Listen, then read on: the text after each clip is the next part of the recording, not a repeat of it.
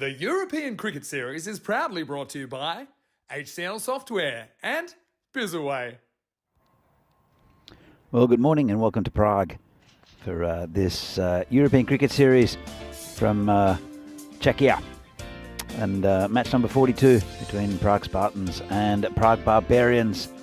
And should be a very, very good game. We're going to have a look at what happened yesterday before we get any further. There's beautiful conditions here in Prague again. Slight breeze just to cool things down, not too warm. Yeah, a bit of high cloud, but fantastic conditions for cricket. I was talking about good cricket yesterday. It was fantastic. We had some big hitting towards the end of the day and a couple of very close games. And I'm sure we'll have much the same today. Prague Barbarians against Spartans is the first game up. and we'll see the coin toss in a few minutes' time after the recap of yesterday's play.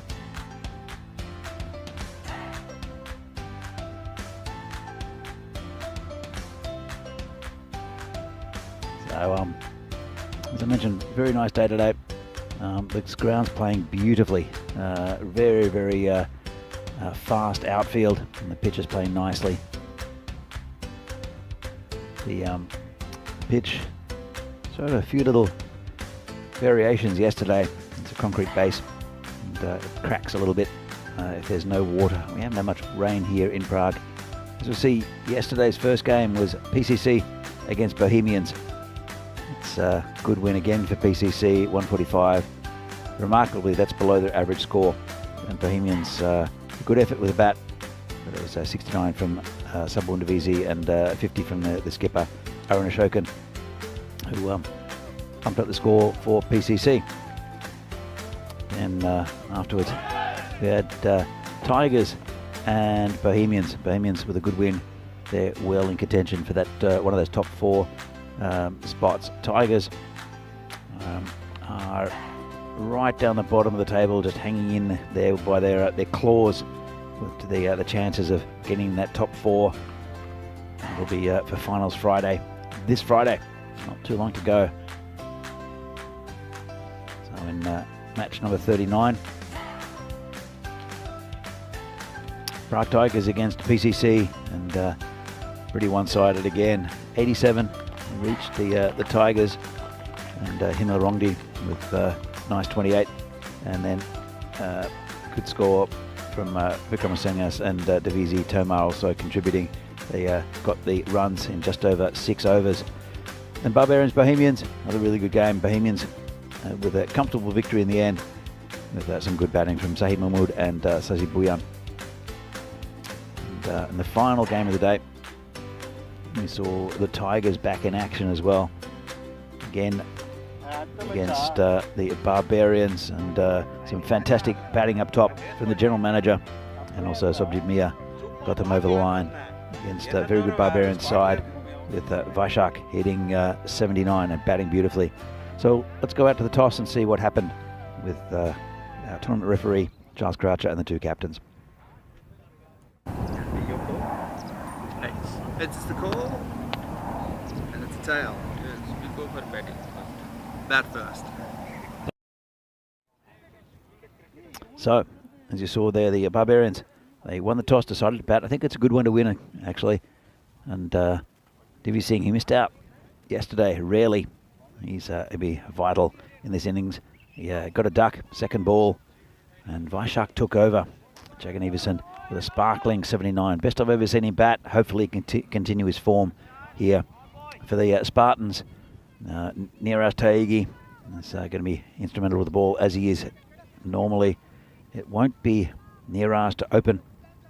It'll be Shanmugam Ravi, who again has bowled pretty well this series. He'll be bowling to Devendra Singh and Jagan Everson at the non-strikers end. So flying solo in the first game at least. Might have some special guests in during the day as Ravi comes in, down leg side. Divi leaves it alone. He took it as a sighter, got a good look at the ball. Possibly could have been launched down into the beats field. I was corrected by umpire Pete Vincent. I thought they were cabbages, but they're actually sugar beet in the field behind the screen. As Shanmugam comes in again. And big swing and a miss, no pace on the ball. It deceived Divi, and that's no run. Devendra Singh's been in very, very good form with the bat. It is a 2-week tournament, so sometimes form fluctuates, and so we'll see how he comes out today. Barbarians still with a very good chance of getting in that top 4, even though they didn't post a victory yesterday. And a swing and a miss, an appeal from the bowler just early on today. It's a little bit difficult. That came in quite a lot. Good bowling from Ravi. It's been impressive this tournament. Barbarians just with that one wide on the board. I'm sure that'll change soon. Ravi comes in again and just tucked away on the leg side. Bit of foot fielding there by Taigi, and it'll bring Jagan Everson on strike. It was a very, very good innings from Jagan Everson yesterday, highlighted by a magnificent off drive. But he's got very quick hands, especially getting on anything short and lifting it over the infield on the leg side. And a bit of a shout going down leg, and they'll take a leg by. Might have been a bit of bat actually. It's a bit of a woody sound. Let's have another look. And a good appeal, but I think it came off the leading edge of the bat. Hence the LBW cannot be given.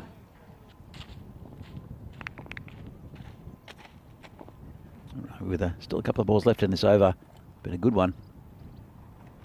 And hit out into the covers. No run. Again, nice and tight there from Ravi. Hi to folks in the chat. Hi to Nick Devonshire. So Twilight and Wayne. Good to see you here early in the morning here in Prague. It's about 9:20 local time. Ravi comes in again and bowled him. Well, that's not a great shot. And Devendra Singh, after fantastic form earlier in the week, didn't look like scoring anything here. Did end up on one. That's a big wicket here for the Spartans. It's a bit of a shootout between quite a few teams for the four places. This one came in quite a lot from Ravi, and a big swing from Divi, who just lost his patience a bit. So, great start there for the Spartans, and a very, very good over first up from Shadmagun Ravi. It is normally Niraj Taigi who opens. And we see here average runs for 115 for the Barbarians, 111 for Spartans. But Barbarians concede a few more runs. Very, very tight. The expected score, you can disregard that somewhat because it does take in past tournaments. And that's not very relevant in these in this one, with the outfield being so quick and so much faster than it has been here in Prague in previous years. The new bowler will be Prasad Ramachandran, who is again going to keep the pace off. This has been hit to point for no run. The new batsman is Rohit Goyal.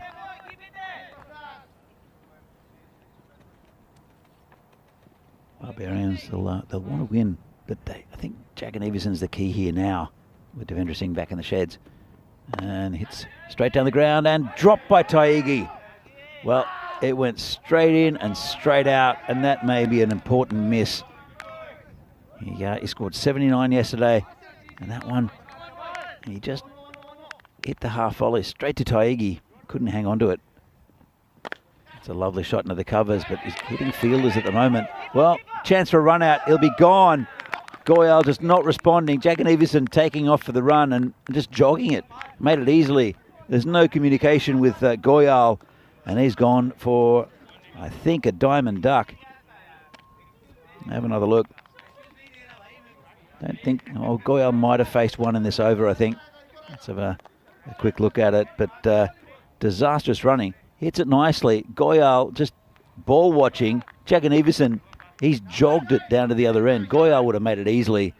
And that's another wicket and a bit of a disaster for the Barbarians. We've lost the scoreboard temporarily. But Barbarians, there's not a great start for them this morning. They are 3 for 2. And we're into the second over. So the run rate's terrible.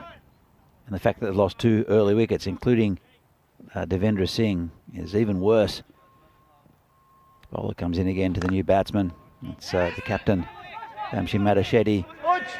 And that might have been close as well. They're finding fielders at the moment of the Barbarians. Let's have a look at this. And if it hit, would have been gone. If the keeper would have taken it, it would have been gone. That's what he's complaining about, the keeper for the Spartans. It's Diras Thakur. And Spartans, they've got a lot in their lineup as well, both with the ball and the bat. Barbarians had to play well to beat them. It's a terrible start for them. Bowler comes in again. This is hit straight and past Taigi this time, and 4 runs to Jagan Everson. Nice shot there. Yeah, waited for it, hit it straight, and there's no one covering that area. In the front of the captain, so right in front of me on the offside. So 8 for 2 at the moment. 1 ball left in the second. So they need a partnership here, the Barbarians. And this one goes through everyone. It's going to go towards the boundary. I think it's going to be 4 byes. Have a bit of a look. And it's the end of the over. Just got through everyone. Actually got a bit of bat, did Jagan Everson. So 4 runs underneath the keeper. And Barbarians at 12 for 2. Vamshi Matachetti is just faced one ball. I think he want to give Jagan Everson the strike as a skipper. So the Barbarians decided to bat, and I think logically it would have been a good way to go in this game, but it's just not been a good start. That run out from of Rohit Goyal of his own making, just ball watching instead of listening to his partner. This one's off the pad, down the leg side. Would have been a wide. Just clipped the outside of the pad and no run.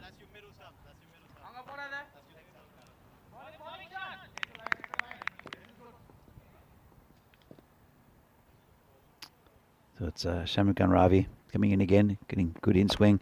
And this is whipped away. Nice shot by Matachetti. Just got a bit leg side there. He does move it in quite a bit. You can see the swing, and he went with it. And it's the fastest part of the ground. One of the Yellow Jackets there chasing it. And 16 for 2 now. Matachetti now moving on to 5. We haven't seen the best of Vamshi Matachetti in this tournament. The lusty 6 yesterday in the run chase against the Tigers, but really hasn't gotten going in any of his innings. Got a few starts though. As Ravi comes in again and left outside off stump. No swing there.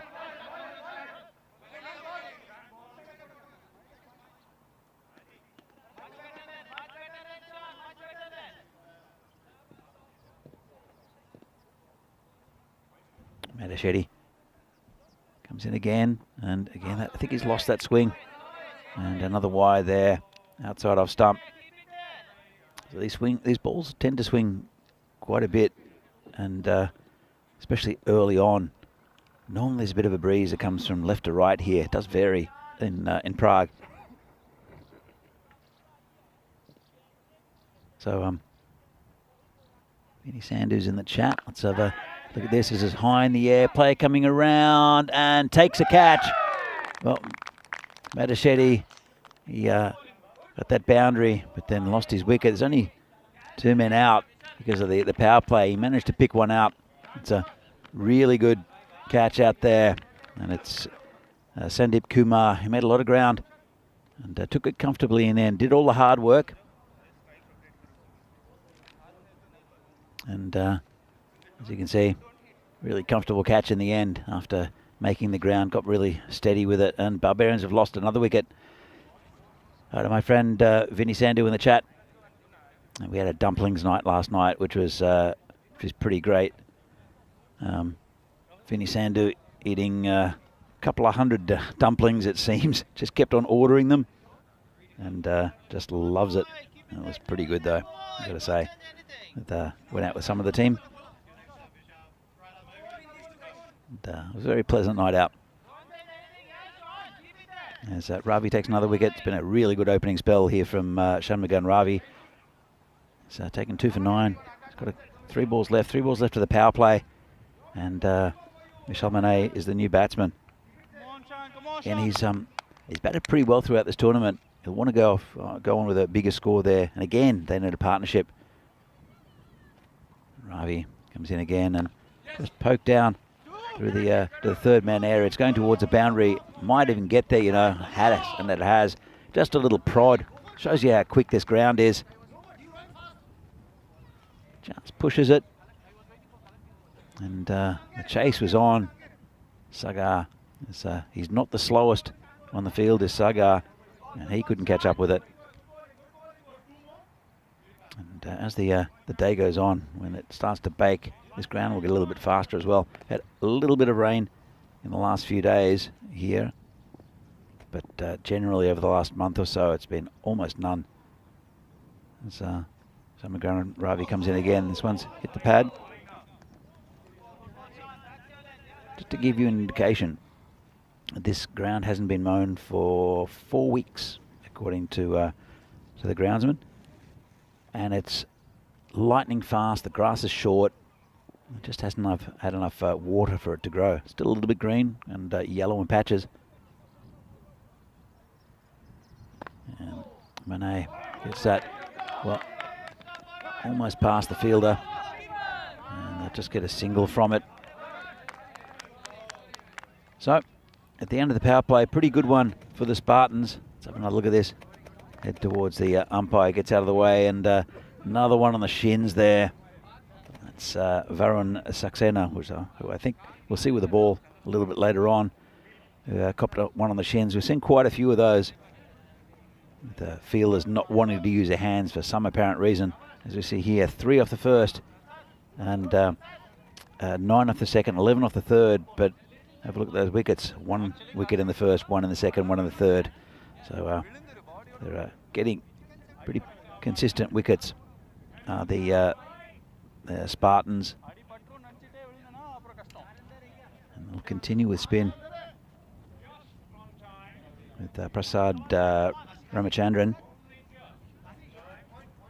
But a really good opening spell there from Shanmugan Ravi. 2 for 14 off his 2 big wickets as well. And that's called a wide. There's been a few wides actually creeping in. As I remove more ants from my water.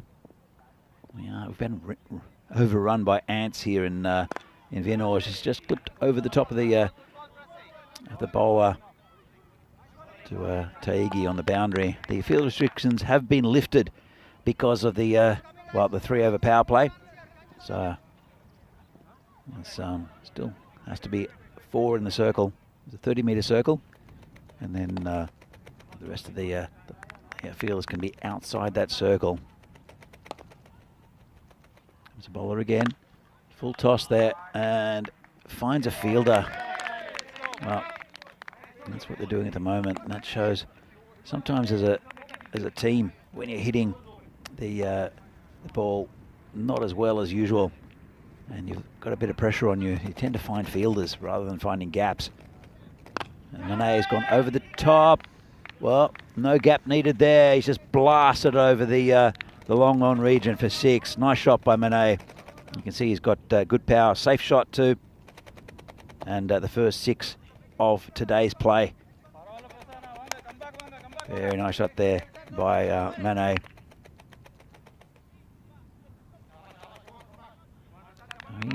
He's had good starts as Manet, and he's scored at a very good strike rate.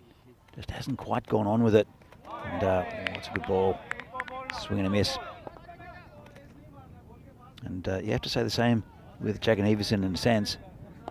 Until yesterday's innings of 79. It was brilliant from him in the final game of yesterday's play. This is called a wide again. It's umpire Pete Vincent out there, who's the president of the Umpires Association. It's, with Joe Foster, who I think is the secretary of the association. So, 2 of the most high-standing batsmen, umpires. This is, well, they've managed to butcher that, the Spartans. The bowler called it, and the cover fieldsman called it, and then, well, I don't know if anyone called it. They just both went for it, and it was almost a collision, and it was Parth Baladia who almost took out the bowler. I know he would have won that. Part's a big man. This is hit hard towards Taigi. Can't stop it. And that's another 4 runs there. Jagan Everson, he hit that one hard. And that's the end of the over. A bit of a lucky one for Barbarians not to lose another wicket. And at the end of the spell from Ramachandran. So 38 for 3 at the end of 4. The run rate's not too bad. They've lost 3 wickets, but if these two can stay in for any part of this innings, and look good for the Barbarians. As you can see, it's been a steady rise up to a run rate of now 9.5, and a wicket in the first 3 overs, but this is the first over that they haven't lost a wicket. Almost did, the Barbarians.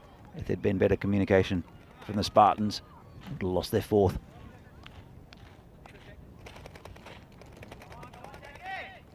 So Taigi is going to be the new bowler. Kept him back a bit for the middle overs. Kranti, the captain for the Spartans, has led his side pretty well.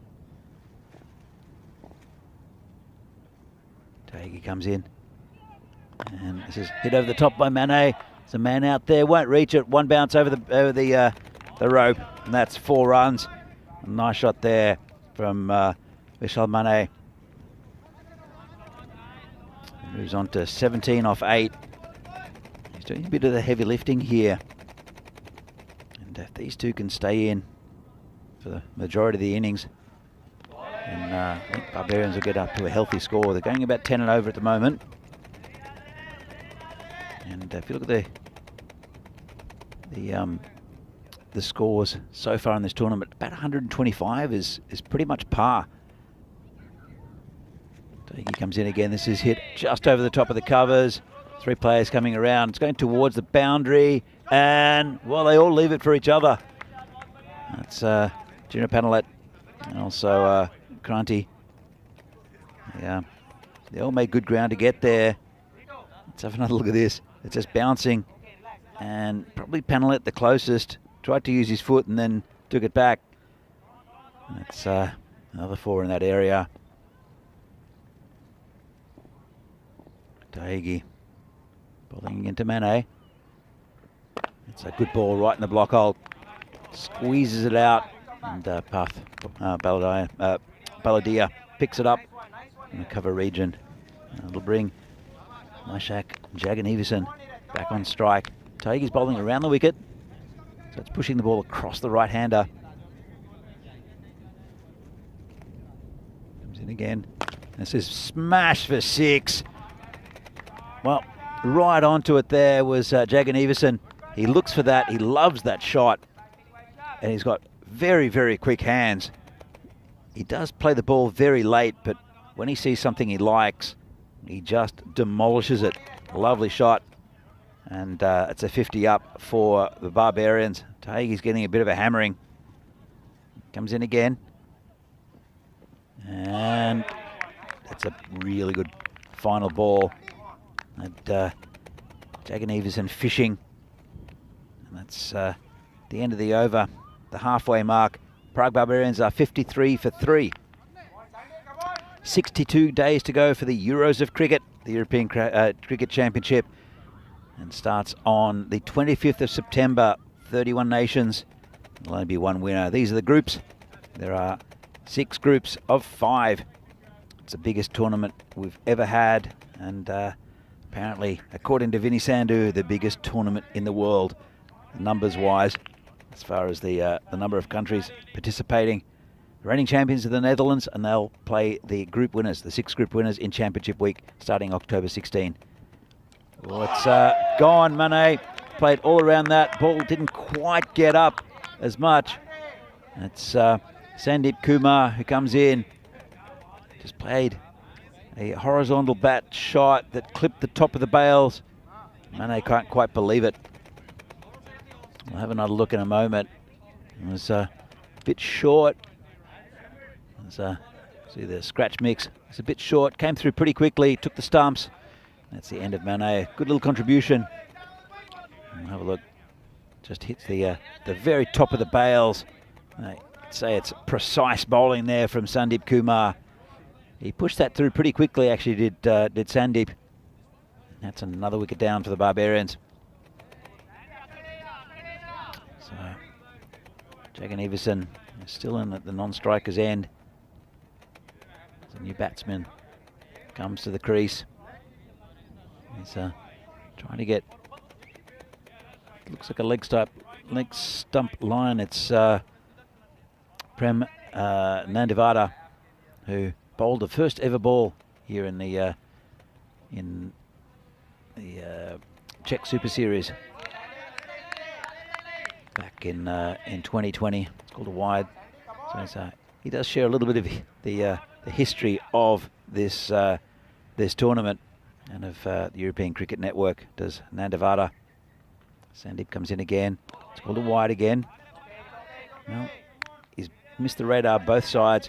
Missed the target both sides since the precision of the first ball, and I don't think Vishal Mane can quite believe what happened. And, it's a bit of an edge.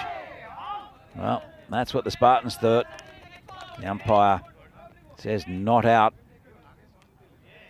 Flashed outside off stump. Let's have another look at this. And looks like there was a clear gap between bat and ball.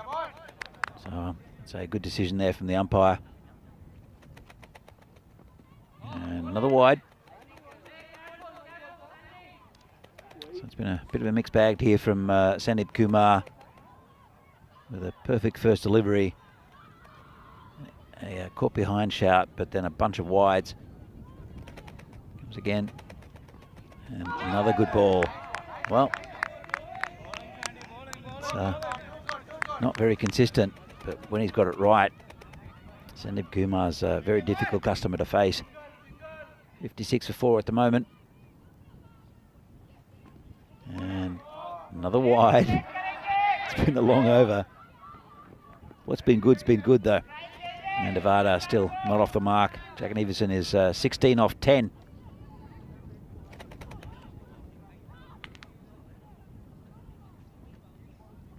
See, still 3 balls left in this over. Seems like it's been going for a while. This is just over the top of the man at fly slip. And that's 4 runs for Nandivada. Let's have a look. Just off the toe end of the bat. No chance for that the fielder. Nandivada gets his first boundary. Travelling okay. Lost 4 wickets have the Barbarians. But again, a little partnership here. Give Jagan Everson a strike. He's only faced 10 balls. And Sandeep Kumar. It's been a strange old over. It's either been brilliant or a wide. That one got a bit lucky as well. Could have gone to the man at fly slip. Seen that position put into play quite a lot. This could be gone. Umpire says no. I think it was going down leg. Very quick decision from the umpire. Let's have another look. And came in a bit. Probably hit him in line, but was going down leg. Good decision from umpire Pete Vincent. And this one's right in the block hole. Again, a really nice delivery to end up this over. It was just a bit of a mixed bag. With some loose bowling, but also with a very good wicket of Vishal Mane right up top. So after 6, Prague Barbarians are 64 for 4. Going about 10 and over. I want to increase that. As you see the scorecard with Devinder Singh going for 1. Vishal Mane, good contribution, 22 off 12. Jagan Everson still there, 16 off 10. It's been 13 extras already, including 9 wides. So it's not been very disciplined from the Spartans, and has pumped up that score a little bit.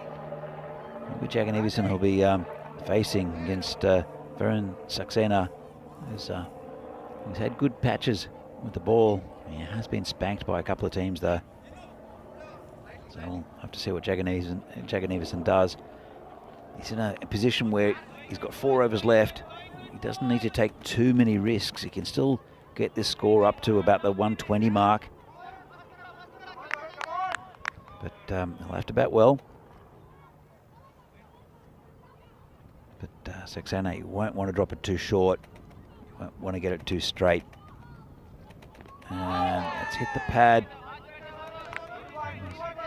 Outside leg stump. No appeal from the keeper or the bowler. I think it was an appeal from long off. Jagan Everson, well, that one is not out. They get a leg by. He's missed out again, I think, as Jagan Everson. He waited on it. Let's have another look. So he waited on it and then saw he could hit it. That's a pretty good shout to me. Obviously the umpire didn't like it. This is a full toss and it's been hit past the fielder, and that's 4 runs. Bit of a gift there from Saxena. Nandavada gets another boundary. So yeah, I'm going to say a no ball as well for height, and it is a free hit. Junior panel at the fielder there, who couldn't get a hand on that. So it's a free hit. Let's see what he does. Well, it's another gift. Full toss outside leg stump, and Nandavada gets another boundary. That's the easiest 4 runs he'll ever get, Nandavada. So it was a outside leg stump, just put away to the fastest part of the ground. The yellow jacket out there is trying to pick it up. In fact, he's thrown it back onto the field just. So we'll get the ball back, and we'll have to do something a little bit different to what he's doing for Varun Saxena. He's gone for 9 already off the over. It's another full toss on leg side, turned around the corner, didn't get as much of it as he wanted to, the batsman. And just a single. That should have been put away again. Living dangerously is Saxena.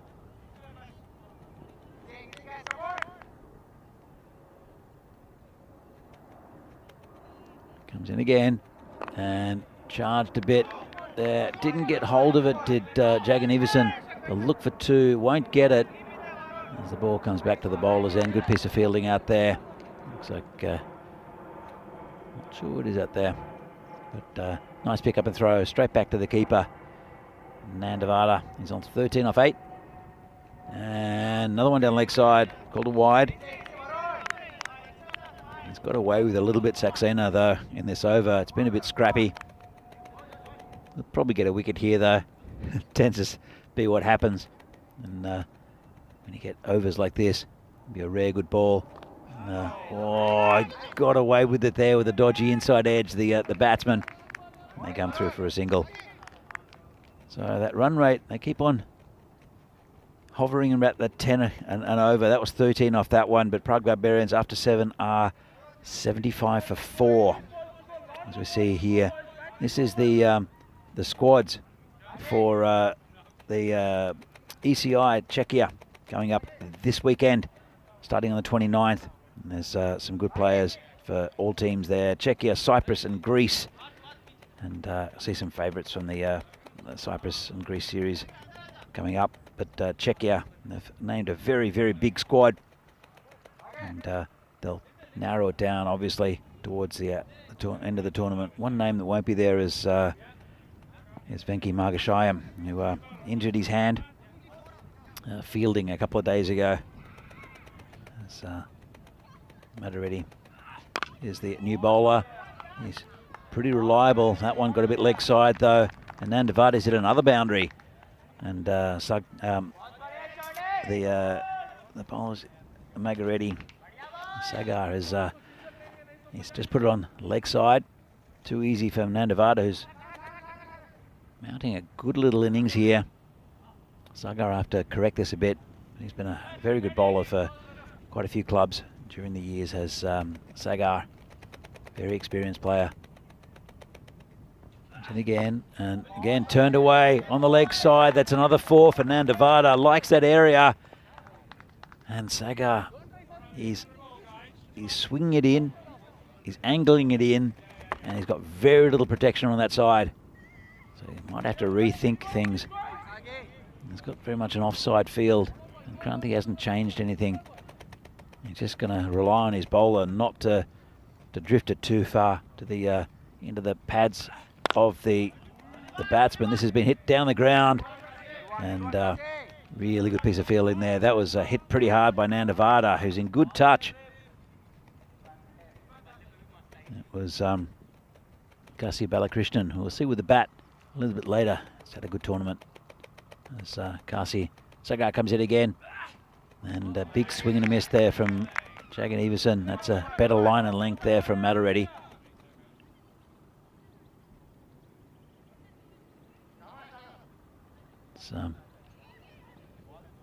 Still a couple of balls left in this over. It's gone for 9 already. And that's going to be called a wide.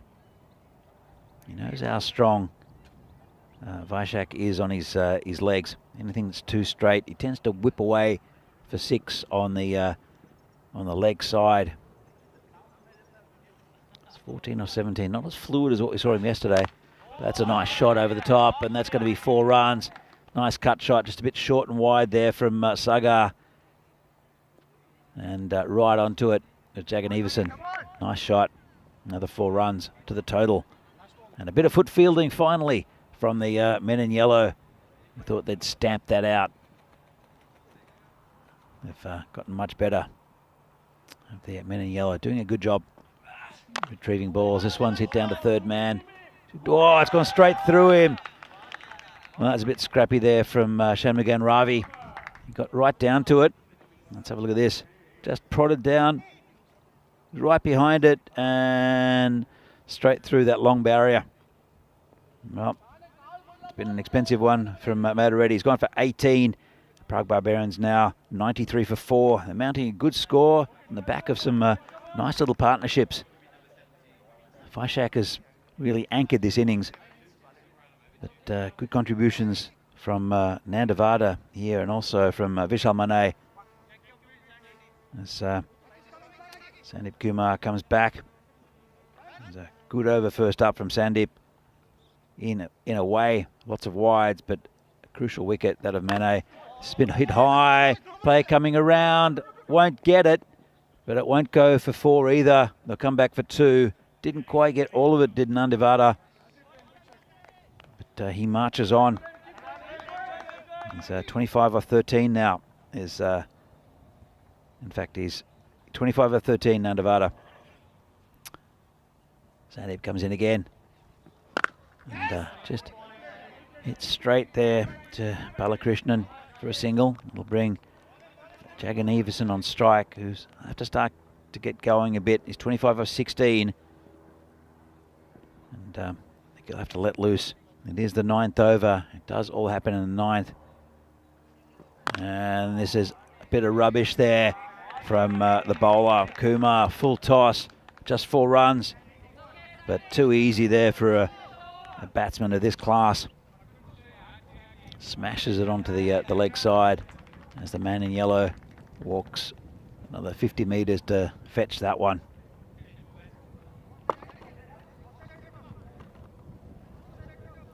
So Sandeep will have to do better than this. And good ball, squeezed out. They'll just get the single. Fielder comes in. That's Parth Baladaya, who's out on the boundary. And even if they get to 120, it's still a very achievable score for the Barbarians. This will be a no ball. And it's been he just put a bat in the way, did Nandavada. And it went all the way to the boundary. So that'll be re-bowled, and it will be a free hit. Let's have another look at this. It was a pretty awful delivery. Just literally stuck a bat out. And the pace of the ball and this outfield did the rest. And Nandavada, well, that was the free hit. And he got away with it, did Kumar. That was a good ball. No run.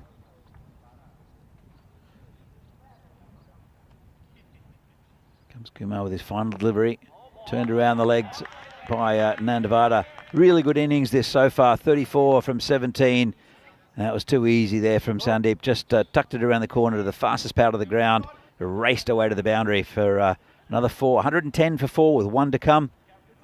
And it's been a good recovery from the Barbarians after early wickets. Have a look here. The economy rates. Shanmugam Ravi, definitely the pick of the bowlers with 2 2 for 14. The rest has been a bit expensive. One big wicket there for Sandeep Kumar. Ended up going for 25 off his 2, though. Most expensive of the bowlers. So, look, it'll be Niraj Taigi to take the final over. Looks like he's going to bowl over the wicket to Jagan Everson, who will have a swing at pretty much everything. I think he is 30 off 18. Taigi actually is coming around the wicket, and good ball to start with, squeezed out to that cow corner area just for a single. It'll bring Nandavada on strike. They've batted well, these two. It's a really good partnership for the Barbarians. That's Taigi. Ball again around the wicket. He's a very experienced bowler, as Niraj Taigi. Went for a few in his first over. They want to get put the brakes on here just to keep the Barbarians under about 120. Barbarians, though, they want a few boundaries here in this final over. And it's a big swing and a miss from Nandavada. Taigi shows his experience. Nice tight bowling. Good contest between these two. Comes in again. And that says launched. That's a huge hit. That's gone onto the Banks field. And the man in yellow trudges off after another one. That's was just in the hitting zone there for Nandavada, who's on 40. There's a good chance of getting 50 as Nandavada, and he's deserved it. 40 off 19, and misses that one. That's again good bowling from Taigi. Didn't get much wrong with the previous delivery, did Taigi, but Nandavada just liked it and smashed it. Taigi's gone for 22. Couple of balls left. 117 for 4 are Barbarians. Comes in again. And going to be called a wide. Well left there by Nandavada. That angle from coming in around the wicket, as you have a look at it. And good call. I think it clipped the back edge of the line. But it's always going away from the batsman, so it's probably a more difficult call. It says hit down the ground. Kranti's coming around and picks it up just a single. It'll be Jagan Everson to face the final ball of this innings. 119 for 4. Pretty good total for the Barbarians. About a par score though, and Spartans have the firepower to be able to deal with it. They have to bowl very well, the Barbarians.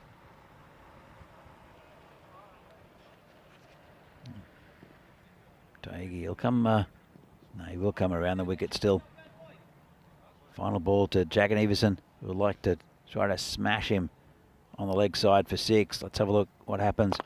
Well, it's a good ball from Taigi right in the block hole. They'll look for 2, I think, and they probably get it. And they do comfortably in the end with their throw rolling low, and that's a pretty good total of 121. Losing 4 wickets there, the Barbarians lost a couple early, including their main batsman, Devendra Singh, but good contributions along the way. Vaishak, he batted through the innings and held it all together, and it allowed Vishal Mane and also Prem Nandavada to build innings around him. So let's have a look at this. That was really good bowling there. Straight up from Shanmugan Ravi, and the big wicket, that of Divi Singh. And that was a costly drop. That was Jagan Everson, who was out. This was the quite comical run out. Don't know what Rohit Goyal was doing. Well, I do. He was ball watching, and there was no communication from the 2 batsmen. Then there's a really good innings from Vishal Mane, who took over the run scoring, allowed Vaishak just to be able to play his own innings. And then also Prem Nandavada came in and was excellent. This one, again, the collision, and luckily for the bowler, he didn't hit Parked by Balladine too hard. This one is the one with all three of them sort of converged, had a meeting, and watched it go over the boundary. But from Nandavata scored well in just boundaries. Did Nandavata. Jack Everson, and it's probably not as fluid as what we've seen him, but usually played the right shot at the right time. Puts him in good stead for the rest of the tournament. It's a nice cut shot. It's a bit of loose bowling though, quite a few extras, especially wides, bowled by the Spartans. So you have that one with the fielding, the long barrier. And as I said, good innings there from Nandavata and also Jack Everson. Let's have a look at the scorecard. And it's Devendra Singh who missed out again. It's 2 in a row for Devendra, but Vaishak 33 off 20. Really good contribution from Vishal Mane, 22 off 12, and also Pram Nandavata with 41 off 21. And look at that, 19 extras, 12 wides, and a couple of no balls. The bowling figures. The pick of the bowlers is Shanmugan Ravi, 2 for 14. 1 wicket for Sandeep Kumar, and there was a run out as well. But it's not pretty with the extras. 12 wides, 4 byes, and 2 no balls, leg by. 121 for 4. The Barbarians. Spartans will have to bat well to get there. Got a good batting lineup to do the Spartans. Barbarians, I don't say they're on the box seat, but they've got a very competitive score on the board. And we'll be back to this to Prague for this European Cricket Series Czechia match between Prague Barbarians and the Prague Spartans. Spartans needing 122 to win. We'll see if the Barbarians can defend their total in a few minutes' time. See you then.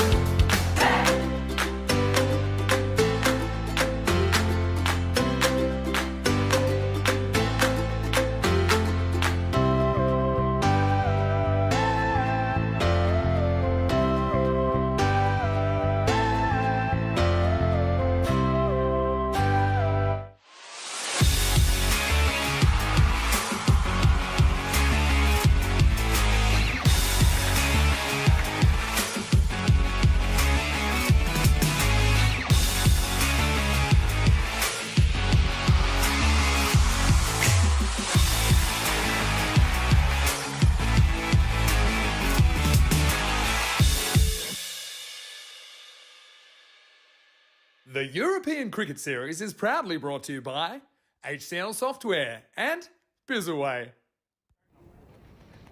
Good morning and welcome back to Prague for this European Cricket Series here from Czechia. This is match number 42, getting to the business end of the round stage. A match between Prague Barbarians and Prague Spartans. Very important for both these teams to get a win, to continue their hopes for the top four. So it's the two batsmen who'll be facing for the Spartans. We'll find out in a moment. It will be Kranti, the skipper for the Spartans, who'll open the batting. It's in the non-strikers end. Looks like their keeper Diraj Thakur, who's batted pretty well earlier in the week. Very tall figure of Diraj will be facing the first ball. It will be also Tripurari Kanyalal will be bowling the first ball. Had a bit of a shocker yesterday against the Tigers. Got taken out by the general manager. 43 from his 2 overs. And he's a very good bowler, is Tree. So see how well the Tigers went in that game. See the first ball of the second innings of this one. Good ball straight up. And Kranti rushes through for a single. I've been joined by a special guest in the marshmallow for the second innings of this game. Venki Margashayam from Vinaradi is here with me. Hi, Venki. Good morning, Danny. Thank you for the warm welcome on the stream. How are you? How's the cricket been today? It's been fantastic. It's only the first game, as you know. Yep. And I'll ask you a few questions in a moment as we settle in here. Just the umpire Pinfinson there, just fixing the stumps, going back to the mark. I see you're a little bit injured there. We'll talk about that after this delivery, I think. As Tree will bowl to Kranti. And we're going to miss. No run. So you've been captaining Vinaradi during this tournament, but you did yourself a bit of mischief the other day. Yeah, I went for a dive at long off, trying to stop the boundary, but just coming back right here. And it's hit just out of the reach of Tree and picked up on the boundary. So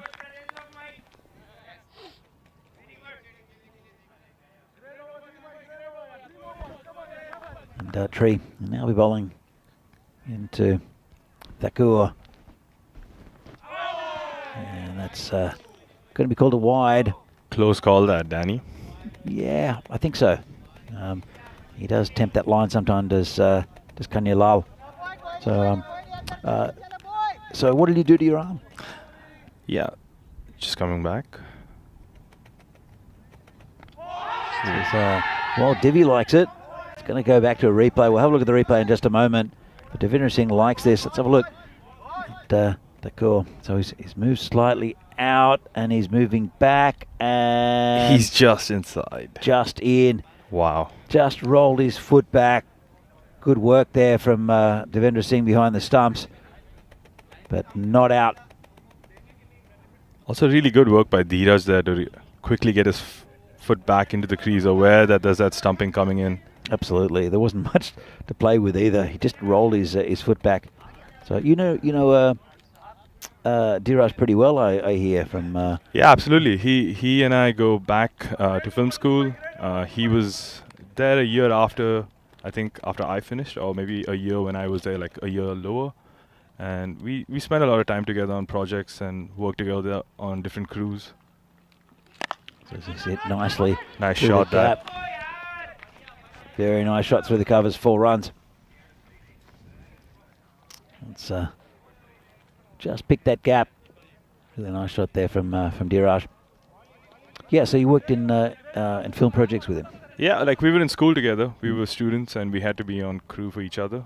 3 coming back here. Ooh.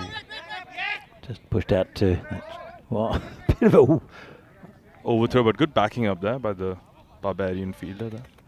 He's about 10 metres away from from Divi Singh, and he launched it over him by quite a while. Did Pram Nandavada, who I think batted very well for the Barbarians. I think it was a very important innings for the Spartans. Yeah. So 20 matches since the Golden Ball, and we saw about 4 days ago now, maybe even 3 days ago. It's been a long tournament. Brno versus United, that was a good one. Everyone was hoping for one, and it finally happened. I didn't think it happened in Prague, but sort of glad it did, and it was a really nice one. It was a very interesting Golden Ball. Well, the final over where Ayush Sharma, I think, hit 4 sixes to get them into the Golden Ball. Into the Golden Ball, exactly. I think that was... It was very... how do you say? It was very heartbreaking for United, I suppose, for Ayush, because he did all of that effort, and then just missing out with that run out, like, hurts, stings. Absolutely. And comes the left armour. Come in, it's Purohit, who's been, again, really good since he's come into this Barbarians lineup. Just changes the angle slightly. Doesn't do too much, just buys a really good line of length to the right-hander. It's also interesting to see another left-arm seamer after Joe Cope from Vinaradi. And it looks interesting. There haven't been too many left-arm bowlers here in this tournament. So he comes in again. It's a nice shot, straight to point. No run. Unlucky to find the gap there, but hit from the middle of the bat. You could hear it on the mic. Lovely shot that by Kranti. So Kranti's a very good batsman. I love watching him bat when he's in full flight. Haven't seen the best of him in this tournament yet, though. But it's the right time for him to star. It's called a wide. So Venki, you've been doing quite a bit of work around the ground to prepare this facility. What's your schedule? What do you do? Well, it really depends. I mean, it's been like a lot of lead up to this event, and we've been taking it in phases, and always, it's like almost like a 3 or a 4 week phase where... Oh, it's just smashed on the leg side. It's high in the air. Should be 6. It is 6. Yeah. Lovely shot there by Kranti. Completely swinging it and getting it for a maximo.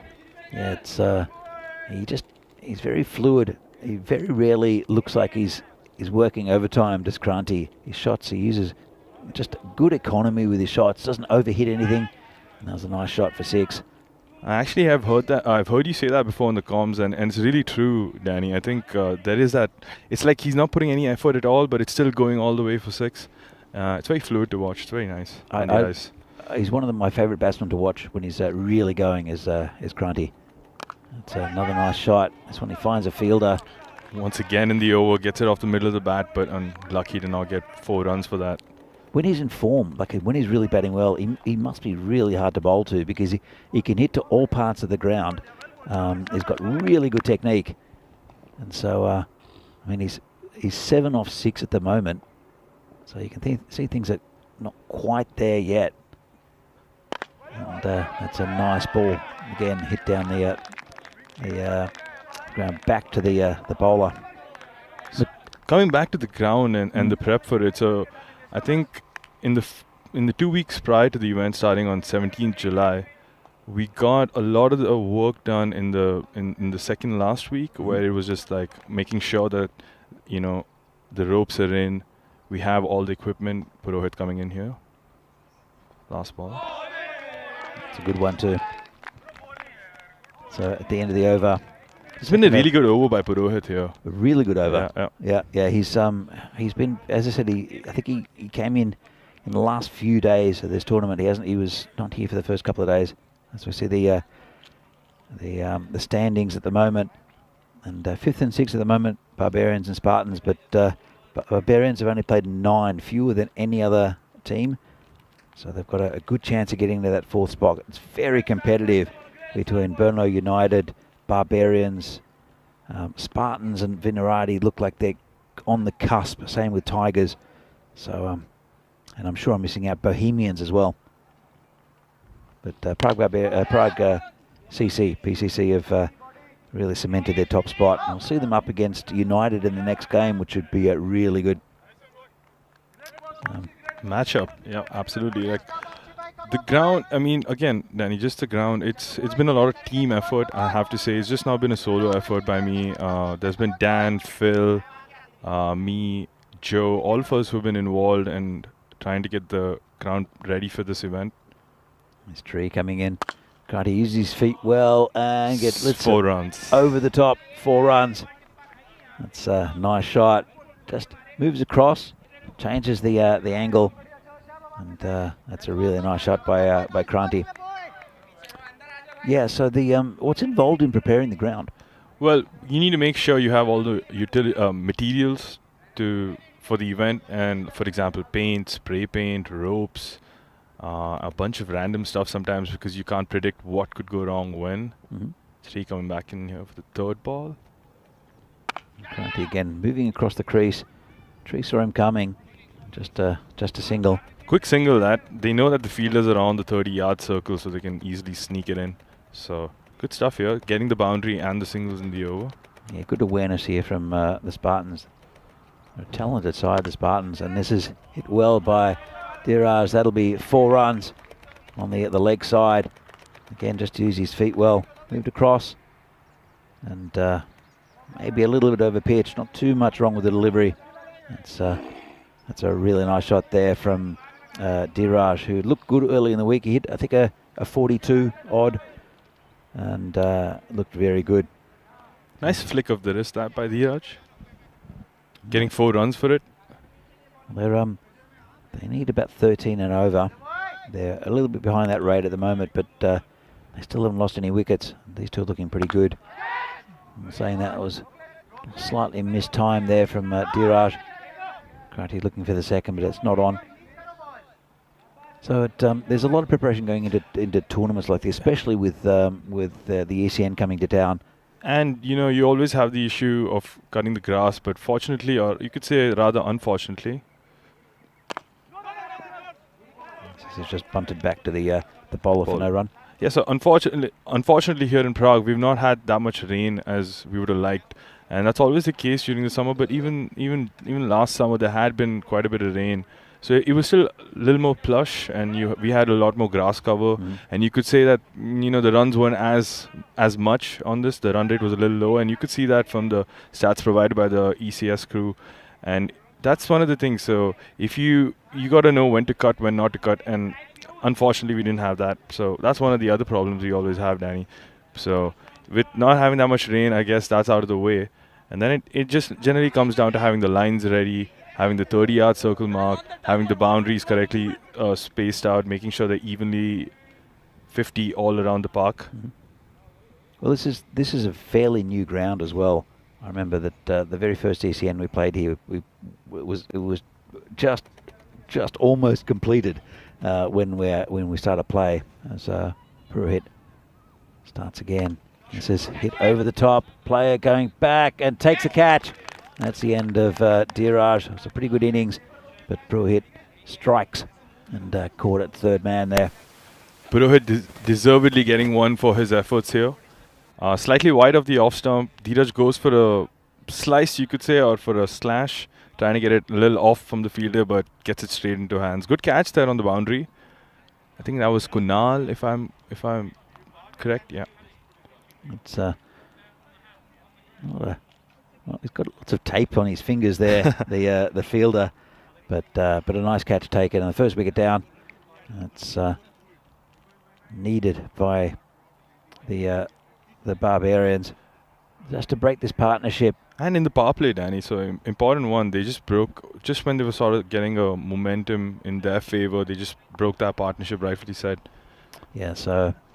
Just well, I think it was the first ball after the power play, Venky. Yeah. Oh, sorry, my bad. No, that just relaxes the field a little bit. But they got through the power play, and but probably wouldn't have had a player back there if it were the power play.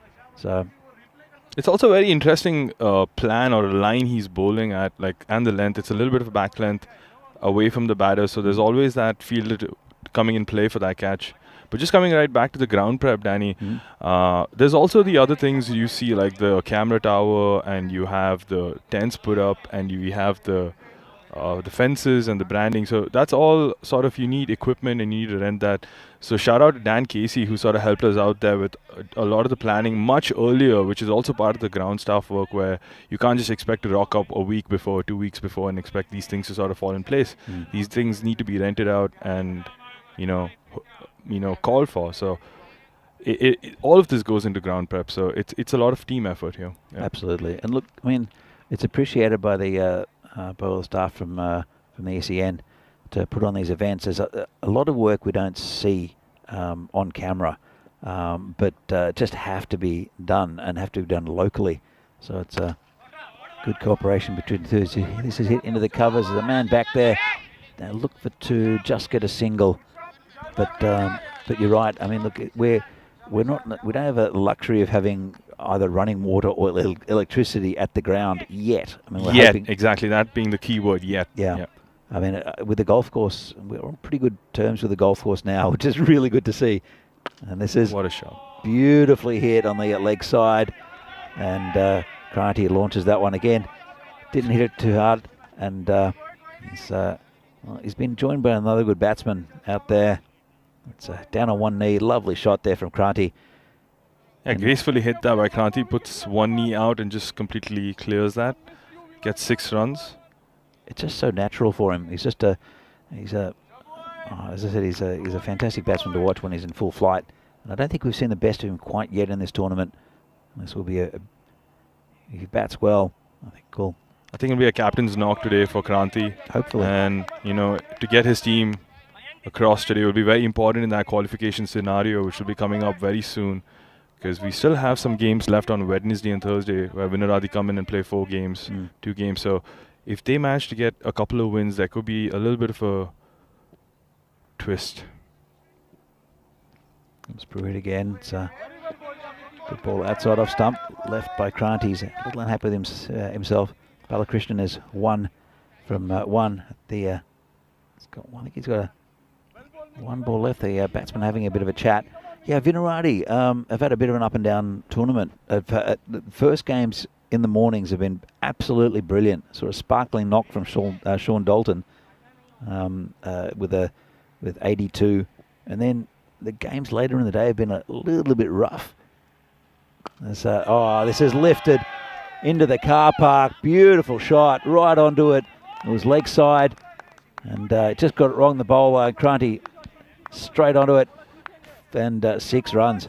Kranti really capitalizing on that on the second last and the previous ball as well, getting 6 in both cases and just putting Purohit off his line and length. Purohit had really good figures before those 2 shots, and unfortunately not a bad effort, but just hurting his economy here. Getting smashed into the car park doesn't help your economy at all. This is down leg side, called wide. Kranti putting a lot of pressure here back on Purohit, making sure that he can sort of get more runs out of this over. 6 wide, 1 more ball coming up. What can Kranti do? Keeping them in the game here, Danny, with these 6s, making sure that the run rate's almost there every over. And it's something even Vinny mentioned on comms the other day. Despite wickets being taken for the Spartans, they always manage to keep up with the run rate and make sure they're in the game. Got a lot of talented batsmen. That's a beautiful shot again. That's just leant back on it. And just eased it through that point area. Just a lovely shot there. That's the end of the over. And Kranti moves up to 28. And Pruitt 26 off his over, even though it was off his spell. 44 for 1 off 4 overs. Yeah, look, Vinaradi have had a bit of an up and down tournament. You saw really good innings from Sid Gowd early on, and also from Sean Dalton. But then, at the same time, Sid's been run out twice. I think he's faced 1 ball in the last 2 games. That's true. That's absolutely true, Danny. And for a quality batsman like Sid Gowd, it's just a bit unfortunate. More than a little bit of a tragedy for Vinaradi. Yep. So I think it's been a tough season for us, but it's also been really good in the sense that we were able to introduce some new players to the format and get some experience in there. Yes, the results have not been in our favor always. So it's hit down the ground. Piyush into the attack. He's got a hat-trick a couple of days ago. Did I was just going to mention that, Danny. Yeah, a lot of us have been on that chance to get a hat trick, including me, but just not able to execute that third wicket. And Piyush was successful finally after all those chances within this ECS in Czechia. There's been a couple on hat-tricks, including Danny O'Connor. I'll have a chat about him in a minute. Actually, Danny O'Connor's been really good for you guys. Danny's been a revelation and a really awesome revelation, because he's like he's got endless abundant energy in him, and it really affects and infects everyone on the field. And he's also been really good with his skills, and he's backed it up. This is hit over the top, lovely shot for 6, and it's hit one of the barriers, frightened one of the United players, and lovely shot again from Kranti. Kranti just clearing his leg out again and completely pasting that for a 6. Just hitting the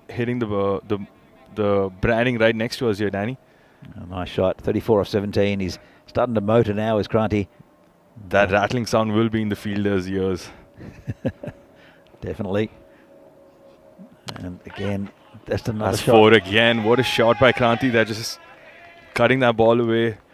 He's so dangerous to bowl to, because he can hit shots to all parts of the ground. You haven't seen one lift over cover yet. He's got a really good lofted cover drive, as well as Kranti, and also along the ground.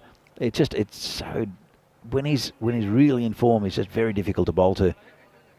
He's really playing the captain's knock that the Spartans needed today. 67 in 32 balls, Kranti on 38 and 18. This game is there for them in the taking. They just need to keep up every over, make sure that they get that one boundary, 1-6, or at least multiple boundaries, so that it doesn't get too high a run rate to chase. But completely in for the taking here, Spartans. Barbarians have not had the best couple of days here, as this one's hit down the leg side. There's a man behind it, just be a single. But Barbarians lost both their games yesterday. One against the Tigers, where the general manager Hassanat went absolutely ballistic at them, and they couldn't quite get the total in the end. But really, Barbarians, they'd played fewer games than other teams. They'd had a reasonable record. This is hit well by Balakrishnan, 4 runs, almost hit the beagle there on the boundary.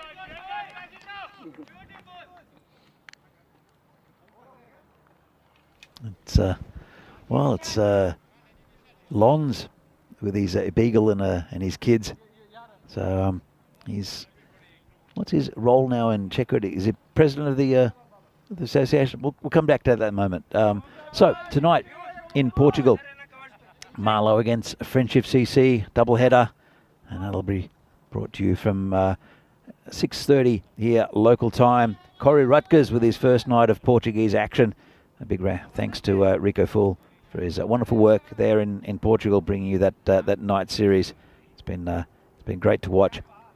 So Lons is president at the moment. President of the CHMKS. Sorry, no, he's the chairman, and president is Prakash. My bad. That's right. a flip. Yeah. So he's the chairman of the CHMKS, the organising committee, the governing body of Czech cricket. So he's an important guy. You don't want to take him out, Kasi, because that wouldn't be a great thing.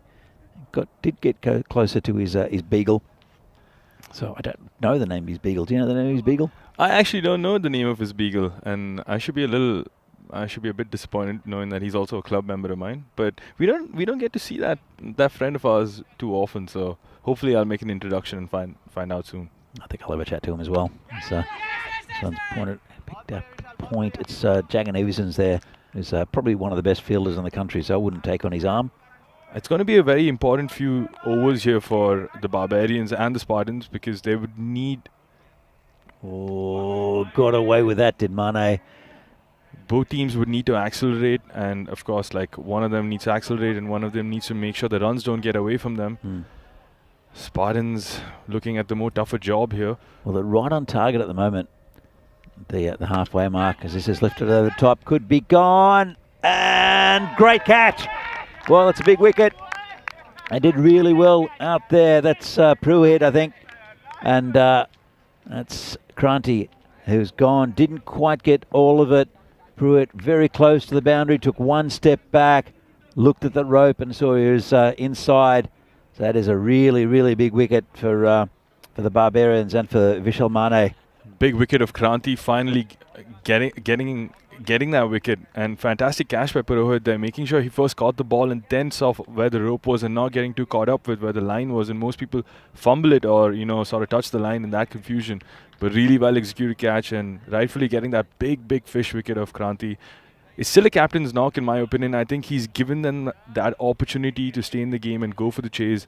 I think without that knock it would be a much uphill task for Spartans. So let's see if Kasi can sort of come in and now play that role that he's been playing ever so often in this tournament for the Spartans, where he's just taken them so close to the line, to the finishing line. And even a couple of days back, Kasi played a blinder of an innings against Tigers, where he was just 3 short of the last ball. Yeah, he's been really good this tournament, as has Sagar. I think it's going down leg, but Sagar made it ready. He hit a 50 against Vinarati in very short time. I think you remember that one. I'd rather forget it. Yeah, he hit me for a couple of sixes, and I remember that one. Continue. This one's called a wide outside of stump. So yeah, just coming back to the groundwork also, just to finish that thread off. But even during the event, there's a lot of active participation on the ground that happens, Danny. This is in the air, same man, can't reach it that time, 6. And, well, Sagar, he has a lot of power, and that loves to hit the ball hard. And that was a really nice shot straight down the ground. Sagar's really strong in that part of the field, and he can absolutely clear the boundary if it's in that hitting arc of his, and you cannot bowl there to Sagar. Oh, it's 4 runs. Another 4 runs. Too easy. He moved across and just swept him down to the fine leg boundary. Despite the wicket in this over off the first ball, Danny, it's just not coming in place for Barbarians. They need to stop the runs here, or they need to get even more wickets, because at this rate they're giving the chase away. 15-25, looking much more easier for the Spartans. Absolutely, and it's a full toss. And that's going to go to the boundary as well. 4 runs. Well, Sagar's come in and does what Sagar does. He's smashing it to all parts.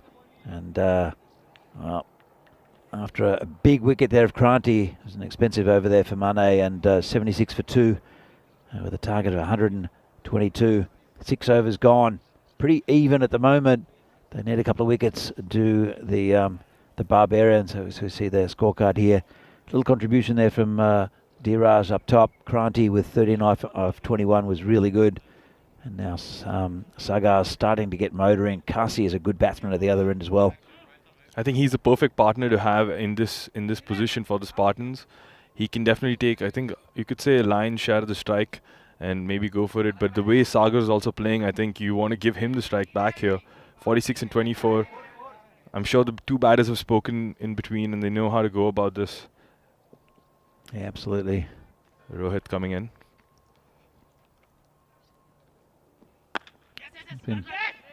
Well, he didn't quite pick that up, did Vaishak. He attacked it, but there's always going to be a single there. And bring Sagar back on strike. Kasi got lucky there. He was ball watching, and if that throw would have gone into the bowlers and much quicker, there was an opportunity for a run out there. And if I were him, I would complete the run first and then think about the ball. We'll talk about the bowler Rohit Goyal. That's how he got run out in the first innings, where he was just ball watching. And Vaishak literally jogged to the other end, and Goyal just had no chance at the keeper's end. And come back after a little fumble for 2. But Goyal was stranded, but he just waited and watched the ball and didn't have any communication with his batting partner at all. So I think what would have happened is that he would have expected the ball to sort of fumble, or he would have expected to go for a 4, but then it just stood in. But you got to say wait or no run, or there has to be clear comms. Absolutely. Well, I think Vaishak called it. This is Sagar. If he got hold of it, it would have been in the car park. But Madareddy's been good so far. 16 off 6. I did watch that video, and I did see Vaishak completing the run, which is exactly what Rohit should have done as well, but probably went over him at that moment for some reason. Well, the non-striker should get there pretty comfortably, and he just kept on watching the ball and forgot that he had to run. And this is hit straight by Sagar. Just be a single. It's been a really good over this by Rohit, and he's managed to not get hit for a 4 despite that short ball which just went for a dot. He's really lucky to get away with that. That's it with this this T10 format, is that one over can change the momentum of the game so quickly. A good over here from Goyal. If he can keep it together, just another couple of runs, then that'll tighten the screws a little bit for the Spartans. But all it takes to the Spartans to have one big over, and the momentum will swim back towards them. Comes in again. White ball. Called a wide. Good take by Divi.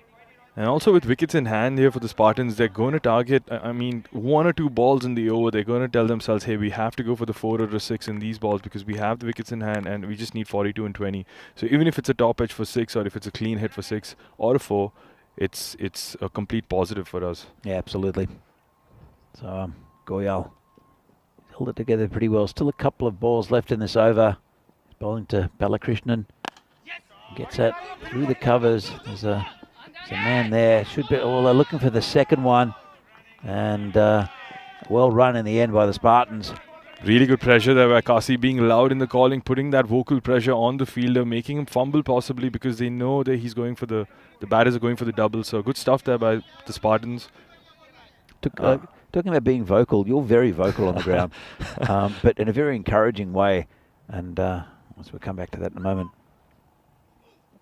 And whoa, pinballing around everywhere then, and a shy at the stumps for no reason by Divi.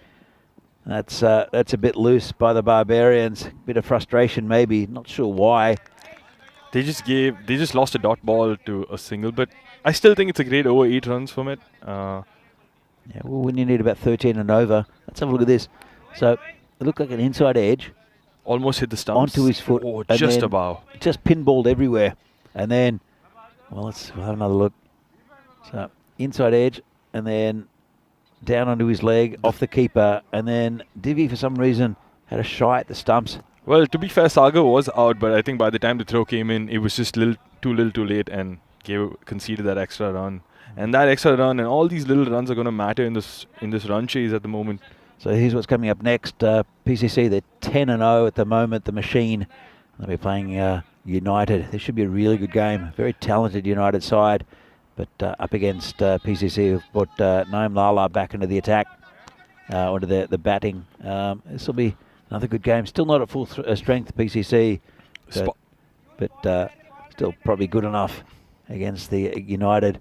We'll see. United, though, they've been really good this tournament. As this is hoiked out into the car park. That's a nice shot by Balakrishnan. And Kumar there really just getting a bit leg side. Kasi just, picking up where you left off. Just hitting sixes. Getting the job done for the Spartans or getting them as close as possible. And with 38, and I guess now it should be 32 to win. Just doing a fantastic job here for the Spartans. Yeah, really good effort. And they have so many batting options. Gina Panalet to come as well. That's true. Bit of movement here for Piyush. Gets a single. Spartans. There's been a lot of in-swing from bowlers generally, because it's only gentle at the moment, the breeze coming from left to right on screen, and you see a lot of that. But at the same time, with the in-swing, whoa, that's gone through his legs. So with the in-swing, sometimes it's into the batsman's hitting arc, and they'll also be hitting with the wind. So that's why we're seeing a lot of sixes on the leg side. Piyush come out with the perfect delivery there, Danny. I think he'll need 3 more of those to keep his team in this game. Because after that fantastic over from Rohit in the previous one where he conceded only 8, and you could say 7 if that throw hadn't come in from Divi. Piyush has big shoes. I mean, not big shoes to fill, but he's got to make sure he doesn't concede too much to keep his team in the game. Absolutely. So 4 runs. It's a dodgy inside edge there from Matareddy. Swung really hard at it. Again, he was aiming for Poland, but he got the fastest part of the ground there, and that's another 4 runs. And well, still only a couple of overs left. It'll be a tight finish. Could be a golden ball, Venky. How would that be? I would. I mean, that would be insane because it's my first time on comms and it's my first time calming a golden ball situation. Well, it's still a long way to go, a couple of overs, but it's pretty set up for it. Vinny will be gutted. As this, well, that was a bounce that went straight over the fielder's head. Let's have a look at this. It was only one bounce, and there was a slight elevation once it bounced, but I think it was still manageable and just not getting the support from his team here, Piyush. And also a bit unlucky with that inside edge before going down to find leg. And he doesn't have coverage there despite that in-swing, Danny, which is quite surprising there. It was his skipper too in Matachetti. As this is going to be cut off down the that deep fine leg. He's pretty square actually. Yeah, I would say a deep square leg there. Backward square leg. Let's call it backward square leg. Yeah. So end of another pretty expensive over there from Piyush Kumar. It's very, very tight, this game. Let's have a look at the well, they've just crept above that run rate. Spartans. Only just the Spartans, but there's still a couple of overs left. They still need quite a few in the chase. Just again, one tight over, one big over will change this game. This over is going to be extremely important in the context of this game. Like, I mean, if it goes down to the wire, this will have to be the over where Rohit gives as less as possible so that the last overs. Well, it all happens in the ninth, and got away with it inside edge. And he's living dangerously as Sagar. That's how he bats. And how did that miss the stumps, Venki? It's just a repeat situation from the last over here, Danny. Inside edge. Just missing the stumps, going between the legs. Fine leg. No fine leg protection despite it happening twice now. We have 4 fielders all on the offside, and you'd maybe think that after what's happened and given the runs left, yes, exactly. Divi doing exactly what I was trying to say, moving the fielders around, getting the deep fine leg for protection for that inside edge, because they're going to attempt the leg side every ball here, Danny. Oh, yeah, look, but it's opened up. Have a look at the rest of the leg side. There's a huge gap around square leg. Comes in again. And, well, no need for fielders there. That's 6. So, Goyal, he wanted to keep it tight over. It's been 10 off the first 2 balls, and looks like the Spartans are going to get there. 11 off 10. And it's Sagar who's doing the damage. He's just a destructive batsman. Despite losing Kranti's wicket there, nothing has changed in the way the Spartans been going about it. Sagar and Kasi just powering through here, Danny, for the Spartans. 11 and 10. Sagar's definitely the right batsman at the end of this time. He's a pinch hitter, and he's not scared to just swing the bat. That's what he does, and hits the ball hard. Comes in again, and a good ball right up in the block hole. Just be a single. And that'll bring Balakrishnan on strike. It's still not impossible here for the Barbarians to defend this. I think they need a wicket and just some really smart bowling. If they get a little bit of support from the fielders, just like how he ran in and stopped that too, I think there is a world where the Barbarians can just manage this. Well, they need dot balls, or they need wickets, and effectively it's the same thing. Yeah, but absolutely. You're getting dangerous batsmen out, but they've got to get those wickets. They've only got 2 so far in the innings. And this is lifted in the air, player coming in, takes it, juggles it, but takes it, and that's exactly what they needed, the Barbarians, and Balakrishnan's gone. Well called, Venki. I don't want to say commentators goes on Kasi, but I apologize sincerely if it was something like that, but the wicket exactly when the Barbarians needed it. Could have been a 6 if he had slightly timed it left or right to the fielder, but goes straight down his throat, and I don't want to say comfortably taken because there was a pop there, Danny, but manages to hang on and gets the crucial wicket for his team. Dot ball there more than the wicket. Dot ball that for the Barbarians. Exactly right. But also, it's another dangerous batsman in Path. But Kasi was set. He's had a really good tournament. So in part, so has Path. He's had a really good time with the bat. At times. Parth looked phenomenal with the bat, and I think this sort of format really suits Parth's batting because he just likes to explode, and I think he's in a interesting situation here. Rohit coming in and gets away with it. It's 4 runs and got a little inside edge, and it's so difficult to defend that part of the ground. So they've, I think he's a bit fine, that man. This is exactly where it should be. It's tree down there, and that it's a bit too little too late. He's going to go finer again.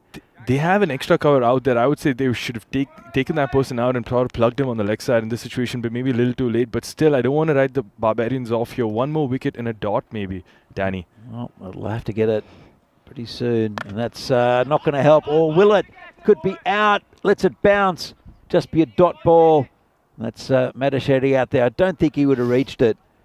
I think he went for that little bit of a confusion before taking the catch or letting the boundary go, and I think maybe you could say in if this game ends in their favor that it was a good choice. But 5 and 6 here, Danny, comes down to the last over.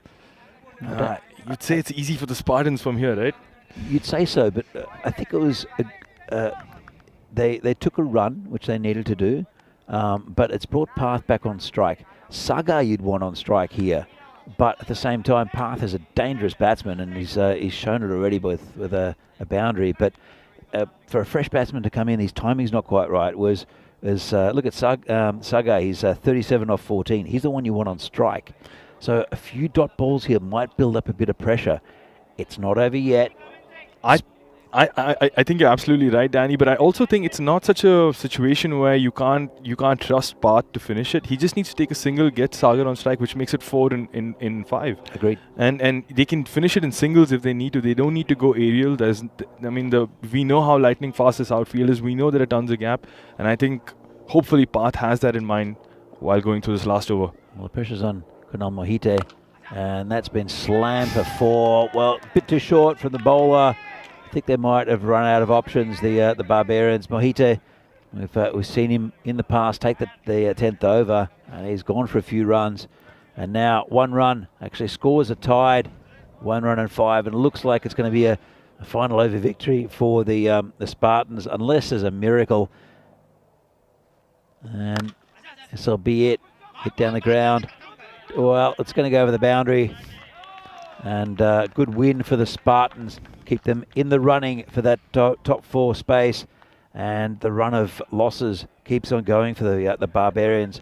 This victory also opens up the table here now, Danny, because I think the Barbarians had a 1-up lead, and now I think a lot of people are on 3 and 4 victories. So it just makes the top 4 finish more spicier now, going ahead. Well, absolutely, especially just sneaking into that 4th spot.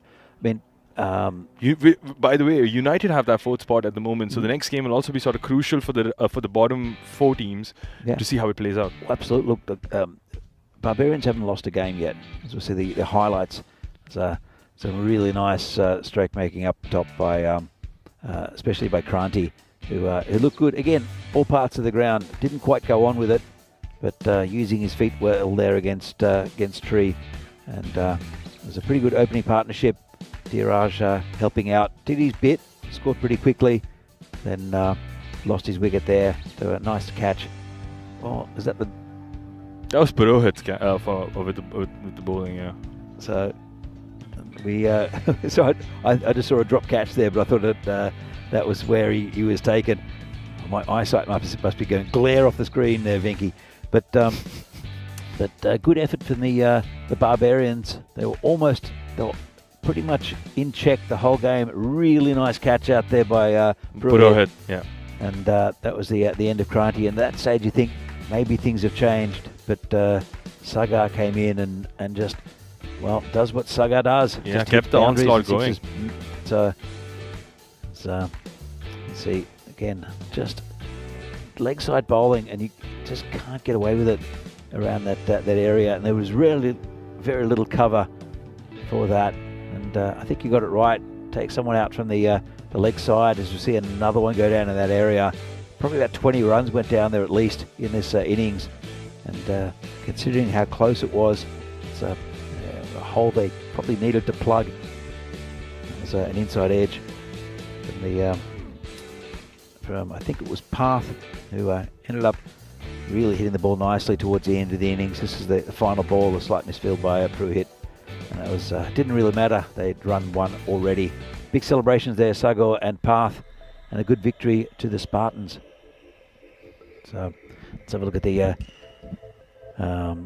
scorecard in just a moment. Yeah, it was a really good victory by Spartans, not making sure that the chase didn't get too daunting for them. Dheeraj starting off with 11 and 8, making sure that they started quick and fast. Kranti playing that captain's knock, that was really important. 39 and 21, always looked really good and just timed the ball effortlessly. But got out to a really good catch there by Purohit. Yeah, look, all batsmen with a good contribution. As you can see, Tree only going for 18 off his 2. Much better effort than yesterday. Yeah, coming back really well from that last 2 games yesterday. But some of the figures there. Piyush Kumar going for 33, and Vishal Mane 16 off his over. It's and Mohite there with, well, it's only the 5 because they took the 1 before the ball went over the boundary.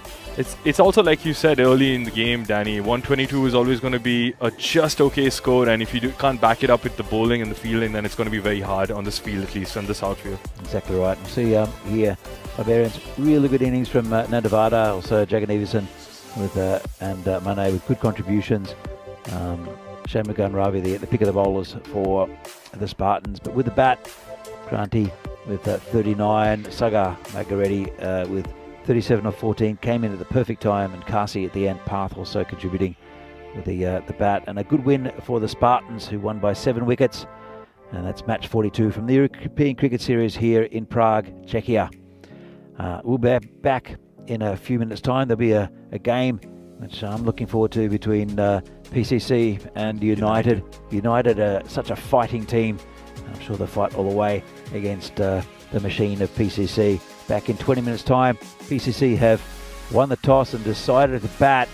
So we'll see what they can mount up at the moment. They're averaging, I think, about 146 in the first innings. With the bat. Yeah. So that's a huge total, considering also the ground in the past. Shows you how fast the outfield is and how good PCC are. We're back in about 20 minutes' time with that game. See you soon. See you.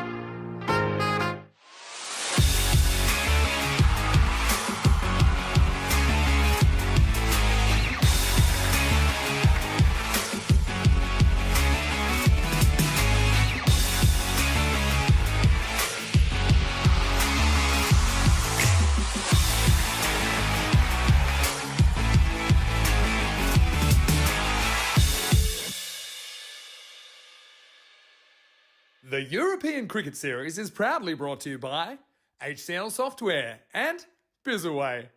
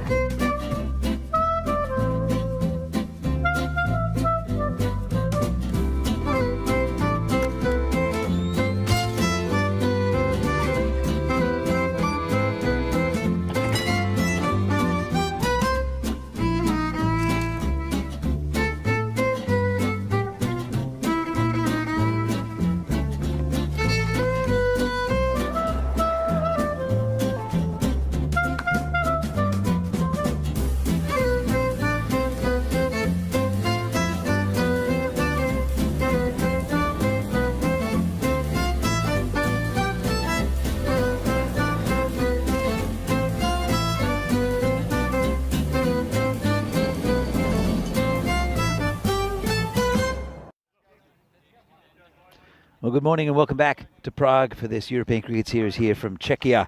Match number 43 between PCC and United. This should be a good game. They're a very spirited side, the United side, but it will be PCC. We'll have a look at the coin toss in just a moment to see what happened out there with Charles Croucher and with the two captains. Your call. Heads. Heads is the call. And it's a tail. We'll bat first. PCC have won the toss and will bat first. Over to you, Danny. Well, PCC won the toss. It's Kushal Mendon who's out there as a proxy for the skipper Arun Ashokan, who we'll see opening the batting here with Sabu Ndavisi.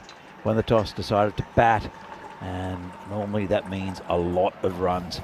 So see the line up. It's Daviti and Lala's in for the PCC side. Also Satpal Verma. We'll have a chat about Satpal Verma in as well in a minute. Couple of big outs for United. They do have Ruturaj in the team, but they're missing their talisman in Pramod Bagoli, and also Piyush Bagal is out for them. So it's going to be an interesting game. United, very spirited side, but without their the inspirational leader in Pramod Bagoli. Could be a difficult one. Joined in the commentary at Marshmallow again by Venki Margashayam from Vinarati. Venki, how do you see this game going? Oh, I think it's going to be a stunning game, Danny. I think I pointed that out to you in the previous innings as well when we saw the Spartan, I think both the captains, but coming in here for the first ball, Ali Hassan Sitar. He's being hammered over the offside. Nice cut shot by Sabu Ndavisi first up. Just a bit short, a bit wide there, and right onto it was Ndavisi. Not the start he'd wanted. Interesting start to this match, and especially to the first ball to Ali. Ali being an ex-PCC member would not take that too kindly or nicely, I guess. And Sabah just saying, "Hi, Ali, welcome back. How you been? We've missed you." He's a really good bowler, and he's very consistent. I'm sure he'll come back well against Ndavisi. That's exactly what he does. Really good ball. Yeah, Ali's not going to back off from this fight. I think Ali loves the fight. He's a quiet guy. He's a very modest person. Doesn't speak too much, or I think if you sort of know him, but he's a fighter. He doesn't leave anything behind on the pitch, and I think that comeback was a way of saying it. Super consistent with his bowling generally. Comes in again and has been prodded down through the gap. There's a man there. It's actually a pretty good field set for Ndavisi, especially early on, especially if Ali can keep it outside off stump. Arun on strike here. Arun's also been doing pretty well in this tournament. He's been hitting runs and hitting them cleanly. Also playing a lot of a supporting role initially when Sabah's in there. I've noticed him just sort of dabbing the ball away to third man or within the 30-yard circle and giving a lot of the lion's share of strike to Sabah. I guess with the ECI coming up this weekend, probably wants Sabah to get more into the runs, I suppose. Sabah's been good. I don't think he's been hitting the ball as hard as what he. It's timing the ball. Yeah. He's timing the ball, which is Sabah at his best, and I think it's really good. Especially, I think this the surface helps him, and also this outfield as well. Here comes Lisetar again, going to Ashokan. Good ball, nice and tight. Arun would have played Ali a million times in the nets, Mm. so would exactly know how Ali would be approaching this. He's not going to take Ali lightly, even for a single second, and make sure to play him off. And but Arun's but not a person to also not put the bad ball away. If he sees one, he's going to take full opportunity to put that for a 6 or a 4. He's so strong as Arun Ashokan, especially straight down the ground. And this is A little full tossed up and put away for 4. lovely shot. And just, you can't get away with that. It was, tried the Yorker, it was a bit wide, and it was just a half volley. And Ashokan just leant on it. Bread and butter for Arun. Absolutely bread and butter. He does quite often show the full face of the bat. He's a pretty correct batsman. I love when he hits straight as well. And it's just such a safe shot. Sitar comes in again. Just turns it around the corner just for a single. Smart cricket this from Arun. Knows that he has the boundary in the first over. In fact, there's 2 boundaries in this over and now a single, so 10 runs. Good Yep. Sorry, go on. No. Good start from the from PCC. As just 10 from the first over. Not a bad over from Sitar. Didn't get much wrong, but what he did get wrong cost them. Don't worry about the expected score. That's about the average runs for 146 against 114, and average runs against 96. So it looks like a very comfortable victory on paper for UCC, Venki. It's all. I mean, not only that, Danny. Just because the stats come up, a lot of the teams who are playing against PCC, and if they happen to be put to ball first, they're always thinking about how low can they keep PCC down to, because it comes down to that run rate at the end of the day, where how can you get as close to their total, because most likely they're putting up 120, 130 plus. So it's going to be tough for United today. It's going to be about how much they can defend. He's a good bowler though. And wow. It's a big appeal. Must have flicked the pad. Not called a wide, exactly, Danny. So it's definitely, hit him outside the line of the stumps, and no LBW there, and also probably pitched outside the line of the stumps. But I think it wasn't called wide, so it must have flicked a bit of pad, and that's what got the United players excited. Bindra, the bowler, has been really good for UCC this tournament. Oh, another good ball. And Amandeep Bindra, he's been very impressive during this tournament. Very consistent. Often picks up wickets as well. He's also a left arm medium pacer, I suppose, who's swinging it in, which is very, very rare for players within the Czech scene to play against. So a little wide then, put away for 4. Arun not missing that full half volley there, I think. Yeah, just a little wide, but still in reach. Puts it away. It must be so difficult to bowl to a lineup like PCC's. Well, you know that if it's just slightly wrong, it's going to get put away by anybody in the top order. You look at Daviti and also Arun here. Then you've got Naeem Lala, and then you've got Sudesh. It's that top 4 will get you every time. And this is it, just over the top of the man at mid-on, and that's another 4 runs. That's, I think, when he's at his best, Arun Ashokan, when he hits straight. And that's exactly what he's doing here, looking ominous already for PCC. Last 2 shots came in the V there, Danny. That's the most important thing. He's hitting in the V, you know, like not playing cross-batted, just playing what's there on offer from the bowlers, not creating something extravagant or, looking for something, trying to pick the specific gap in the field. Just playing the V and really good batting. Also, I was just trying to. Okay, they got a slightly wide second slip there, Danny, or a gully, I'd say. It's strange one. That Bindra, this has gone through the fielder. He'll have to chase it. Won't go to the boundary. It just will go hits to the boundary. Oh, unfortunate that. Well, that's not great there. It's poor fielding. Chakravarti Chalapa out there and doesn't get down. He's got a long chase, and so we haven't seen Chalapa in the tournament so far. So it's not a great introduction. Bindra has gone 12 so far from this over. And this is hit. Well, that's 4 runs. Got a little inside edge on it, but always 4 runs when it goes to that region, and that's an expensive over there from Bindra. Didn't do too much wrong, to be honest. No, I think Bindra is trying the right tactic here, trying to pitch it up look for this in swing and maybe hope for the the gap between the bat and pad to get the bowl. But yeah, with a batter like Arun, who's just he's just in good form and he's seeing the ball so well, it's just going to be difficult to get that in swing bowled.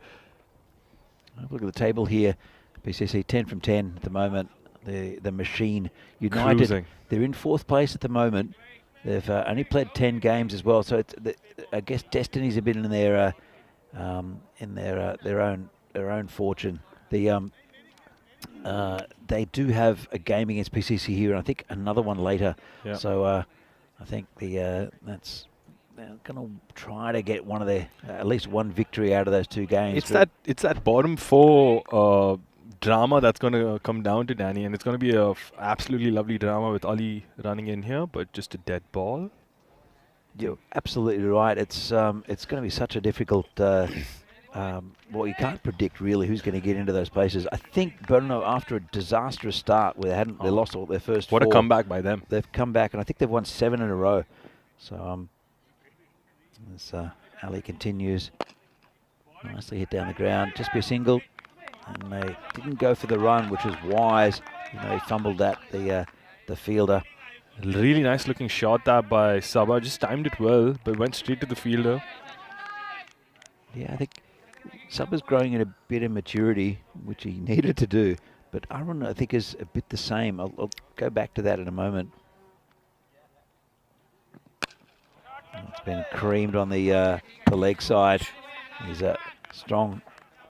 See, on both sides of the wicket is Sabah. Uses his feet well, and one bounce over the boundary. It's a lot. It's a lot to do with confidence and momentum with Sabah's batting, and you can see that in the way he progresses with the shots he takes. Like you can see how he tries to get that first 4, second 4, and then once he knows that he has that sort of command over the bowler or the command over his own skill, he just starts walking out and starts hitting people. And it doesn't matter where you bowl to Sabah. Sometimes you can't put a fielder in every spot because he can really play around the park. Exactly right. But I think he's bowled a bit of subtlety. He has a guide down towards that 3rd man area. He's also very strong on both sides of the wicket and straight. That's one slightly mishit. Going back to Arun Ashokan, he's been in the national team setup for quite a while. I remember when I first joined as coach for the national side, I had a meeting with, I think it was Raj, who was the manager at the time, and another member of the selection committee. So comes in again, and that's hammered for 6 square. It's a very typical Sabah Devizi shot. This one, too much width and just slammed over the top of the infield, and 6 runs. The second you see width in that ball, you know that's going out of the boundary. There's no chance Sabah was missing out on that free 6 there. Bread and butter for Sabah, would never miss that ball. But there have been times though, Danny, I think, where he's gone chasing for that sort of balls and nicked it, or sort of like when you could say if someone's taken the pace off the ball, sort of top edged it. So do you think there's like a way you could get Sabah out? Is there something you could try? Oh, look, I think we've seen him in the past where he tries to prod the ball, and he's not doing that now. He's taken that kind of out of his game, but he's super difficult to bowl to. It's not that line. That's called a wide. Chase that a bit, but just sort of closer to his body, and a little bit shorter. But I mean, it's fine margins really, because you're as likely to get his wicket as to actually getting slammed over the boundary for 6. Because every team playing against PCC would be thinking, how can I get the top 5 out quickly or cheaply? Because there's no way you can sort of control them in the power play, because no matter what they do, they're going to hit the ball. Well, that's part of the problem, is they're all unique players. I mean, Devisi and Arun are completely different styles of players. They can all hit the ball hard. Then you've got Naeem Lala, right? Who's a fantastic timer, but he can time it out of the park for 6. Like. Absolutely. Yeah. You've also you have Sudesh coming after that, maybe. Sudesh coming in. Then you have Ritik. You have Ritik. You have Aditya Katiwala as well. And who's looked pretty good this tournament. Fantastic this tournament. So the top, you're looking at a top 6. Normally you have a top 3 in a team with supporting roles afterwards. You've got a solid superstar batting lineup of 6 up top. And, you know, I don't think they've got the strongest bowling lineup. They've got no one who can blast you out of the attack, blast you out of the Park. out of the park. Yeah. Oh, that's a beauty by Ali. Drawing him in for the shot and just unlucky not to get the outside edge there from Arun. And yeah, drew him. And just a little bit wide, but really good bowling to finish up from Ali Sitar. And PCC, after the power play, a 38 for no loss. It was a familiar sight, this Danny. really familiar sight. Going at 12 and over already, almost, or 12 and a half and over. But it's very difficult. What you need to do is put a pressure on them, get early wickets, but you need to get 6. It's super difficult. It's the same as PCC in the past as well. I remember playing for Barbarians years ago and getting them 6 down for not many, and then they're bringing national team players like Roy or Rohit to sort of wrap up the innings. It was always been frustrating. They've always had the depth, but I've never seen the batting lineup as deep as what it is in this tournament. It's something interesting that happened when we were playing. Pindra coming in here for the 4th though. Yeah. And that's whipped away for a 4 there by Sabah. Yeah, Very nonchalantly also, Danny. Yeah, he just flicked it. Nice shot. And he's looking good for this this ECI tournament as well at the end of the week as Sabah. And playing against Greece and Cyprus, and none of these guys have bowled to him, and that's really going to be an exciting. It's also going to be a very different surface from what I think these Greece and Cyprus will be used to. I think they've played a lot on cement pitches, and I think coming into this clay-based surface, it's going to be a bit of it's going to be tricky for them to adapt, and it's also going to be interesting to see how they adapt and how well they do. Well, especially early on. This is a good ball there from Bindra, just squeezed out for a single. Yeah, totally agree. Look, going back to Ashoka, Devisi, I think he's got raw talent, which he showed early on, and then I don't think there was something about his batting as like an arrogance about it that was a little bit of toxic arrogance. Now he's arrogant with his batting, but it's actually a very positive arrogance. Does that make sense to you? No, absolutely. I think that's a lot of work been done by Arun, and I think the coaching and the leadership staff at Czech Cricket, I'm sure they would have spoken to Sabah about it. They would have noticed that.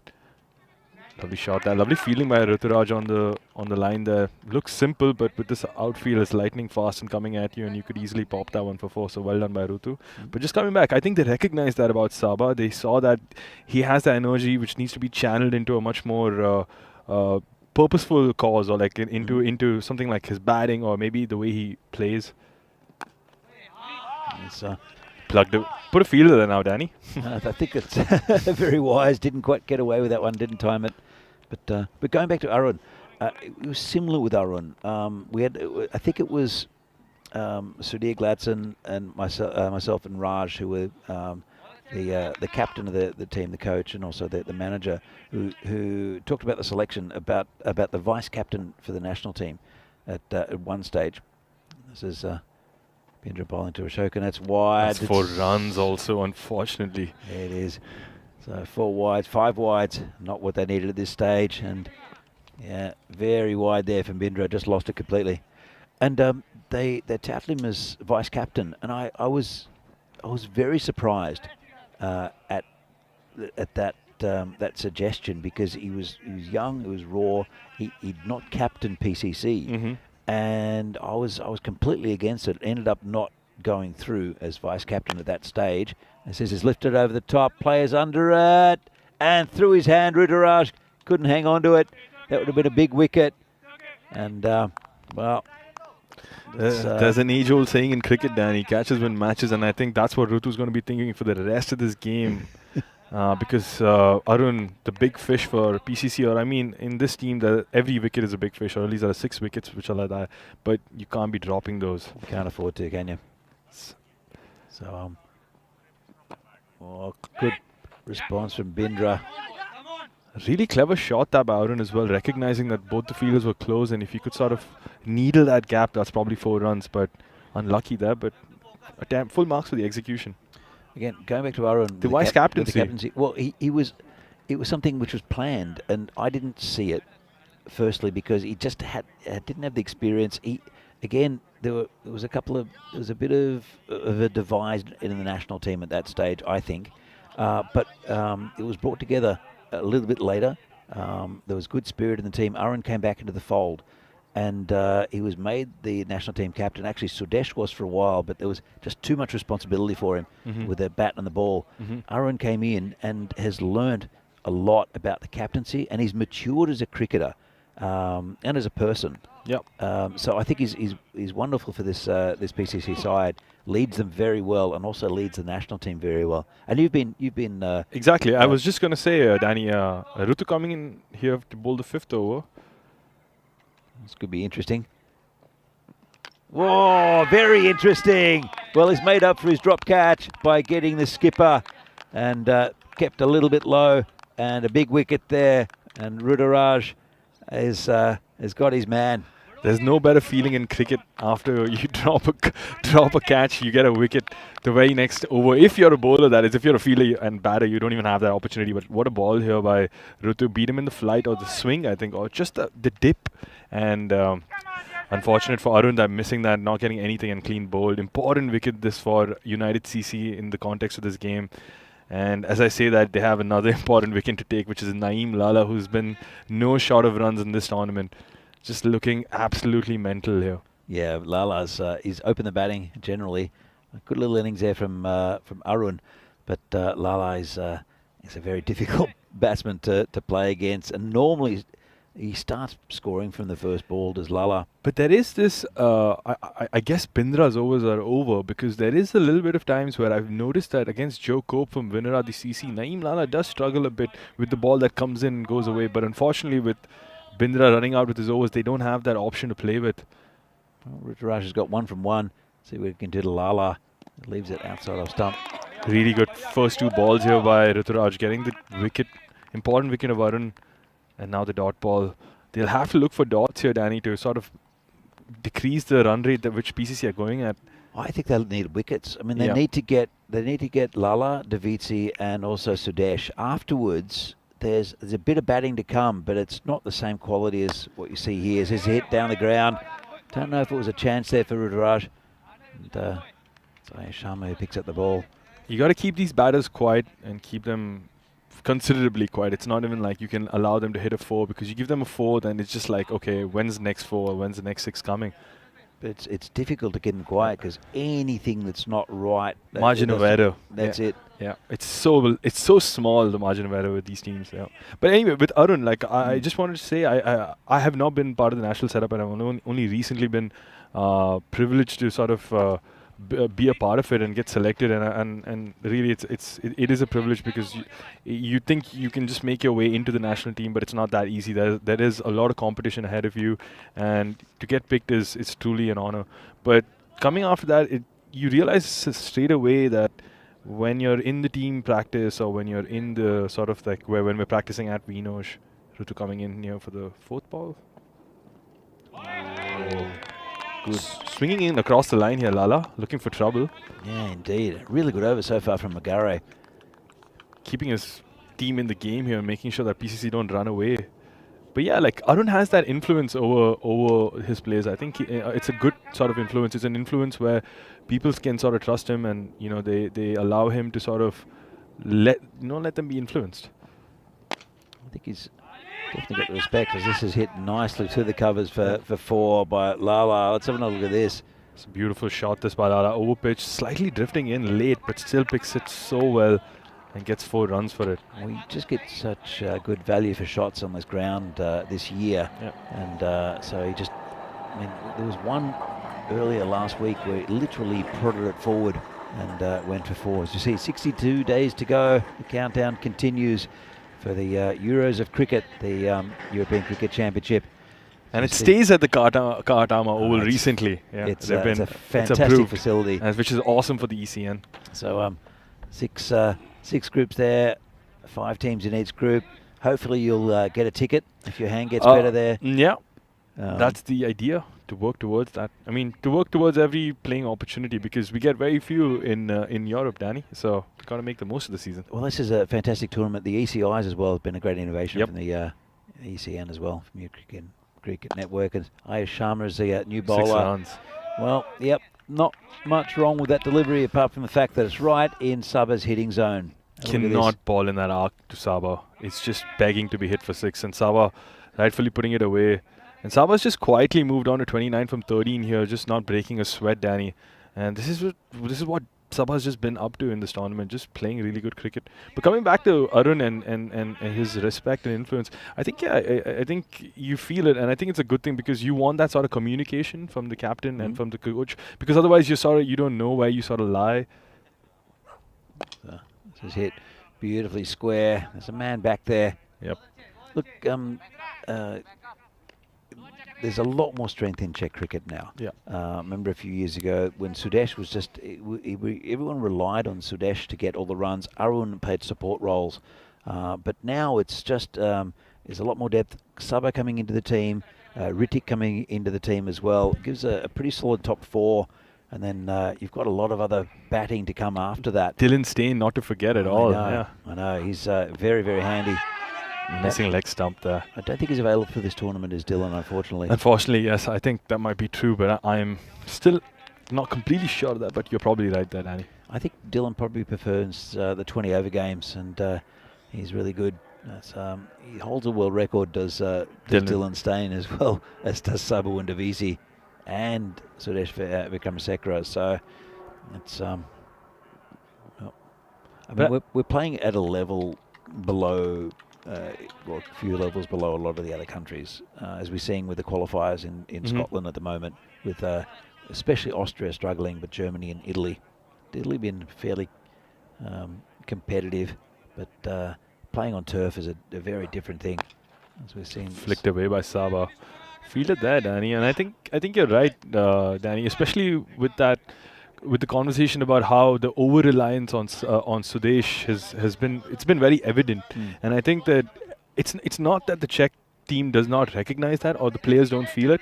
They are very aware, in my opinion, that they know that, okay, this can't happen, this cannot go forward, we need to contribute, we need to be able to, because there's only so much you can rely on a person, and I think that culture, that idea of the one player only being the savior or messiah. What a shot by Naeem. Freebie there, a wide full toss by Ayush, and gets spanked for 4. Yeah, that's not a good delivery, and got exactly what it deserved. But you're right, and I think that, I mean, Sudesh has slowed down with his bowling. You don't see him bowling as often. He was lightning when he first came into the league. As I've heard, yeah. But he's slowed down a bit. Still a handy bowler if you need him, but if you don't need him, you shouldn't necessarily go to him. Absolutely, I agree with you there. And he's 41 years old now, is the beast, and this is hit straight towards us. Well, protect the equipment, Venki. It comes into the marshmallow, and it's a nice shot there by Lala. And it's dug out of a plastic bag, I think.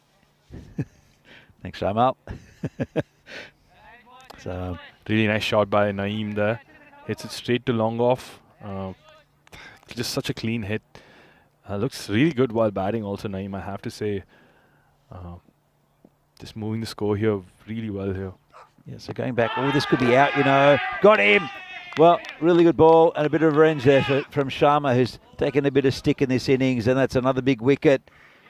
And finally, the one that he goes across the line for, but just a little too much there, and he gets hit probably middle and leg there. Yeah, he tried to hit it down the leg side, and let's have another look at this. It's a good ball, and not much wrong with that decision either. That was a very easy decision there for Farouk, the umpire. Yeah, made his mind up quickly there. So but I think that was a good one. I think, yeah, it was pretty straightforward. I think so. I mean, it was pitched in line. Actually, talking about the beast, here he is. And again, he doesn't use his feet like he used to. He's still, when it's in his hitting arc, it normally gets dispatched a long way. But as we see here, all batsmen getting a bit of a start. Sabawan's still there, dangerous, but Ashokan and Lala gone. And Sudesh in next. And Satpal as there for for PCC, a player you know very well. Yeah, Satpal, who was an ex-Vinaradi CC player, and unfortunately he sort of made his own terms and moved across party lines and went to PCC. Not something Asbinos flicked away for 4 there by Sabawoon. Yeah, that's just leg side. You can't afford it. Raj is the bowler, just taken off his pads, and nice shot there by Sabah. Yeah, you can't be bowling middle and leg there in full, especially in his arc to Sabah. It's just going to be 4 to 6, and you're lucky if it's not one of those 2 events. I think it was even pitched outside leg, so it gave him a bit of a free hit because there's no LBW decision coming. And also, we just have John Gray in the comments saying don't need to be giving away free hits to PCC, and I completely agree with you, John. Very true, John. We've not chatted much to to anyone in the chat this morning. I said hi to people, but if you have any questions for Venki at all about Czech cricket or about being a groundsman here or his contribution or to the national team? I think Danny's very kind to call me a groundsman. I think I wish I could say that, but I'd say I try to be a groundsman. I hope I am one. Well, field's looking pretty good. This is good delivery first up to the beast, who just hits it down the ground. Yeah, so I think in this innings for Sudesh, I mean, of course, he can hit at will and he doesn't need a license to hit. But I think he's going to give, again, the strike back to Sabah. It's just going to be like, you've been here for 17 balls, Sabah. I think you're seeing it pretty well. Just do your thing, mate. Unless, like, of course, Sabah is just not, timing it well for some reason. Well, he's 36 off 17 is looking okay. No, well, he was looking okay. And that's another wicket. That's another huge one. And Ruturaj with a wicket. And, 3 of the top 4 are gone. It's a tough ask for any team, but they've got Devizi just then.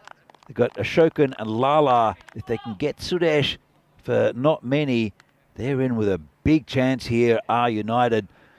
And Ruturaj, really good bowling, came off his pads onto the stumps. Super bowling this by Rutu, taking it away from him a bit, and also Sabah playing across the line there, just was asking for trouble, missed it completely and bowled.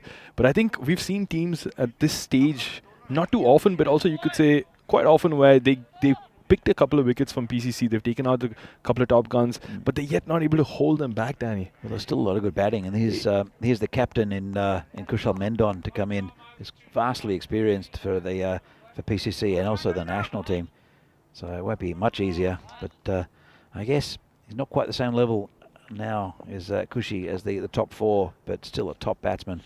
Kushi's been just a single there by Kushal, wades it away to mid-on. But yeah, like Kushi can hit a long ball, Danny. I've been playing with him recently for the national team practices, and he's also, I went for the tour to Vienna for the ECI, which was hosted in Austria, and he was part of it, and he captained the last game there, and one of the bigger things that he goes by in his philosophy of playing cricket is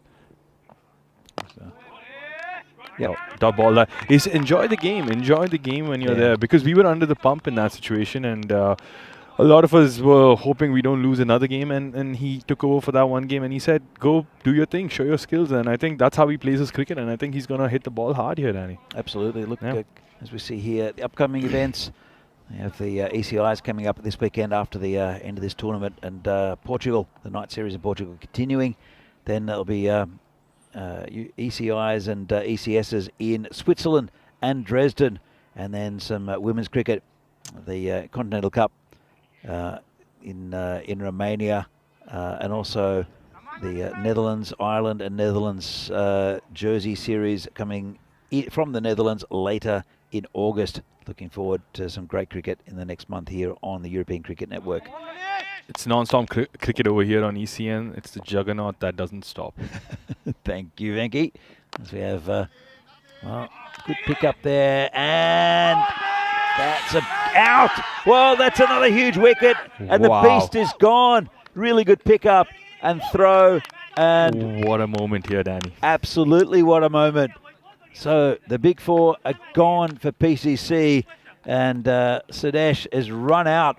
We'll have a good look at it from side angle, but it was a fantastic pickup. It was also one of those decisions where for the few times the umpires haven't gone back to the TV for referral, and the piece called it straight away, so it must be sure shot run out. I didn't see him ground his bat there. There you go. I think he probably missed out on that. Maybe if he had slid it in. And a good throw right next to the stumps. Oh, No, miles he was away. nowhere near. Not even in the frame there. It was Amit Pangaka who threw that in, who's famous on the ECN for the golden ball, where he kept his ground, and PCC, I think it was the Rooks at that time, celebrated a victory that never came, and he held his ground, and another man who's out there actually fielding next to him in Shaimal Joshi ran the second one, and to the confusion of the PCC Rooks side, United won that golden ball. That has had many looks on the feed. It was one of the most. It was probably one of the most popular like clips or event that happened in that series. I remember it just kept going and going and going. It was a talking point in a lot of conversations. It was fantastic, made world cricket news, I guess, in some ways. Actually, there's another clip also of the final ball, the buys that went for 3, and then it would have gone to 7, but it was the end of the game with involving the Tigers. That's gone viral. Apparently, about 3 million views of that one. It's good to see. Spread like wildfire, and lovely shot here by Raj, just threading the gap here for 4. Really good stuff here by Raj. Just a little wide there, gets his opportunity to free his arms and gets it past the cover fielder there for 4. So Raj coming here, also part of the national team setup here. Yeah. The manager for the Czech national team, was a men's team. Good bowler for many years for the Czech Republic, and also a bit of a pinch hitter. So, I mean, it doesn't get any harder. Sudhir Gladson is in, former national team captain. Rod Deshmoini. Yeah, wealth of experience in their team. This is in the air. And No man's land, unfortunately. right between 3 players. To bring Kushal Mendon back on strike. Possibly could have made a catch out of that if they had run backwards and judged it, but always a tough one. It's yeah, it is very difficult on this ground, and well, it's been a pretty good over so far. The bowler is Manish Jungid. Comes in again, and this is in the air. This could be out, and gone. Nice catch, and that's the end of Kushal Mendon. So United are really pulling things back here in the back end of the game, and this is exactly what I was talking about, Danny. It's about capitalizing after getting those 4 wickets. You know, it's about trying to put the brakes on PCC when you can, because otherwise they easily run away for 130 here. Absolutely, and 130 plus, I'd say. That's you put pressure on any team, and you can get them tumbling, and that's what's happening at the moment for PCC. We haven't seen this during any of the games this week, and United, they're that kind of team. When they get ahead like this, they'll get a bit of a roll on, and fantastic. Really good catch that by Pawan Kukreja. It's always easy to look. It always probably looks easy on the telly, but it's much harder when you're out there trying to actually catch the ball. And there's a lot of things to play with, the wind, where you are. So really good catch taken there by Pawan, and it's an important catch because Kushal can hit the ball, and you want those people out. And let's see what Satpal can get up to here. I know he's more of a bowling all-rounder, but he always sort of backs himself with the bat here, Satpal. Well, it's been a good over so far from Manish. And this is in the air. It's over the top of the field. It's probably getting 4 for that, yeah. So striking at 400 here, Danny, of the first ball, Satpal. I wouldn't argue with that. But end of a really good over there from Manish. And an important one. There was a run out and also a catch. 1 for 9 off his over, but also that run out, as we see here. Just a steady flow of wickets. No wickets lost until the 5th over, and then 5 down now. They are 99. I think United have an opportunity to be the first team in the tournament to also keep PCC at probably their lowest total in the first innings. I think they still have 12 balls to go, so I don't want to say count either Raj or Satpal out from hitting some massive maximos. But United have a really good chance to keep them in like the 120, 115 range and make a chase for it, because we know United have the batters to do that, Danny. Yeah, I agree with you, Venki. I think it's a very big opportunity. And well, Raj can hit the ball hard. He's more a bowler, but because of he had a knee injury quite a few years ago, and he stepped out of the national team for quite a while. He's now the manager of the Czech national side. Comes in and, it's a good ball. Hits straight and 6. Well, it didn't look like he got much of it. Let's have a look at this. He kind of squeezed it out. It was a low full toss. And good power, 6 runs. Just missed with that low full toss. Absolutely dug a 6 out there, Raj.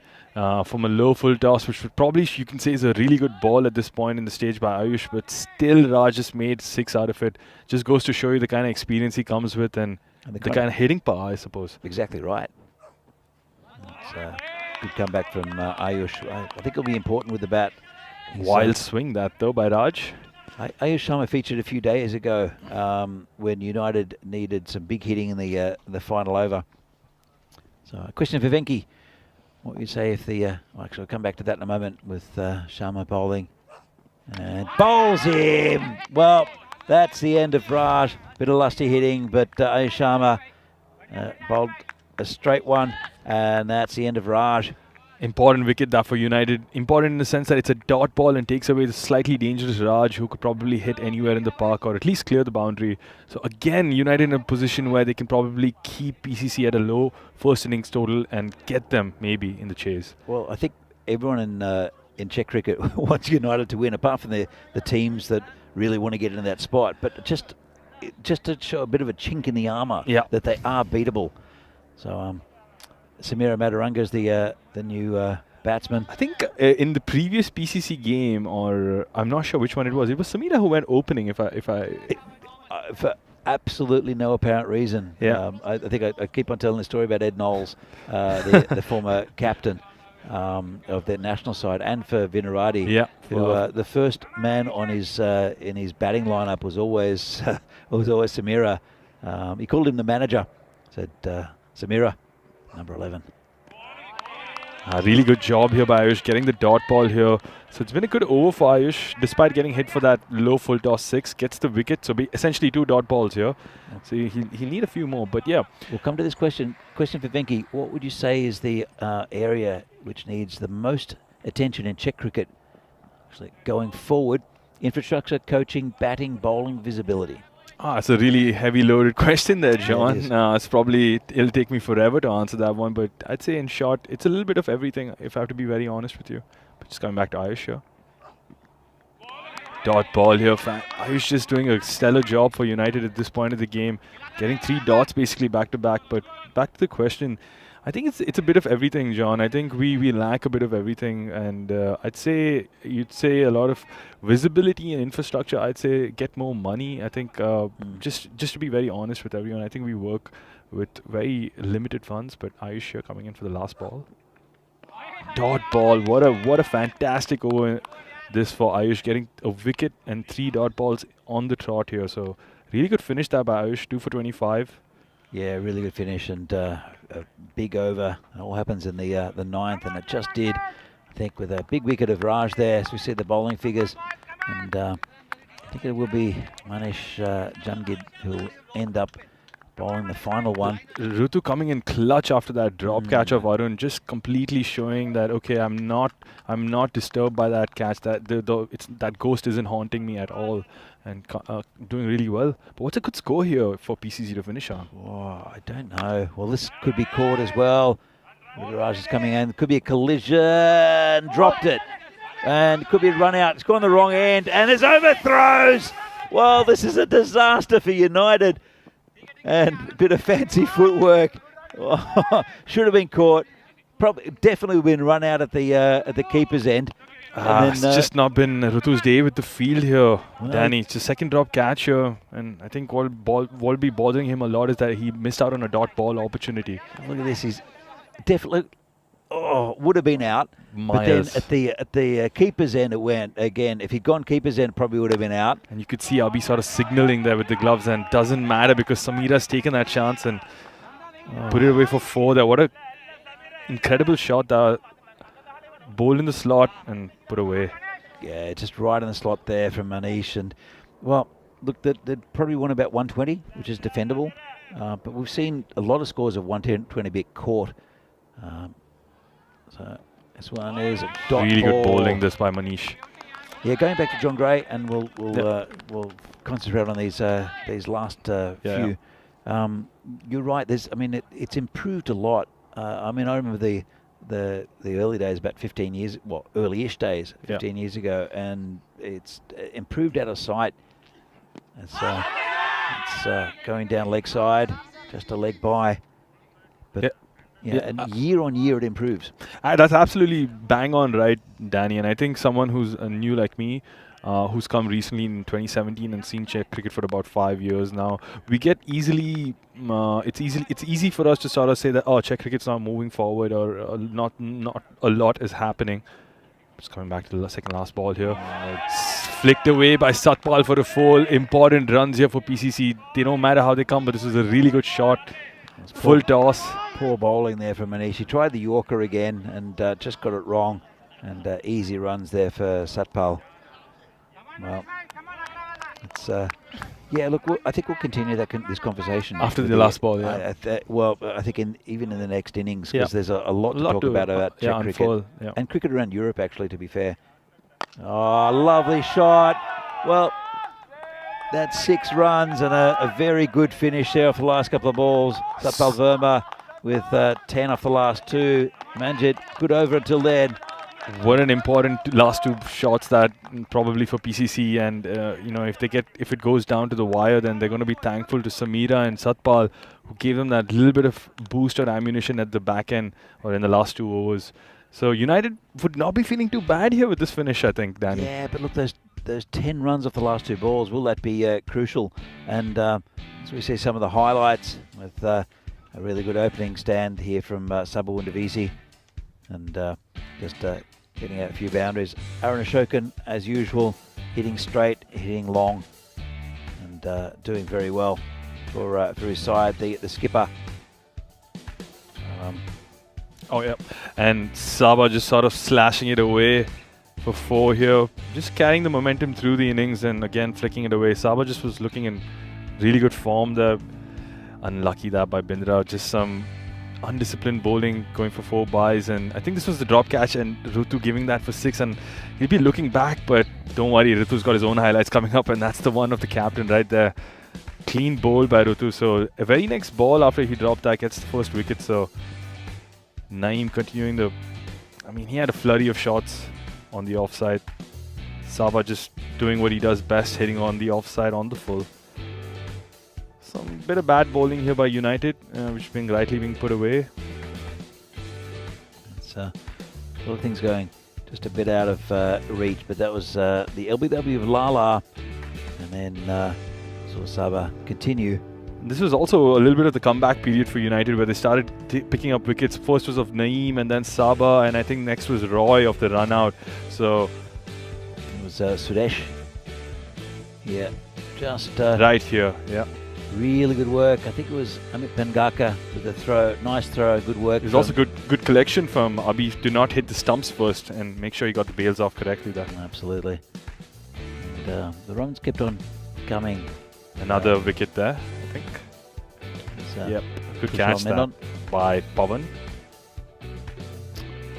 That was the one that dug out by Raj. He didn't last much longer. Good ball there from Ayush Sharma to take his wicket.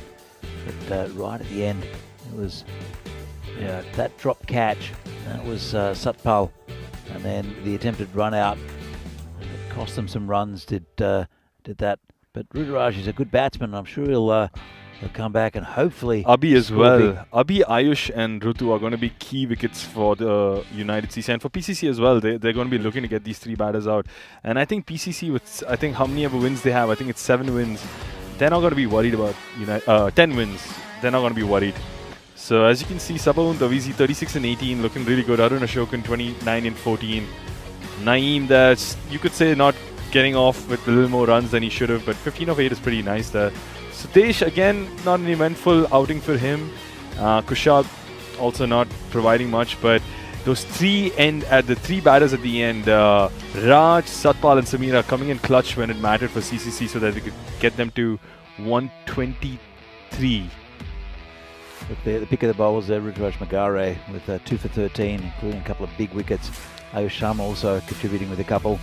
And Manish right at the end with 1 wicket, but just those 2 expensive balls right at the end may come back to haunt UCC United. Yeah, absolutely. 123 the score, 124 to win for United against a PCC side who are not at full strength, and it's been good for them. Normally they're about 20 behind what they normally score. So we'll be back in a few minutes' time. Exciting chase. It's going to be a very exciting chase, and with especially Rudraj and Manu and Ayush Sharma, that I think the 3 down a little bit without Pramod Bagoli and also Piyush Baghel. Yeah, but they're not going to let that bring them down. I think they're going to go for it. Being the 4th team in the table, I think this win's going to give them that upliftment or that safety that they very much need, Danny. Absolutely. And we're back in a few minutes' time with the second half of this game between PCC and United. See you soon.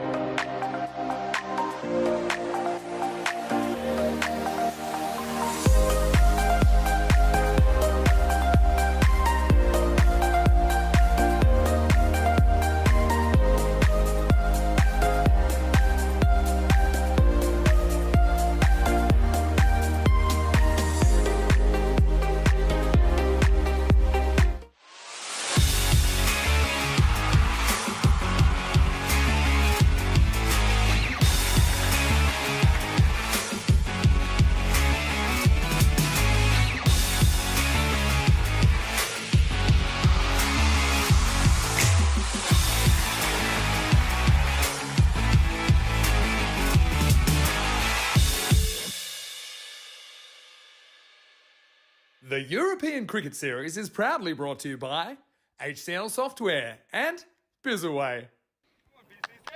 So welcome back to Prague for this European Cricket Series match here from Czechia between PCC, the Prague Cricket Club, and United.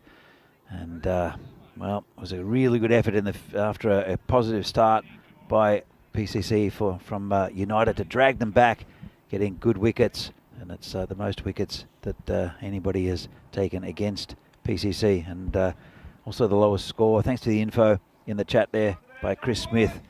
Really appreciate that. That's fantastic information. And well, it'll be Rohit Deshmoini to open the bowling. He's been really good this tournament. In fact, it's Sudesh. So it's an interesting move. Yeah, generally Sudesh always held back for the middle overs and for the end, so probably looking to get wickets here early PCC. Do you think they're worried? I think they're definitely thinking that United could get this. Oh, it's a good start for United. Smash for 6. Well, how's that from Ruturaj? I think he's on a mission. Have a look at this. If there was ever a moment to know what the intent was for UCC, you could see it off this ball, Danny. They're going to go for this chase, and they started off in the perfect way possible. Ruturaj, I think he'll have to bat deep. He's a really good batsman, is Ruturaj. And it's over the top again. That'll be 4. Fantastic start from United. And they're throwing willow at leather here against a very good PCC side. Not the best comeback ball here by Sudesh, giving him a lot of width to free his arms. And we know how Rutu's been playing this whole tournament. He's really been in good touch. So Sudesh will have to sort of think here and keep him quiet here. Not the best start for PCC, but Sudesh is an experienced operator. Yes, let's see what happens with the next one. And that's hit. That, oh, amazing foot feeling by Raj. He'll feel it in a moment, though. I think it's hit him on the ankle. And let's have a look at this. It was smashed by Ruturaj, and yeah, another one on the shins. So, saved his team 3 runs there, and saved Sudesh many blushes amongst his teammates much later on.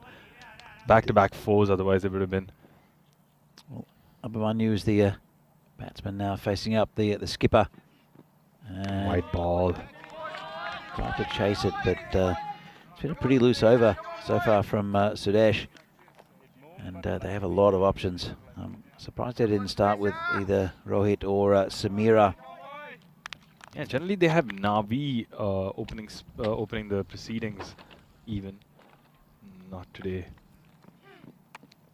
No, it's 4 runs. Delicate inside edge.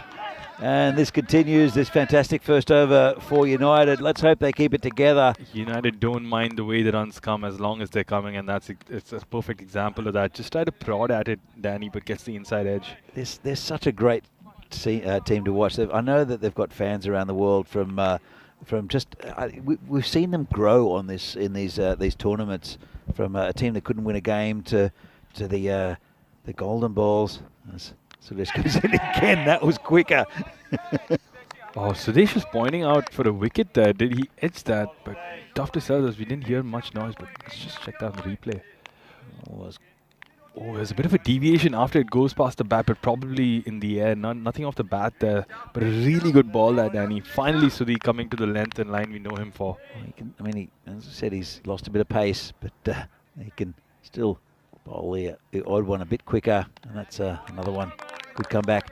A really good start, though, by United. 16 off the first over off the beast. That's it. Very, very good over. Well, it all started with the flourish, didn't it? And United will want to keep it going in the second over. And it'll be la-la, but 21 matches since the last golden ball. It was United that was involved against Brno. And if you haven't seen that game, watch the over before as well.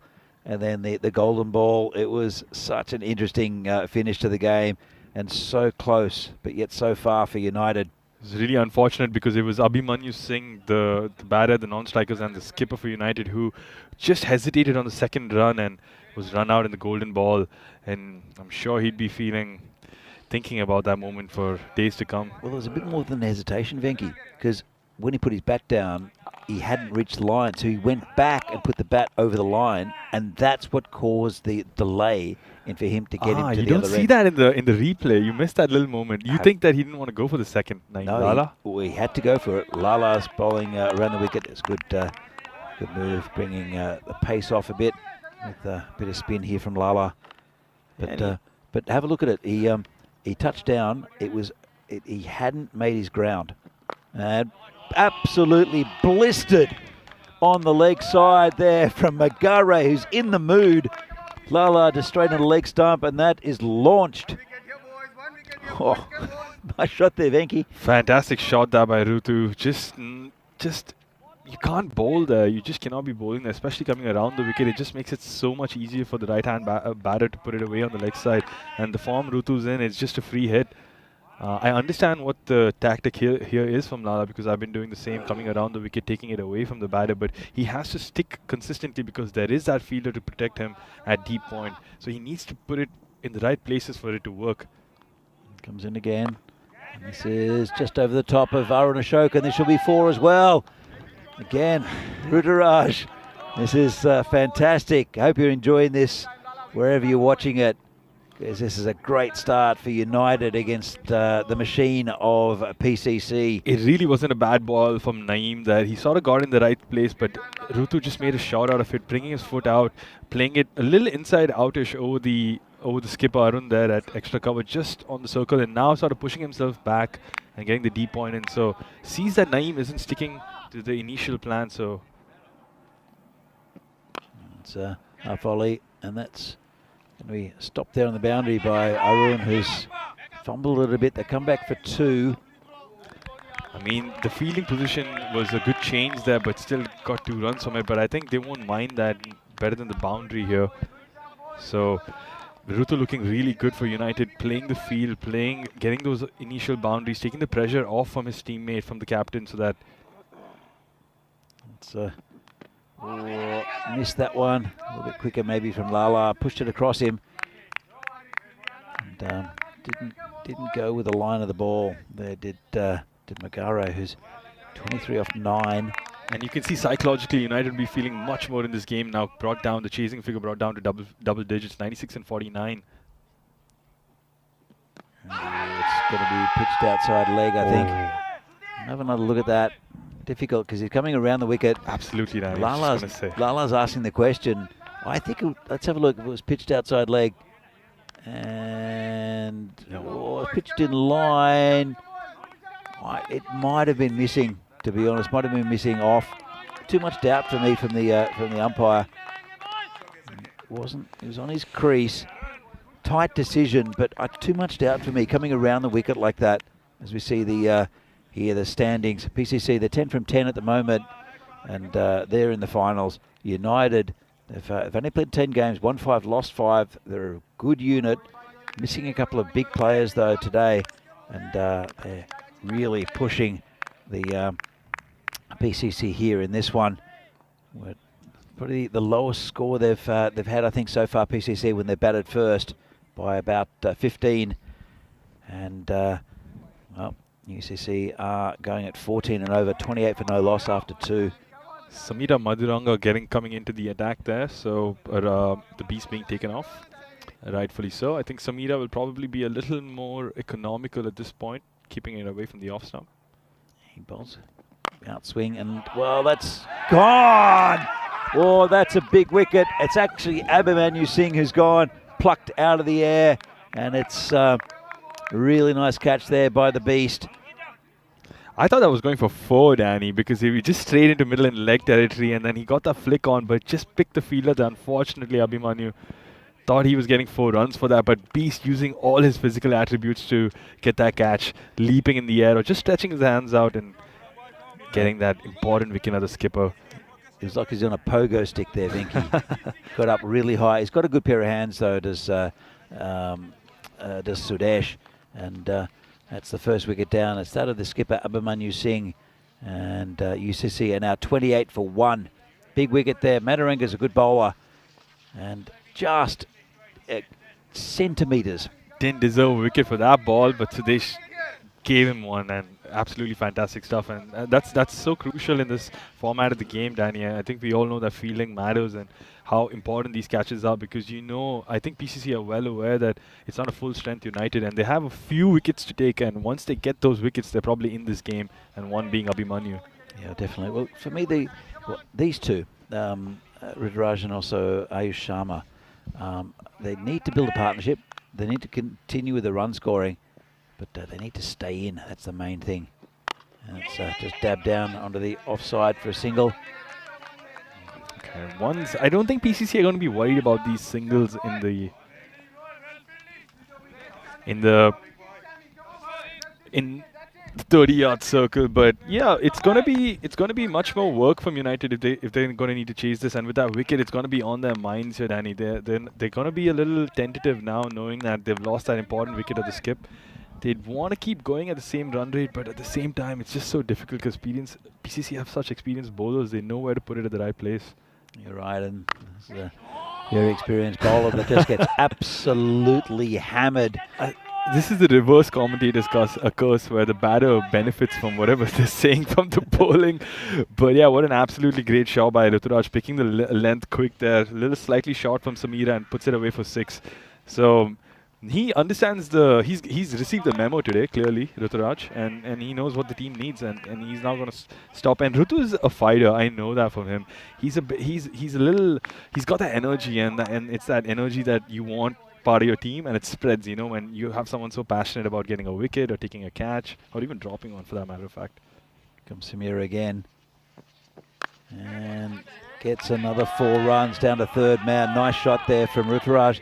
We've seen some fantastic innings in this tournament, and I don't know what it is. There's a mode that some batsmen get into where they just seem invincible, and I mean, touch wood, Ruturaj looks invincible at the moment. It was also a great shot, Danny. If you saw that ball sort of picked up on bounce at the last second and sort of swung in, and yet he made a shot out of it, that just carving his bat towards the third man region where he knew it was probably empty. So good shot there by Rutu, adjusting according to what the ball did. Wide ball that from Samira, not a great comeback that. The idea was correct to get the Yorker in, but just straying down the leg side. It's a good game this at the moment, and used to see the 40 still in the power play. It's a perfect start from, even though they did lose that wicket of Abhimanyu, they've got a good batsman in Ayush Sharma at the other end supporting Magare, who's 33 off 11. Samira comes in again and beats him. Oh, not out, it says the umpire.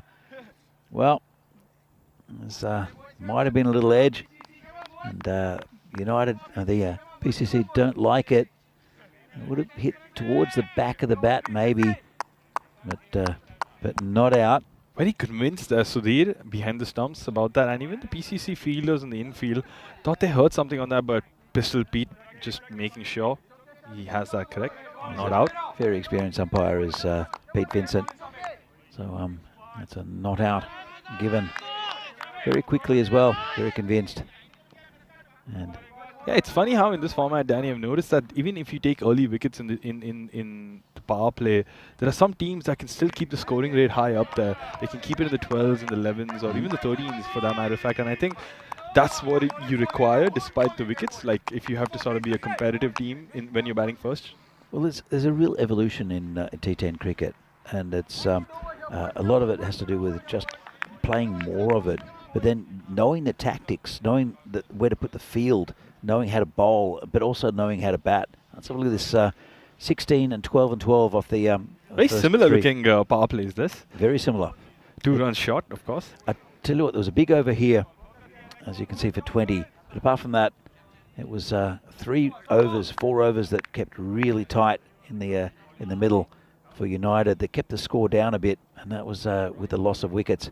So you see Satpal coming into bowl. I think this is a really good bowling change by Arun. I think Satpal is going to cause a bit of trouble here, but there is that fear that he hasn't featured a lot in this tournament. So I hope he can adjust and sort of get his line and length in. Otherwise, he's going to be absolutely smashed all around the park. But I really do think that if Satpal gets his spots, his consistency correct, he can be threatening.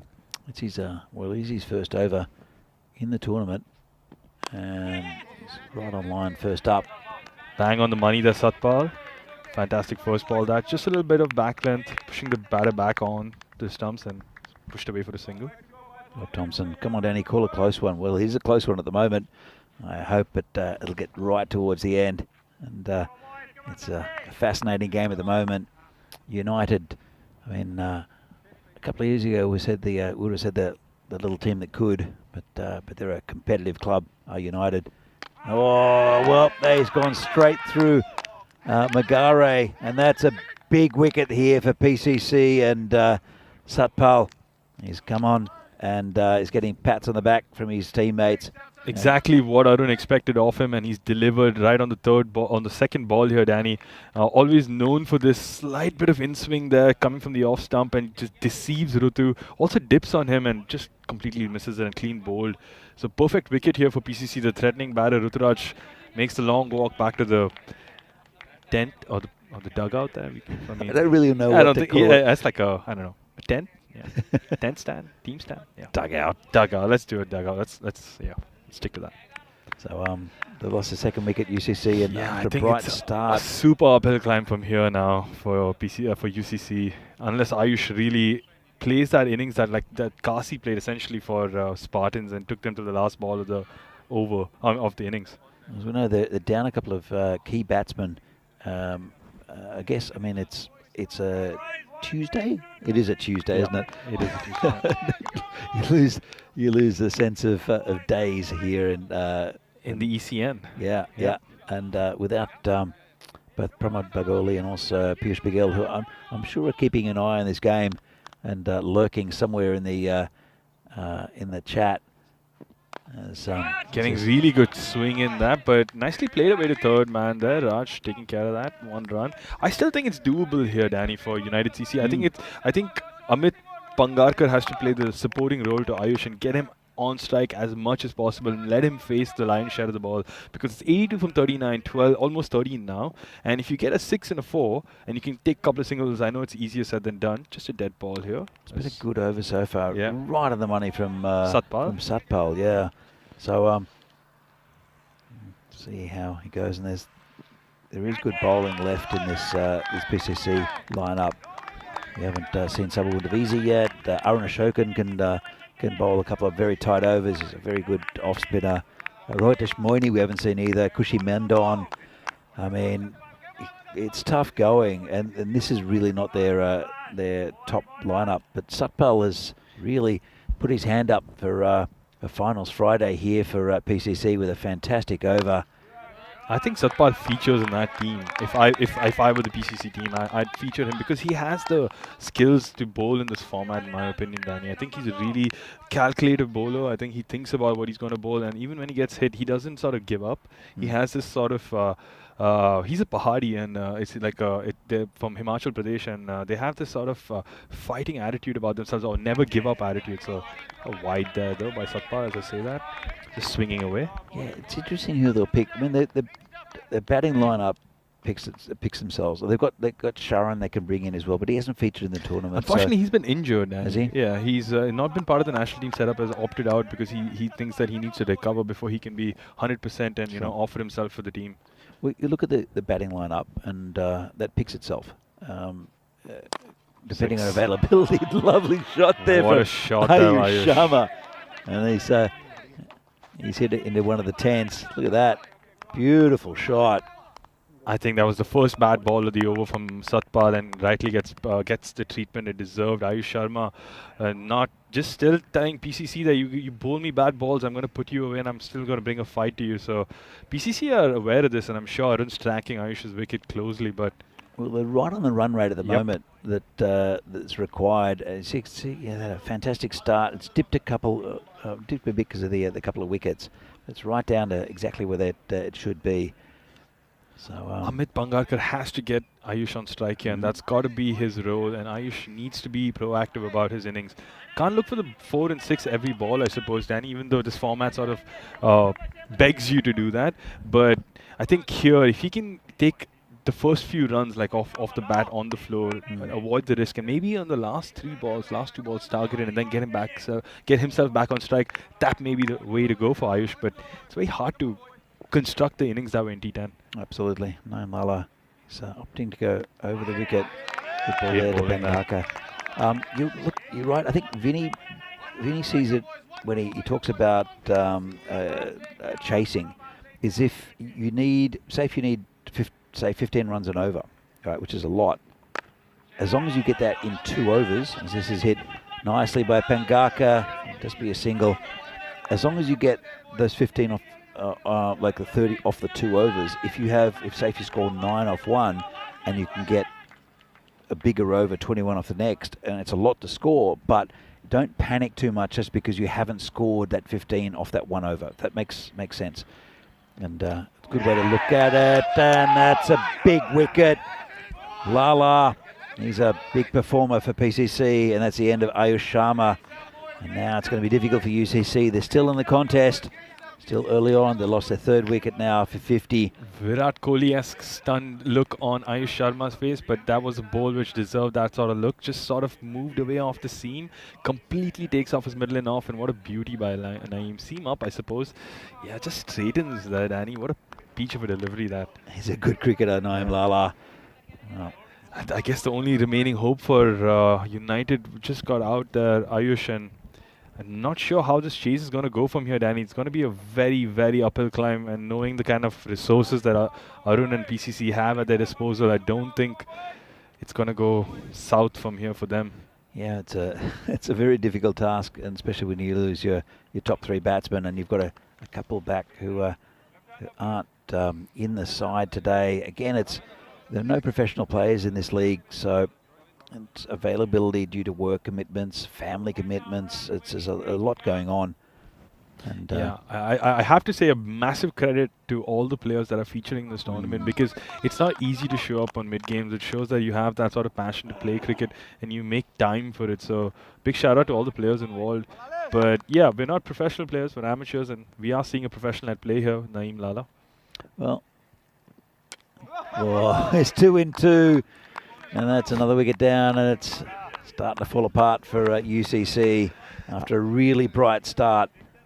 And, well, no celebration whatsoever from the PCC team, and even from Lala, just returns back to his bowler's mark and asks for the ball. So you can sort of tell from their body language that they think they've wrapped this one up, PCC. Well, I mean, he's on a hat-trick, and he bowls like that. It's going to be difficult to keep him out. Funnily enough, that was an ex-Vinaradi player who just got out on the first ball, Vikrant Gujara. Hard luck there, Vikrant. As we see the Hall of Fame for hat-tricks. We've seen one already this week with Piyush Kumar. And the hat-trick has been quite a few this year. There were 5 in Hungary. It's been 1 so far in Prague. And Lala's on a hat-trick. Couple of balls left in this over. And well, Lala's 2 for 13 at the moment. Been handy wickets. Took a little bit of stick in his first, but he's on a hat-trick. He's going to be bowling to Shaimal Joshi. He's taking guard. Put in a couple of slips. I think you have to kind of do that, bring the field in a bit. Hasn't changed too much. Here comes Lala with a hat-trick ball. And, oh, it's a great ball. It's going to go down to the boundary, though. I think it's going to be byes. In fact, it will be called byes. Couldn't hang on to it because the keeper was a bit quicker, got a bit more bounce. It's funny how Lala has gone from bowling off spin to seam up now, and he's just receiving a lot more assistance from the ball and the pitch for this sort of bowling, Danny. And I guess that was the perfect 3rd ball for a Yorker. Should have deserved an edge, but just so unlucky that it goes for a 4. Would have been it.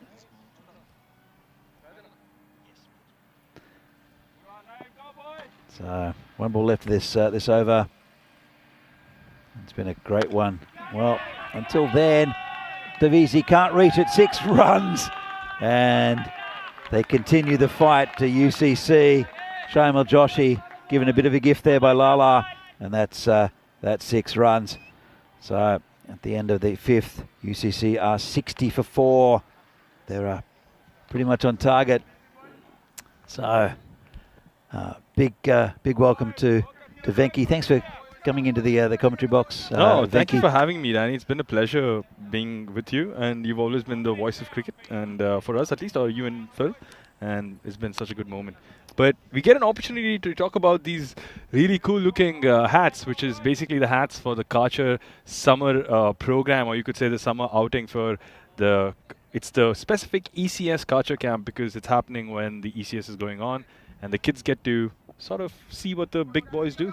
That and I mean, you saw them playing a game of hardball cricket on the other pitch. Yep. So it's fantastic to see everyone from Karcher here. Chris and Renata Pierce doing a great job. Fantastic, absolutely fantastic. So and Samira Madaranga will continue. And just gets away from the batsman Pangaka. And it's, well, to be honest, they're not far off the run rate. 60 after 5, chasing 124. But they're just going to have to bat well, get a little partnerships, get a bit of luck, and they can get to this target, UCC. But they're... Yeah, it's, you'd require Sharmal to go absolutely ballistic and sort of stay till the end with Amit here. But I'd say it's a bit tough here, Danny, just knowing the kind of bowling that PCC have yet to come. But if it's going to go this way, okay, I thought that was going for 4, but just Satpal getting to it. They've covered their gap a bit. I think they've got a backstop. They've definitely got a very fine third man. They've got a very fine leg. It is Sudhir Glatson with the gloves. He's a pretty reliable keeper. Generally, for many years he has been for PCC. So they've covered that area pretty well. There's a big gap, though, a little bit wider than that. And, interesting field set here by Arun. They have 3 people at the back. They have a very straight, fine leg. I mean, like an actual fine leg, and a third man as well who's quite fine. And then they have a slightly wide, deep gully, I suppose, or a deep. I think it's a deep gully. Yeah, on the boundary. On the boundary, and then they have 2 people here on deep mid-wicket, cow corner and long on. So I think it's going to be a lot of short stuff or full stuff, and they're sort of protecting the edges that go behind the keeper. I think you're right there, Venki. This one's been pushed into the covers. But yeah, I think they're just protecting runs because they know that these UCC... They're not going to go big. They're not going to go big. Shaima Joshi had scored a nice 6 in the previous over, but it was a bit of a gift there from Lala. And but dodgy inside edges or others that go outside the just little late cuts. As this is hit back to Samira, stops it with his foot, and just be a single. Painfully stops that Samira, but knows that he's going to help his own economy right there. So fantastic feeling that. And also John Great, it's not a great initiative by us, mate, but it's all Chris Pierce and Renata Pierce who are doing it. We're just people who are big fans of theirs and of their work. It's an award-winning organisation. This is hit towards the boundary. Raj does well to... just unlucky there, Raj. Stops the ball, but then just gets over the line there. Good shot that by, I think, again, Shamal Joshi that. Unlucky that Raj puts in a great effort, but just not enough to stop the ball from going. So 56 from 25 here, Danny. Not undoable here. Well, it's possible, but they'll need more of these boundaries. And, that was... and this ground is so quick. It's doable, I think. It is doable. It is doable. Here comes Madaranga again. Polder Shaimal hits it past him, hits the stumps. And, well, it's going to be a run out. Direct hit. And that's the end of Pangaka.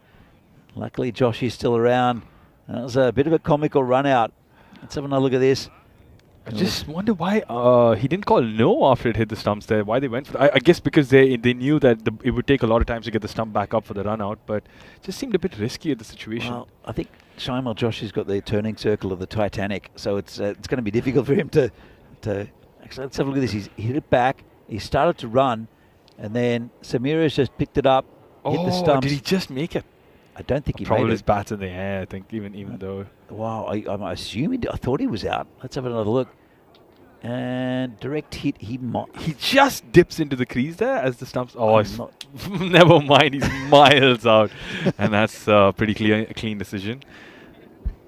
Unfortunate. I mean, unnecessary run out there, but I suppose it's the right batter who got run out in some sense for United, and not Shamal Joshi, that is. Well, Jamal Joshi, I mean, we saw him hit a big 6. He hit a 4 before.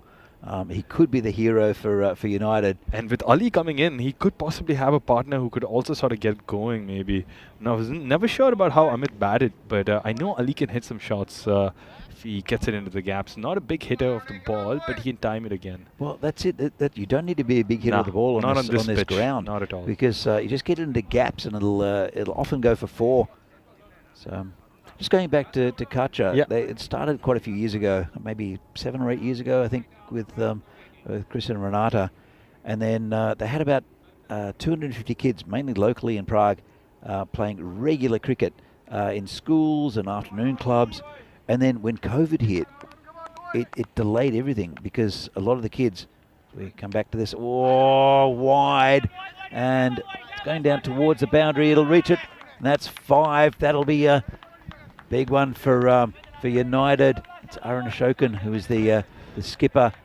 And Arun would be beating himself shooting himself in the foot there. He knows exactly what's.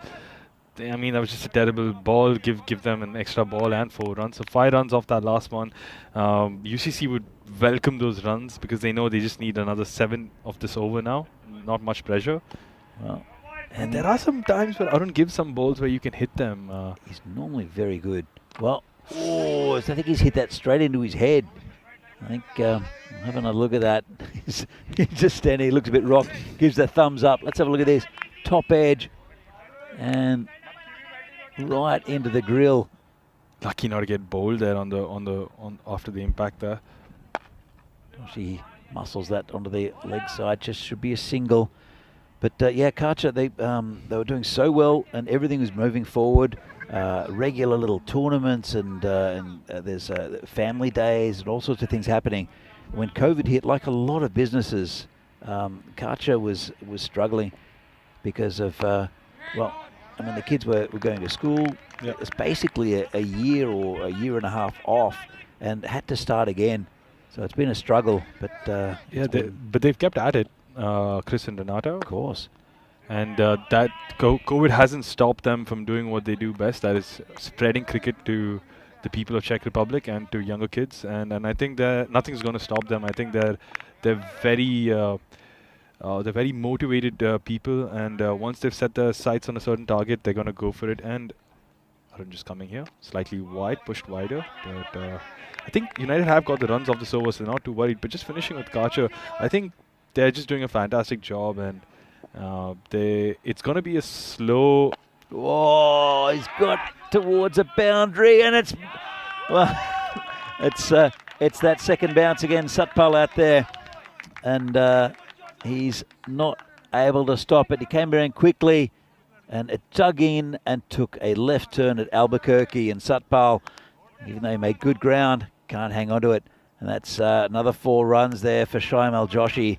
44 and 19 here, and it's just getting closer and closer. Shamal's giving that hope that United are so desperately looking for in this run chase.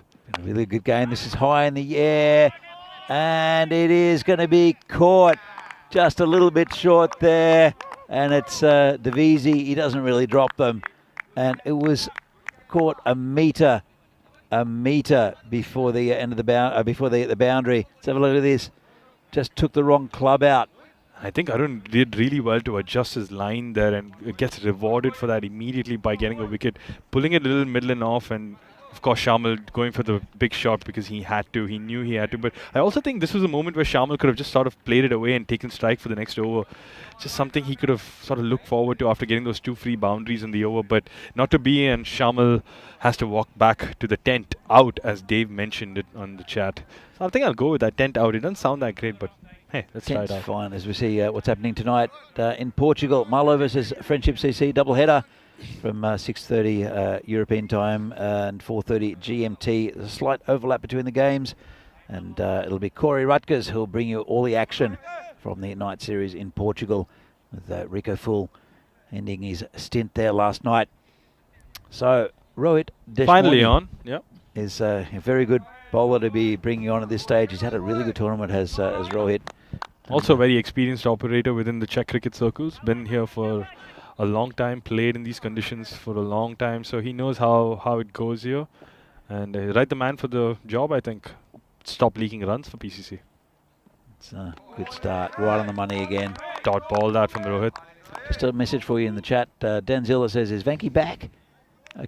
Oi, go and do some work. I am working. I'm working hard for Czech cricket in Kacha here, Dan. If you haven't noticed. But no, everything's under control, mate. Enjoy the cricket. He's not going to do any lifting with the cast on his hand. He's delegating everything. He can do it from here. Dan, from the lovely marshmallow. From the marshmallow. So this morning, Lala comes in a little bit.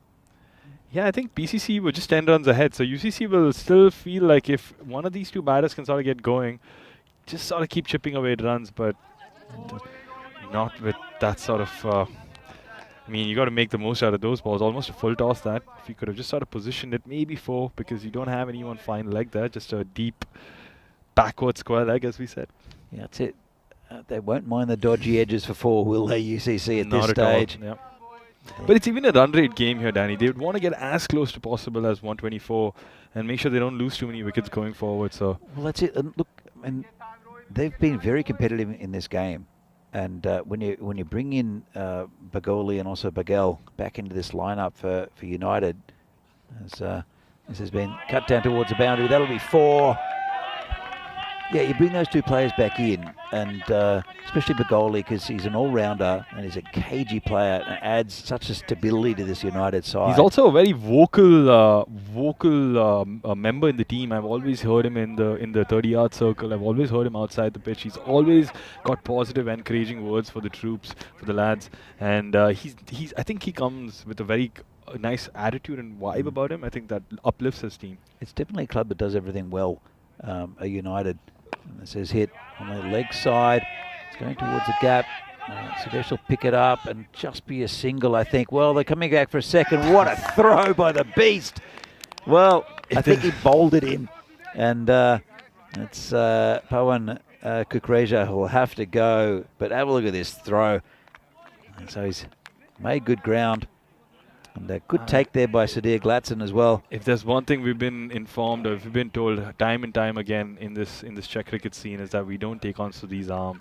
We know he doesn't have the best arm. He bowls it in most of the times, but still look at how accurate that is. Straight lands into the keeper's hands, or just a little adjustment by Sudhir, but perfectly for the run out. Not much of an adjustment. Yeah. It was right next to the stumps. Shows his bowling accuracy there, the beast. And another wicket goes down. I completely get from United's point of view that they have to push for the 2 to sort of get the runs on, but sometimes you got to know where you're hitting it to and whom you're hitting it to, and you just got to respect the fielder. Well, I mean, it could have gone in. It was a throw from the boundary. He wasn't too far away. It's just the throw was spot on. So I think the first run wasn't run hard enough, Danny. I think that's where the crime was committed. We I can think say that in hindsight, Venki. Yeah. Not in hindsight, but if you can look at the replay, you can see that, the way he was running, it never looked like you'd make it back for the 2. Like, it's just... Yeah. Well, it always looks so difficult. That's one of the things with cricket at this level, and we'll talk about it in a moment, as Rohit will... Actually, let's talk about it now. A lot of these players have never played formal cricket before. It's tape ball or just street cricket. There are some quality cricketers as well. And... as Rohit comes in, this is hit high in the air. Sabha is under it, won't reach it, tries to. Good effort there from Davisi, but that's 6 runs. Well, it's Manish Janjid who comes in and hits a 6 first ball. As always, a tough catch for Sabha. He knew that the ball would slightly tip over the line, so he had to first get the catch and then adjust himself, but just couldn't get completed and gives him 6. So 32 and 13 here. That 6 probably gives them a little more hope here. So can he get another 4 or 6 here of Rohit's over and just make it a little more expensive? Manish, he's hit 1-6. He's got... Oh, that was so close. Very well done by Sudhir to stop that from going behind him. But I guess that didn't have enough pace anyway to go away for 4. Oh, that definitely had pace to go for 4. Let's have a look at this. And came pretty quickly. Oh, it would have.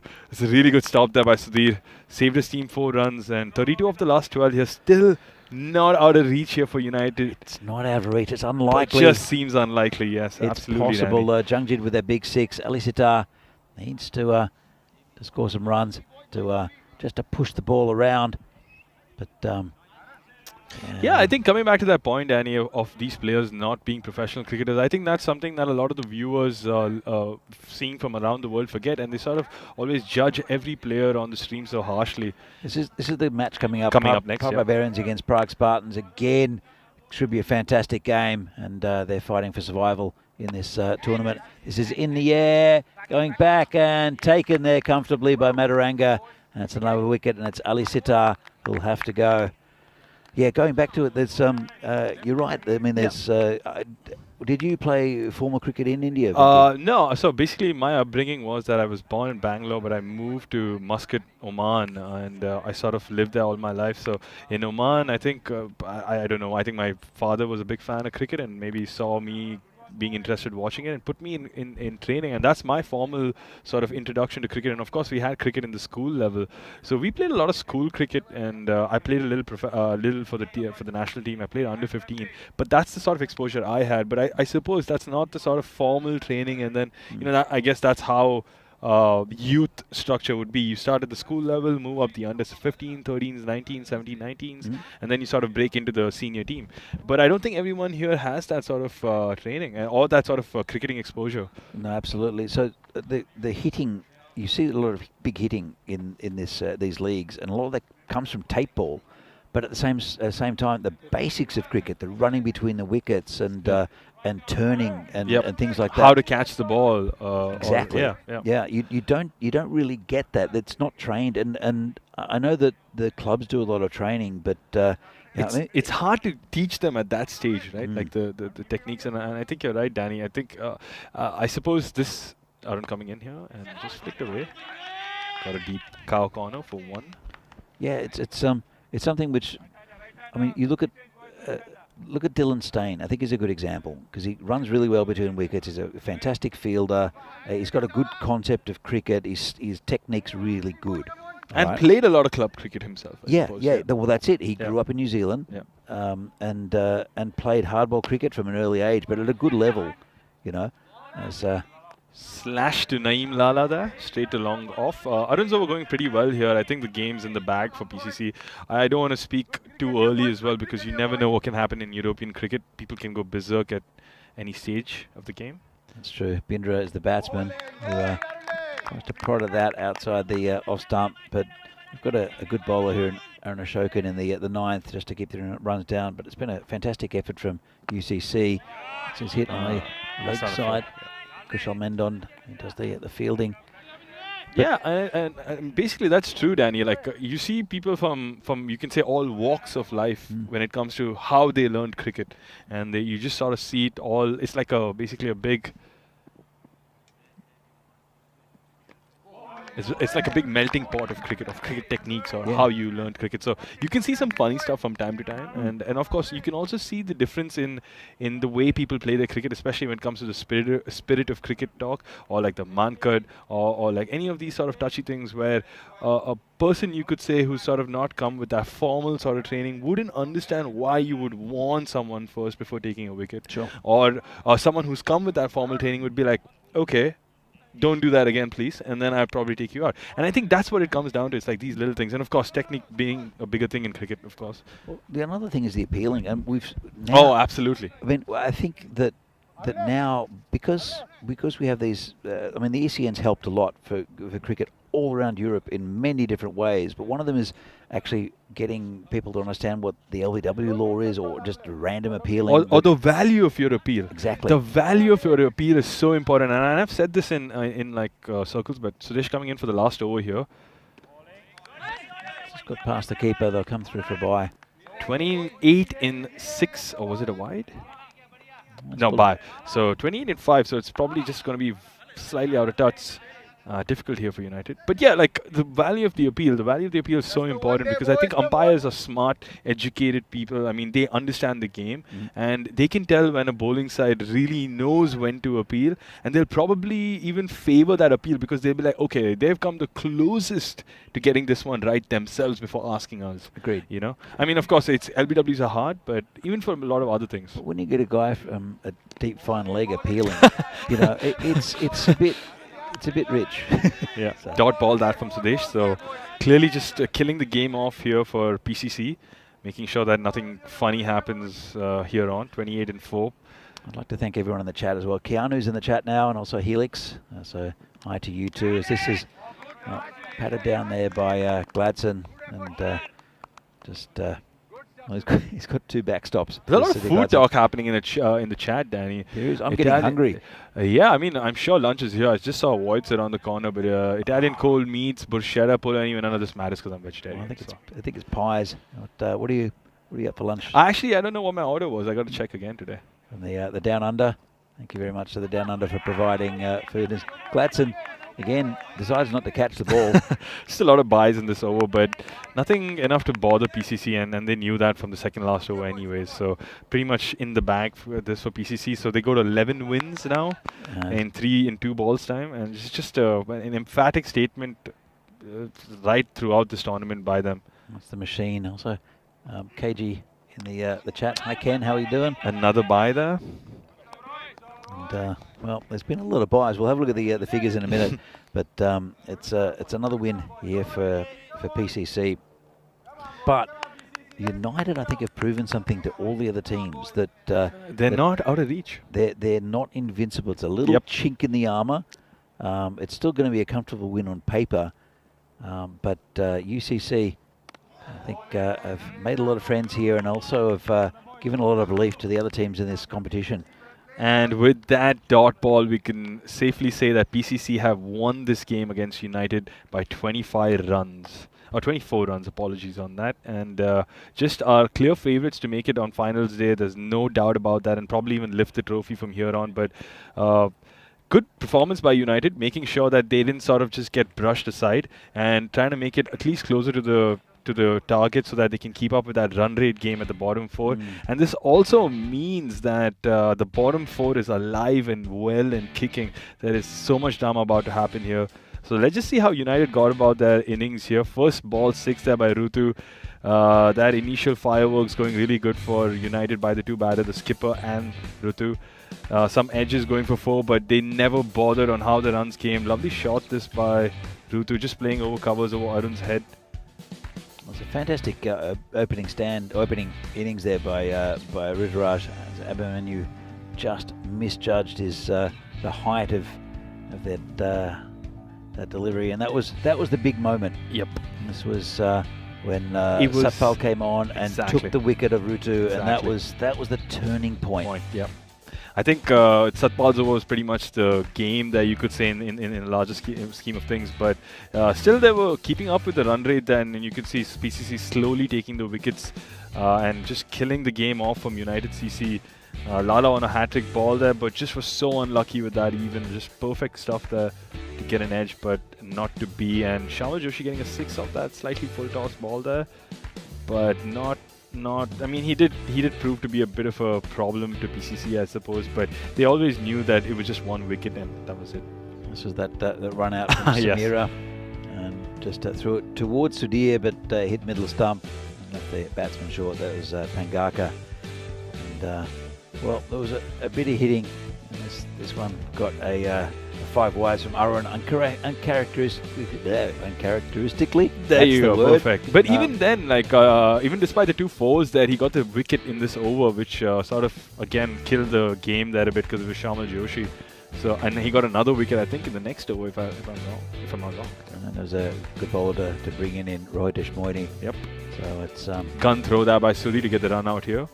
Just right next to the stumps. Good take there by Gladson, who I don't think has had the best day with the gloves, but that was a really neat take. A good throw there from Sudesh. Unfortunate, Sabha couldn't close this catch. Always going a bit over him and never had the balance of the control, but doesn't matter because got the job done. Yeah, absolutely.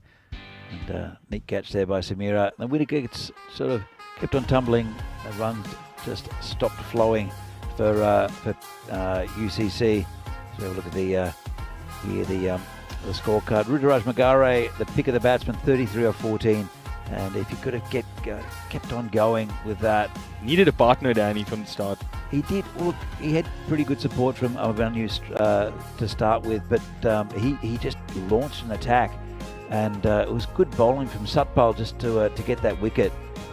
Shama Joshi also with Double a good little figures there. contribution Yeah. to the bowling figures, and Wickramasekara. So look at the buys, 7 buys and 10 wides, 18 extras that pumped the score up. Some good overs, especially from Lala, From who Satpal. took 2 wickets. And even Satpal- Arun did really fantastic there. 2 overs, 15 runs for 2 wickets. Well, definitely Satpal's wicket of Ruturaj Magare was the important one.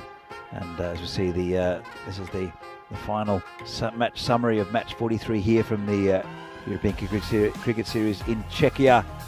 And good win there for PCC against United, who are very competitive in this tournament. PCC, the machine rolls on. Yeah, United will be at least a little happy that the fact that they got close and kept them quiet, but I guess it's not enough. And the next game here, Prague Barbarians versus Prague Spartans, match 44 in ECS Czechia 2023, starts in about 15 minutes. The news from the toss is that Barbarians have won the toss and decided to bat. Most teams always picking to bat first here, Danny, for obvious reasons. But come back, I guess, in 15 minutes for that start of the game. I may not be here. I think Danny's gonna... I think we have another special Yeah. guest in. Hopefully you'll join us for the game after, Definitely which will will. be a replay of the United and PCC Oh, games. really? In the same day? Double Okay, header. fantastic. Wow. Okay, so United get a chance at redemption and revenge. Yeah. So, thank you, Venki. See you in a couple of games, and hope you enjoyed your time in the marshmallow. And thank you again for joining us. To all you out there watching the game, we'll be back in about 15 minutes' time for the next game between Barbarians and Spartans. See you then. Absolutely.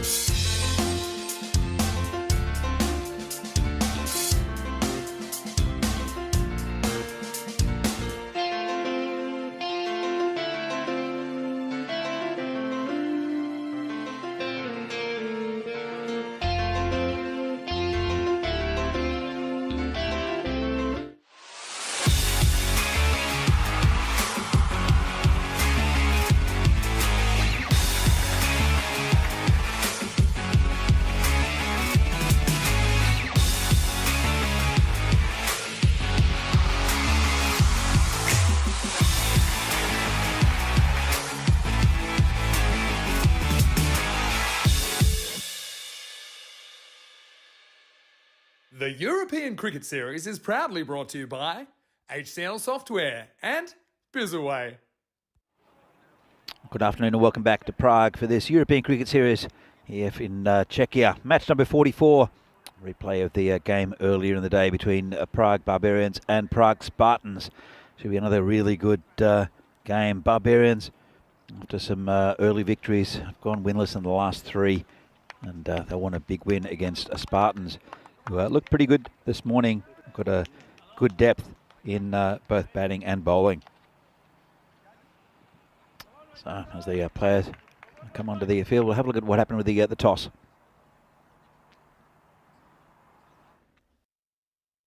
Yeah, your call. Tails. Tails is the call, and it's a tail. We'll bat first. Barbarians have won the toss and will bat first. Over to you, Danny. Yeah, pretty good toss to win, I think. Barbarians, they won the toss, elected to bat. They are without one of their top guns, Devendra Singh, who had other commitments, unfortunately. He has to work to make a living. So Barbarians going to be down one of their top batsmen, Rohit Goyal. Will want to improve what he did last time, where he was got into a bit of a mix-up with Vashak. And got run out for a diamond duck. Spartans have a really good bowling lineup and good batting as well. Good depth for the Spartans. They're 4-7.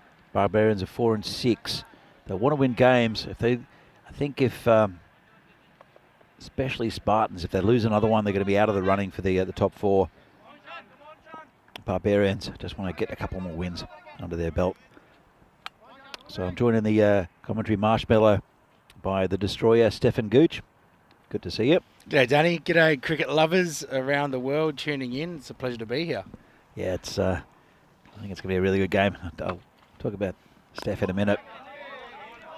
But it's just been pushed out to covers just for no run. And there's Shanmugan Ravi, the opening bowler, who bowled really well against the Barbarians earlier on in the day with some nice in-swing bowling. Got Divi Singh, which is a huge wicket. Again, massive in-swing. Tyagi gets smashed to him again. He drops another one.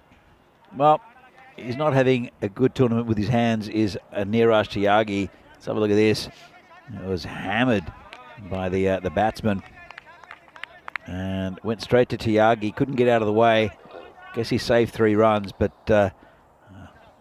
not the greatest fielding. We'll bring Jagan Everson on strike. A lot of responsibility on Jagan Everson's shoulders here for the Barbarians.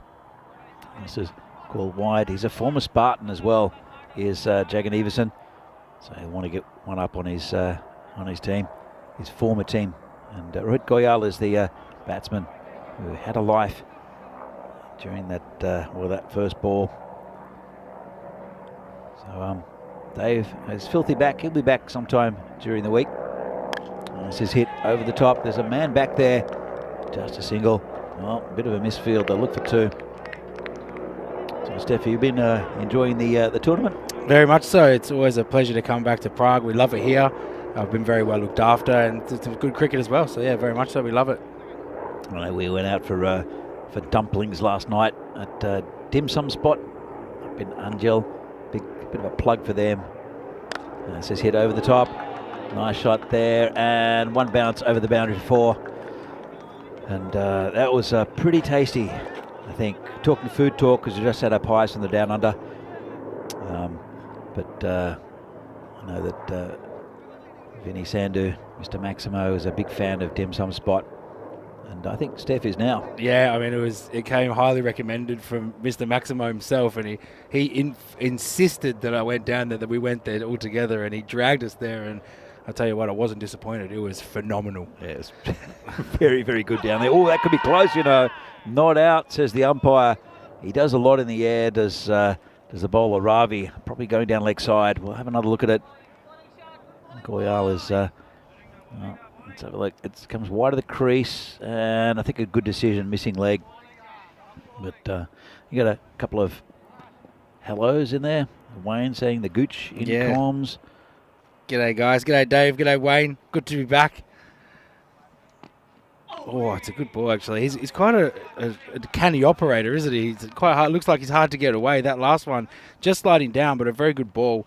And not a bad first over, you'd have to say, Danny. 7 for no loss. Yeah, pretty good over there for the Spartans. And, well, they're still there. They're down a vital batsman, Barbarians. As you see, average runs 4, 115 for Barbarians, 111 for Spartans. A lot of those have been gotten by Devi Singh, who's not here. Average runs against 124 to 120. So it's a perfectly balanced scale there. Runs for and against. So supercomputer saying that Spartans are favourites, but I wouldn't read too much into that. Path Baladia is the new bowler. He's been really good with the ball, and the bat has Path during this tournament. We're bowling to Jack and Everson.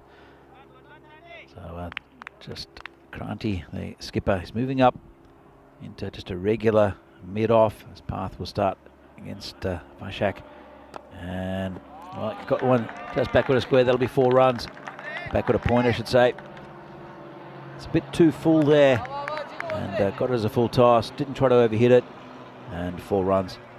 Yeah, it's really nicely played. Just picked the gap there. Didn't try to hit it too hard. Just worked it down to third man boundary. 4 runs. But as you say, Divi Singh, a big hole in that batting lineup. And he's been fantastic all tournament so far. So it'll be interesting to see how they compensate for that. Well, I've got Goyal at the top of the order, expecting Vishal Mane to be pumped up a little bit as well. This has been hooked over the infield. That's 4 runs. You've been here quite a few times, Steph, and you've never seen this outfield like this, have you? I have to say, I would love to be batting on this outfield right now. It is fantastic, and it's the exact opposite that we just had in Hungary 2 weeks ago, where it was slow as anything. I've never seen it like this. It is about as paradise at the moment. It's through the infield, it's 4. And from what I've heard, from what you've told me, and from what everybody else has told me, rain has been scarce around here for a while. Very scarce. It's been pretty warm. It's been about 35 degrees at times. This is a gift, and, well, taken, but it looked like a top edge. Has it gone all the way? Well, it's gone for 4. Good chase there, but got away with it slightly, because that should have been 6.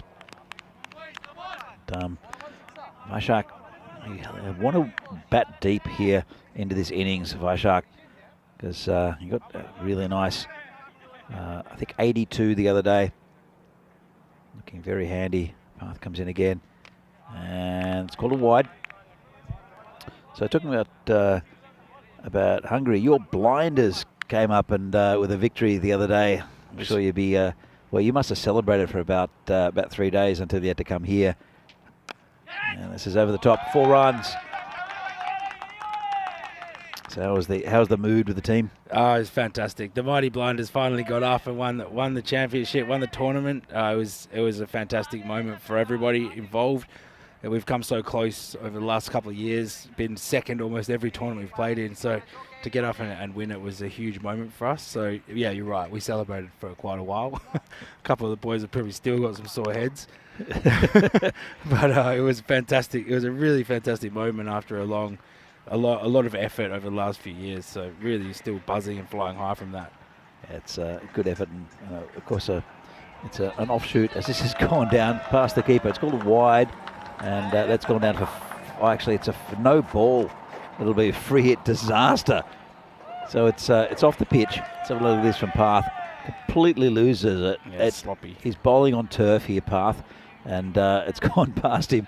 The keeper. It's gone past the fly slip, and that's 5 free runs and a free hit.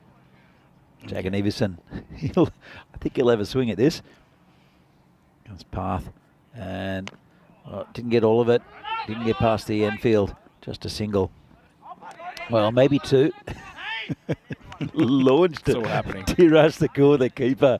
You hear him say, "Hey," with his hands out. I don't know what the fielder was doing. But, yeah, look, the blinders. And it was, I guess it's a similar situation here with the Tigers in Hungary with being kind of the evil empire and being the dominant team for so many years. A bit of a change in the guard, which is good to see. Hard to see PCCB losing in this tournament, though. They've been so dominant. Yeah, it's one of those things. I mean, the Tigers in Hungary are a fantastic team. I used to play for them myself, as you know, Danny. You commentated one of the tournaments. This one's going to be another wide, a bit of a sloppy over here from Perth.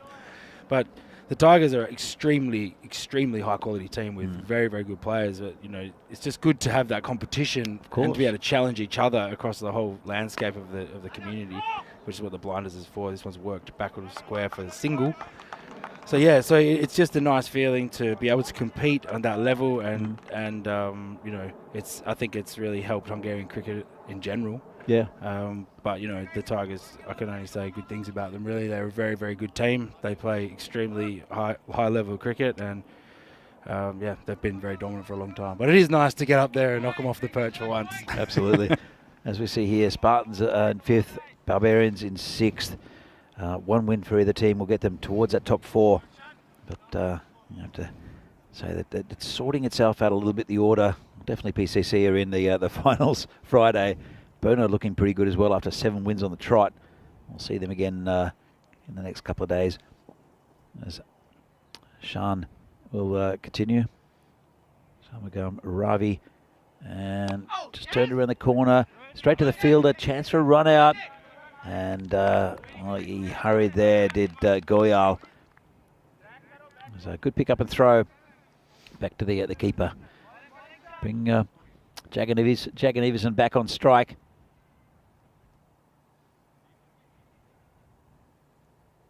Comes in, bowling to Vaishak. And crack through the offside for 4. Lovely shot. And that's when he's at his best, hitting both sides of the ground. Used his feet well too, Vaishak. Yeah, that's a phenomenal shot. Just pure timing. Gets across to it and just whacks it through that offside field for 4. He's looking good at the moment. He's on 22 off 8. And it's a pretty good start here. I'm just going to answer this question in the chat from Wayne. He's talking, comparing me to Mark Cosgrove. I'm not sure if I should be flattered or upset about that. I'll take the batting. I mean, he's a good batter, but hopefully I'm not looking like that yet. I'm not far off. I reckon the camera puts a few kilos on it. That's been whacked away over the top of the leg side field. He's going to go away for 4. Beautiful shot. Yeah, really nice shot. He waits for the ball really well, does Vaishak, and he's got quick hands, especially on the leg side. So, very nice shot. But thanks, Wade. I appreciate it, mate. It's good. If I can bat anything like Mark Cosgrove, I'll be pretty happy. I can eat like him, I'm sure. I'm sure of that. So 41 for no loss at the moment. There's still 3 balls left in the power play. Back to this game, and Shamagan Ravi has been pretty good. But, well, left alone there by Vaishak, and it's just crept in that line. Let's have another look at this. And, whoa, played with it, didn't he? Started it wide, and it came in a bit. So it's actually a really good ball at the end. It's just snuck inside as it's crossed that line there. Very good bowling. So it comes in again. Hit flat and hard, and Kranti does well to knock it down. Just a single. It's a good effort there. Really hit hard by Jagan Everson. Although, well, he's down at the other end. There's only 1 ball left of this over. Goyal just playing his role at the moment. Run a ball. But, almost, as I said, at the end of the power play. Relax the field a little bit. And this is hit just over the top. It should be 4 as well. No chance for the fielders. This ground's so quick. As soon as he gets past the infield, and this was very wide, had to reach for it, but got 4 runs for him. So 46 for no loss are the Barbarians. Really good start for them. Good power play, going at about 15 and over, helped by that second one that went for 25. And the Barbarians and the Spartans are both still in with a shot of that 4th place, even, well, probably higher as well. But they just have to keep on winning games. Yeah, it's a pretty big game in the context of the tournament, really. Both of these teams would be desperate to get this one. They're pretty evenly matched, I'd say. But you have to say that's a good power play. 46 for no loss off a power play is a great platform to launch from. So I'd say they're probably just taking the chocolates over in the power play. I think so. Niraj Toigi, the new bowler, bowling over the wicket now to Jagan Everson, who hits a nice shot through the covers. Lovely timing. 4 runs. That was my shot of the day so far. Have a look at this. Yeah, down on one knee. That's just a classic cover drive, isn't it? As you said, Danny, that outfield is just lightning fast. As soon as it's burst through cover, you know that's 4 runs all day. I think in the past we've seen Vaishak here playing for the Spartans, and he's tried to hit the ball too hard because the outfield just, you'd hit it hard and it would stop. So this is going to be called a wide. But it's really some batsmen like also Devendra Singh for Barbarians. You've seen the quality of their stroke play because they're getting good value for shots now. Absolutely. Comes Taigi again and tucked around the corner. Oh, it's good fielding there. Didn't quite get all of it there. Did Jack and Everson as the partnership. It's 51 off 21, going very well. Yeah, I'd have to say this is probably one of the fastest outfields I've seen in Europe so far. It's not often that you get value for shots like this. Tiagi comes again, it's been punched into covers. Oh, it's going straight through cover. It's got to run away. This could go for 4-2, and it does. There's that right on cue. There's that outfield. It is lightning fast. It almost speeds up as it goes. It's amazing, isn't it? And considering, I mean, it's the latest we've ever played a tournament here. We started one in May, which was ridiculous because it was freezing cold and just this horrible wind, more than a wind coming through. Now I think it's a perfect time. I love cricket in July in Prague. This is hit a long way, just rock back, and that's 6 runs to Jagan Everson. Yeah, he's onto that like a flash, just dropping a little bit short there, and he's just pummeled that over through cow corner over the top for 6 runs. Yeah, as you said, Danny, the conditions here for cricket right now are fantastic. I've been here a bit earlier in the season before, and it was so cold, so windy. We were losing tents left, right, and centre. So now's the perfect time to play. Comes Taigi again. It's cracked, dropped. Oh, it's a tough chance. Got a hand to it. It's going to be 2, I think, and throws just a little bit wide. Well run in the end, but well, Jono Pamela couldn't hang on to that. It was a really good effort. Let's have another look.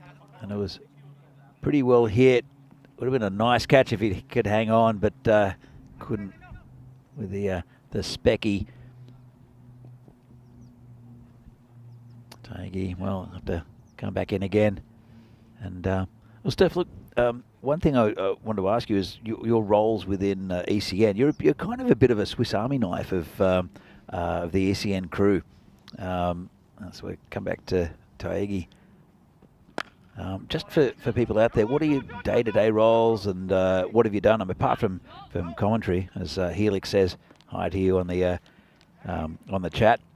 Yeah, g'day Helix. Yeah, I'm a little bit of a jack of all trades for the ECN. I mean, my normal bread and butter these days is tournament refereeing and umpiring at our major tournaments. But I started off in operations, and one of the things that ECN is trying to do is sort of equip all staff with the ability to do all roles, because we do have a very busy schedule, and it's helpful if everybody can jump in for each other at times when people have days off or they're not able to do it, and it just gives you that versatility. So yeah, at the moment I'm here as operations, which basically means covering the people who have days off. So you have to do some scoring, have to do some reffing, have to do do some commentary, and all this sort of stuff. So we're stepping in big shoes, big colourful shoes, and that of Vinny Sandhu. But it's good that we've had Phil in earlier in the week, and also Venki was it's gone straight through him. It's like a game of croquet. And Anish, I don't think would have liked to see. Was not going to like to see the replay of that one.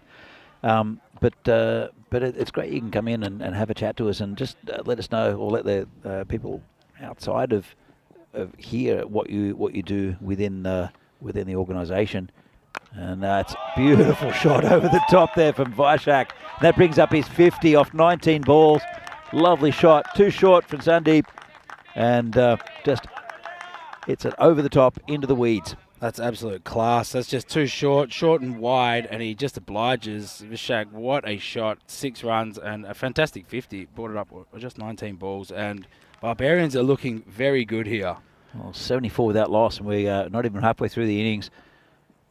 And they really need a win to Barbarians. That was a bit of a rot on they lost 2 yesterday. They lost the 1 this morning. And they had played fewer games than any other side. So they had the opportunity to really get into that top 4, and they've just missed out in well, a few close games, really. This is hit straight. It is going to be 6, just. No chance for the fielders. They were too wide.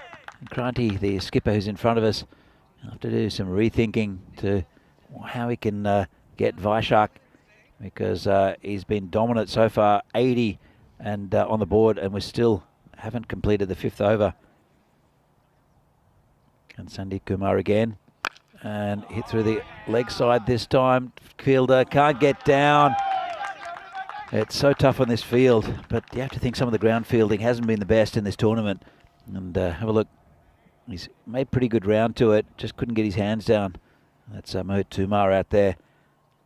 Well, it's getting a bit messy now, isn't it? It's starting to get a bit messy. 84 for none. You do have to feel for the fielders, though. It is a bit nerve-wracking going to that ball when it's coming so quickly and uneven ground. Oh, that's just been punched. Check drive down the ground. It's going to be 4 more. What a fantastic shot that is. That's just classy, Danny. That's beautiful. Just hit straight over the line of the, straight through the line of the ball, over the bowler, and lovely. You're right, classy, mate, classy. Yeah. 88 for no loss after 5, and Barbarians on a roll, especially Jagan Everson, who's 68 of 23.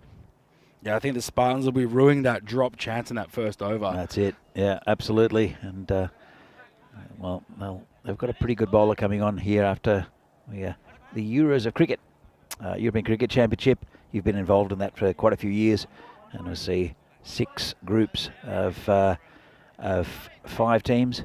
Looking good here for the first week for the Czech Republic against Spain, Isle of Man, France and Greece. It's going to go for quite a few weeks, 6 weeks of preliminary games, then the championship week in October against the Netherlands. I think it's 3 weeks. I think each of these is 1 week. Oh, so 3 weeks in the group stages, and then 1 week finals. You're very right. Yeah. Would have been a long tournament otherwise. It's changed this year. It's the first time we're doing it with the ECC. That's right. It used to be week long, but it's now two groups a week. My maths has never been my strong point. No, it's a recent change. It's a recent change, so it's totally fair enough. But very, very exciting for that to be on the horizon. It's always an awesome tournament. Yeah, it was down there a couple of years ago with Phil G and also Terry O'Connor. Yeah. We had a good time down there. Drank a lot of their beer. Yeah, This sure could be did. a run out. No, it won't be, because it was well run there by these two. And I'm going to say Goyal's doing his job, just giving Jagan Everson the strike exactly what he needs to do. Sugor Reddy is the, Matta Reddy is the new bowler who's been around the leagues for a long time. A very experienced bowler, bowling to Jagan Everson. It's just patted down on the leg side for a single. But we've seen some really good performances with the bat throughout this tournament. And Jagan Everson was great the other day. Ruturaj Magari also taking apart Sudesh, the beast Wikramasekara.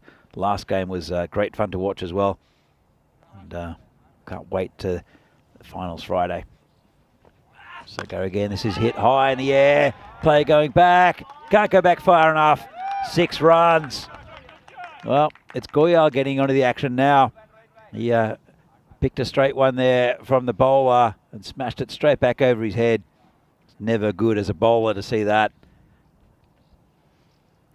Looks like the Barbarians are in full control now. Look at that projected score, 167 would be an awesome score. He's gone again, same sort of area, but he's a big player miss there, so a decent comeback. But you'd have to say, I think that the Spartans have to do something special now.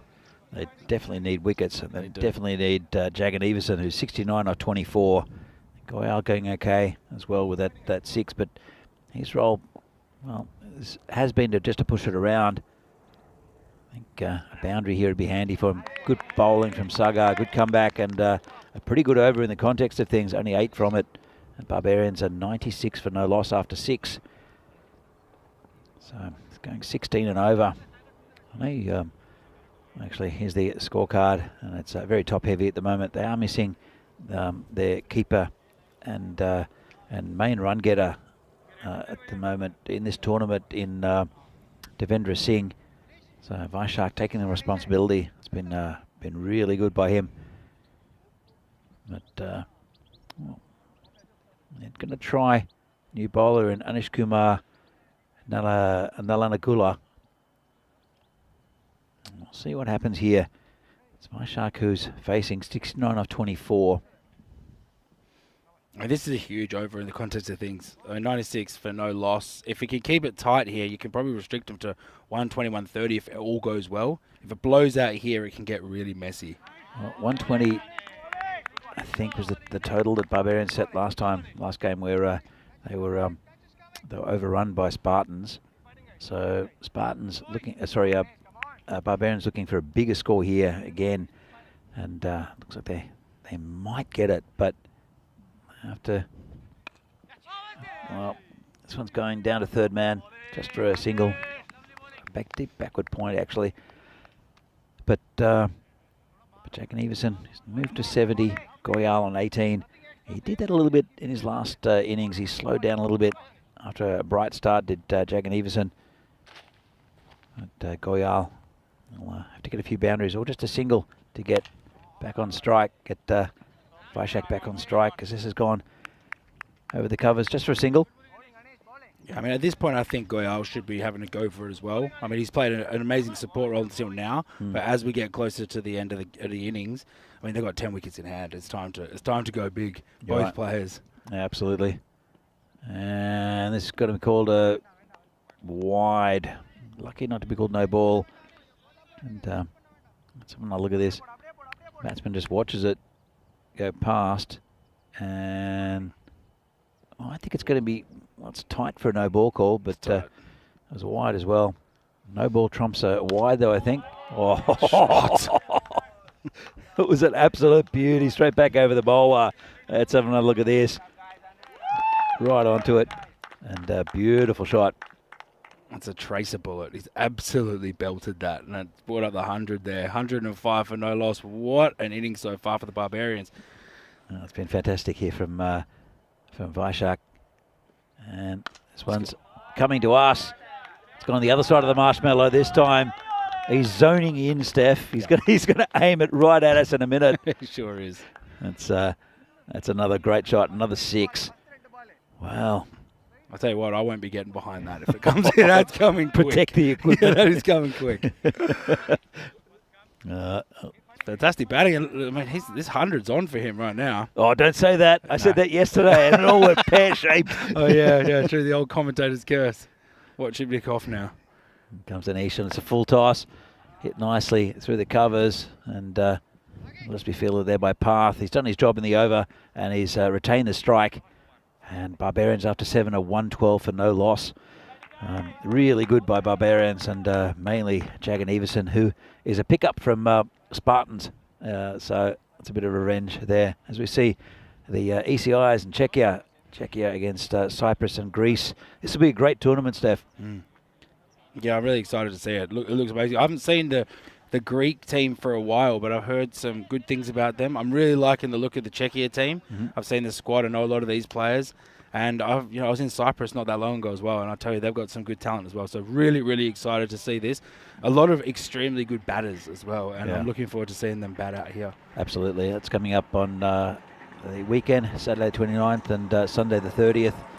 There'll be Sagar now to continue, but it should be really good. I think the Czechs will have the advantage early on with the pitch, but I think it'll even up a lot towards the end of the tournament. Whoa. Jagan Everson gets one in the guts.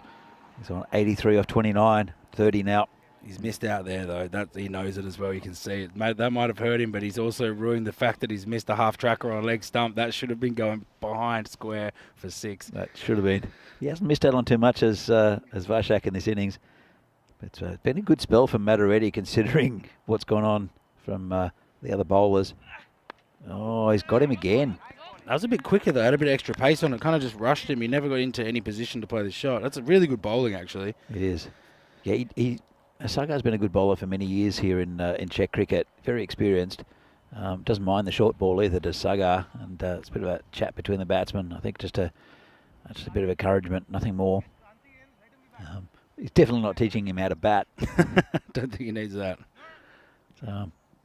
So it's been a good start to this this 8th over for the Spartans and for Sagar. In fact, Sagar is a former barbarian. So as you can see, there's a bit of a switch there. Oh, she's hit straight towards us this time, and Kranti dances around it. That's 4 runs. It's tough. Hit straight and hard, and he just overran it a bit, did the Spartans skipper. Yeah, also, I mean, let's be real here. Out here is a lightning fast outfield. It's a little bit uneven in parts, so you can see it takes these big jumps when it hits us. So I think a few of the guys are a bit nervous to put their head straight over it, which I can understand. We haven't seen any incidents of players being hit. Touch wood, yeah. So far, yeah. But look, with the national team a few years ago, we trained on a baseball field, and it just improved our fielding because you could actually. Oh, this is going to the boundary as well, and he's into the 90s. 91 is Jagan Everson. It's a nice shot there, but we trained on a baseball field late on a weekday. We got eaten by mosquitoes, which was horrible, but it was so much different feeling on a good surface rather than, I mean, it's getting better every year here at Vinod.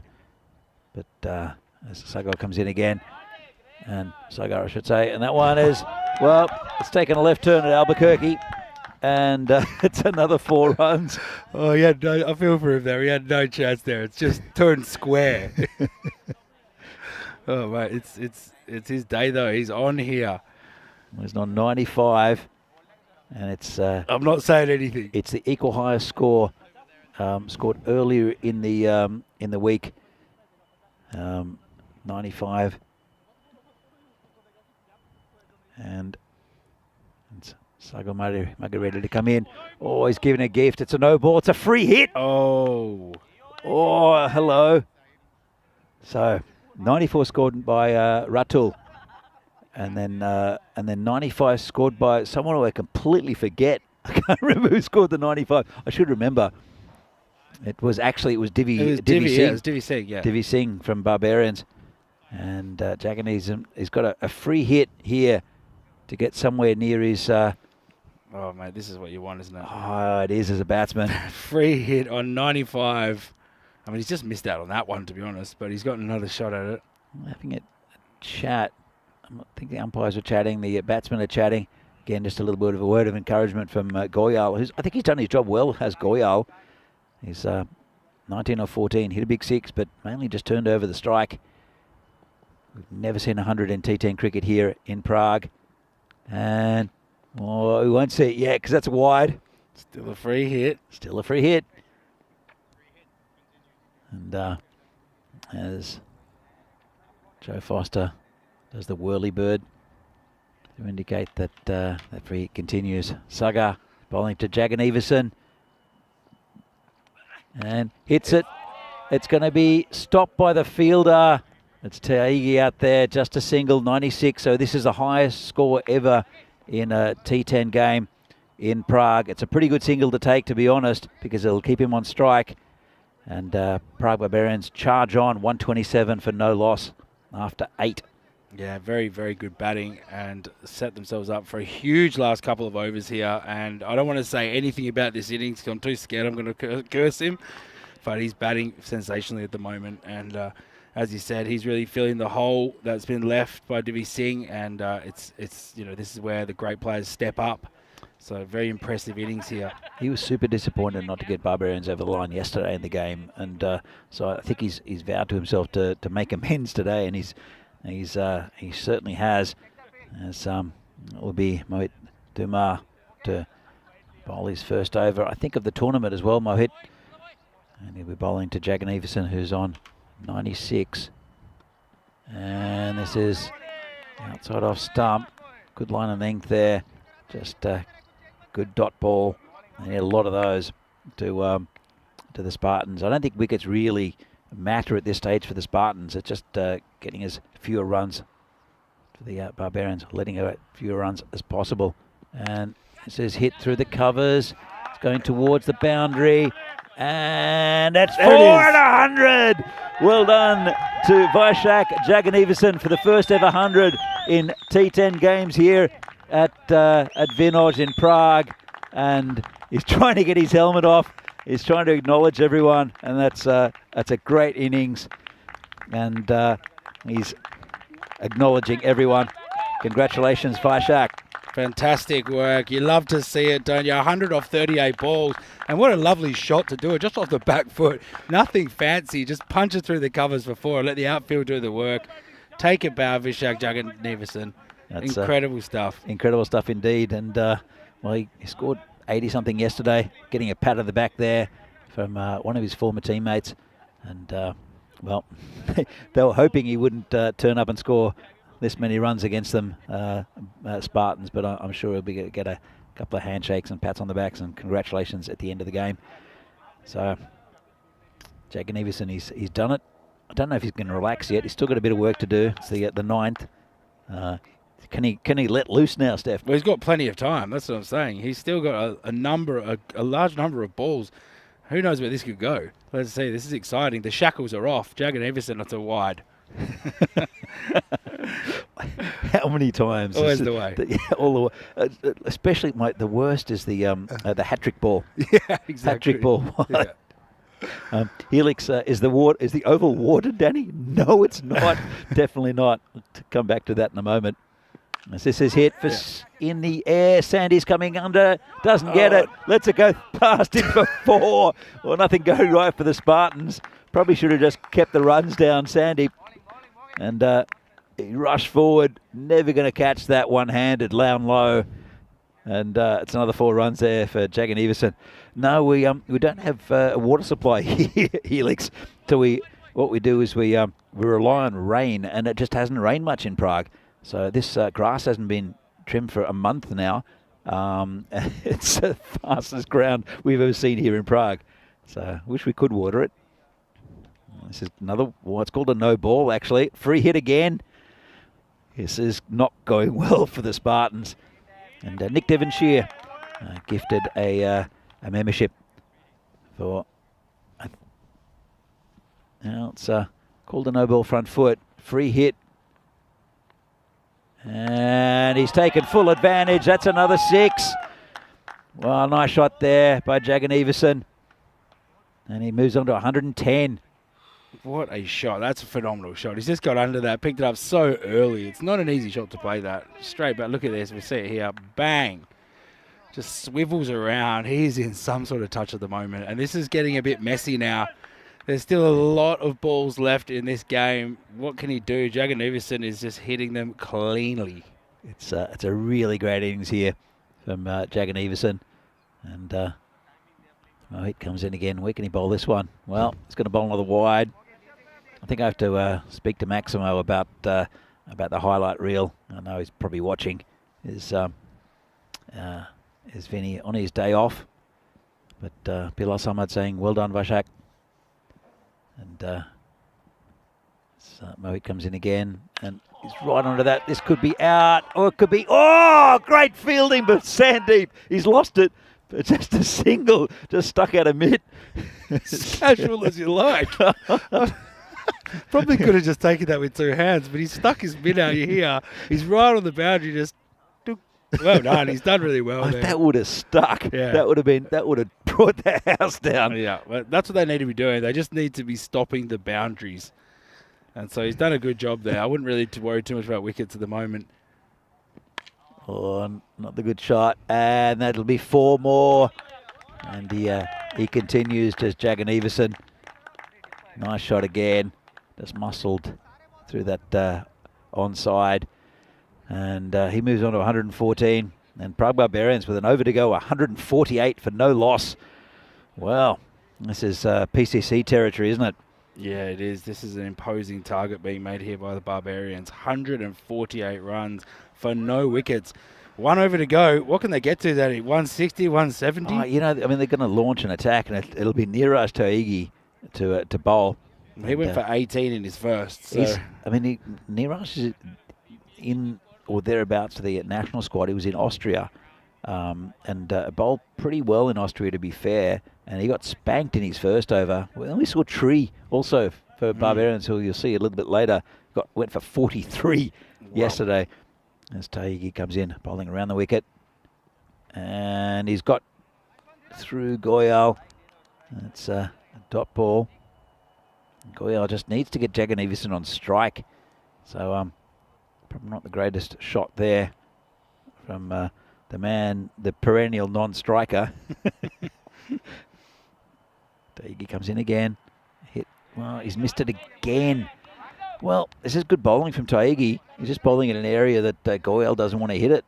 And I think Goyal needs to at least get Jagannathan a couple of balls in this over. Taigi comes in again and misses again. Really good over here from Neeraj Taigi.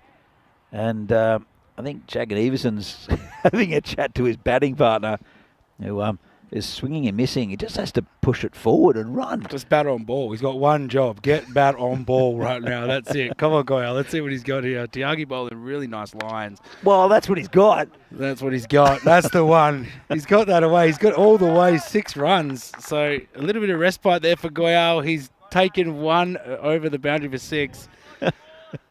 Well, it's interesting because from dot balls, he's brought it back, just scored a 6. So the actual it's not a bad effort. 6 off 4. Probably the last over he should have been going a bit more though. That's clipped behind square for another 4. So Goyal is getting into the runs now. Yeah, Taigi just getting his line wrong there, just too straight, drifting onto leg stump. He's trying to get that angle from round the wicket, outside off. The start of the over was perfect, but that one's too straight, and obliged Goyal just clips it off the legs to the boundary. So 10 off it now, so not too bad. 158 now. Yeah, 10 off it, not bad. And there's 1 ball left. What's Goyal going to do with this one? He's going to smash it into the outfield. No fielder there. Should go for 4. So after missing the first 3, he's come back and he smashed 14 off the final over. 162 for no loss, Prague Barbarians. And they're in with a very good shot of winning this game against the Spartans. Oh, Steph, that was good fun to watch. It sure was. That's one to remember. Seen something pretty special here. Anytime you see a T10 100, that is one to remember. And this was one to remember. I mean, was it him that gave the chance in the first over? I can't quite remember. I think it might have been. We'll have a look at. We'll show the highlights. I think it was Taigi who dropped it. We'll have a look. And this might be it. Actually, it was Goyal. Yeah. So you have to say basically a chanceless 100. Yeah, absolutely. And really well batted. That's about 200 runs in 2 days for Vaishak, which is a really good going. And he's really taken responsibility here for the Barbarians. You see some nice shots early on. That was a beauty, the square drive. But the ball kept on going towards the boundary. There's no real highlights for the Spartans either. It's just they were just doing a lot of ball chasing, and quite a few went through them as well. But Vaishak is the story. Jagannathan with the first 100 ever here on Czech soil in a T10 game. Batted brilliantly. And again, a little bit of iffy fielding helped him along the way. But there were other times where the fielders just had no chance. Yeah, it was pretty relentless batting, you'd have to say. These highlights show it. Just crossing the boundary, ball after ball after ball. And it was just like that shot. That is just a beautiful cricket shot. He played a number of these shots. I think this one goes as well. There it is. This one came towards us, and I'll tell you what, I wasn't getting behind it because it was travelling like a tracer bullet.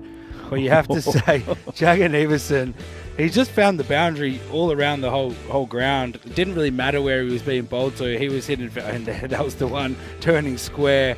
But it just didn't matter. This is the one where he brought up his 100. He just punched it through the covers, and what a great moment that is for him, Danny. Yeah, absolutely. And look, he's just, over the years, Vaishak has shown a lot of potential, and he's just never gone on with it. He played in the ECC where it went down with Phil, and he continuously failed, and we were wondering what was happening with him.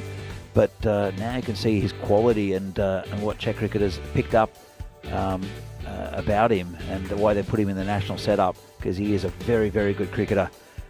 Just needed to work out how to do things correctly, and he certainly has now. Yeah, absolutely. You can see that from this innings. He's played spectacularly this tournament. I'm really impressed by him. Is he going to feature in the ECIs this week? He's in the lineup. Fantastic to hear. I'm not surprised after seeing that innings. So we'll have a look at the scorecard. And, well, no wickets down. 15 extras as well, but it's dominated by Vashak Jagannathan with 114 from 43. Good support role from Rohit Goyal, who played just not the ball around to get Jagannathan back on strike, and then with some lusty hitting in the back at the back end, ends up with 33 off 20, 162 for no loss, and bowling figures will not look pretty.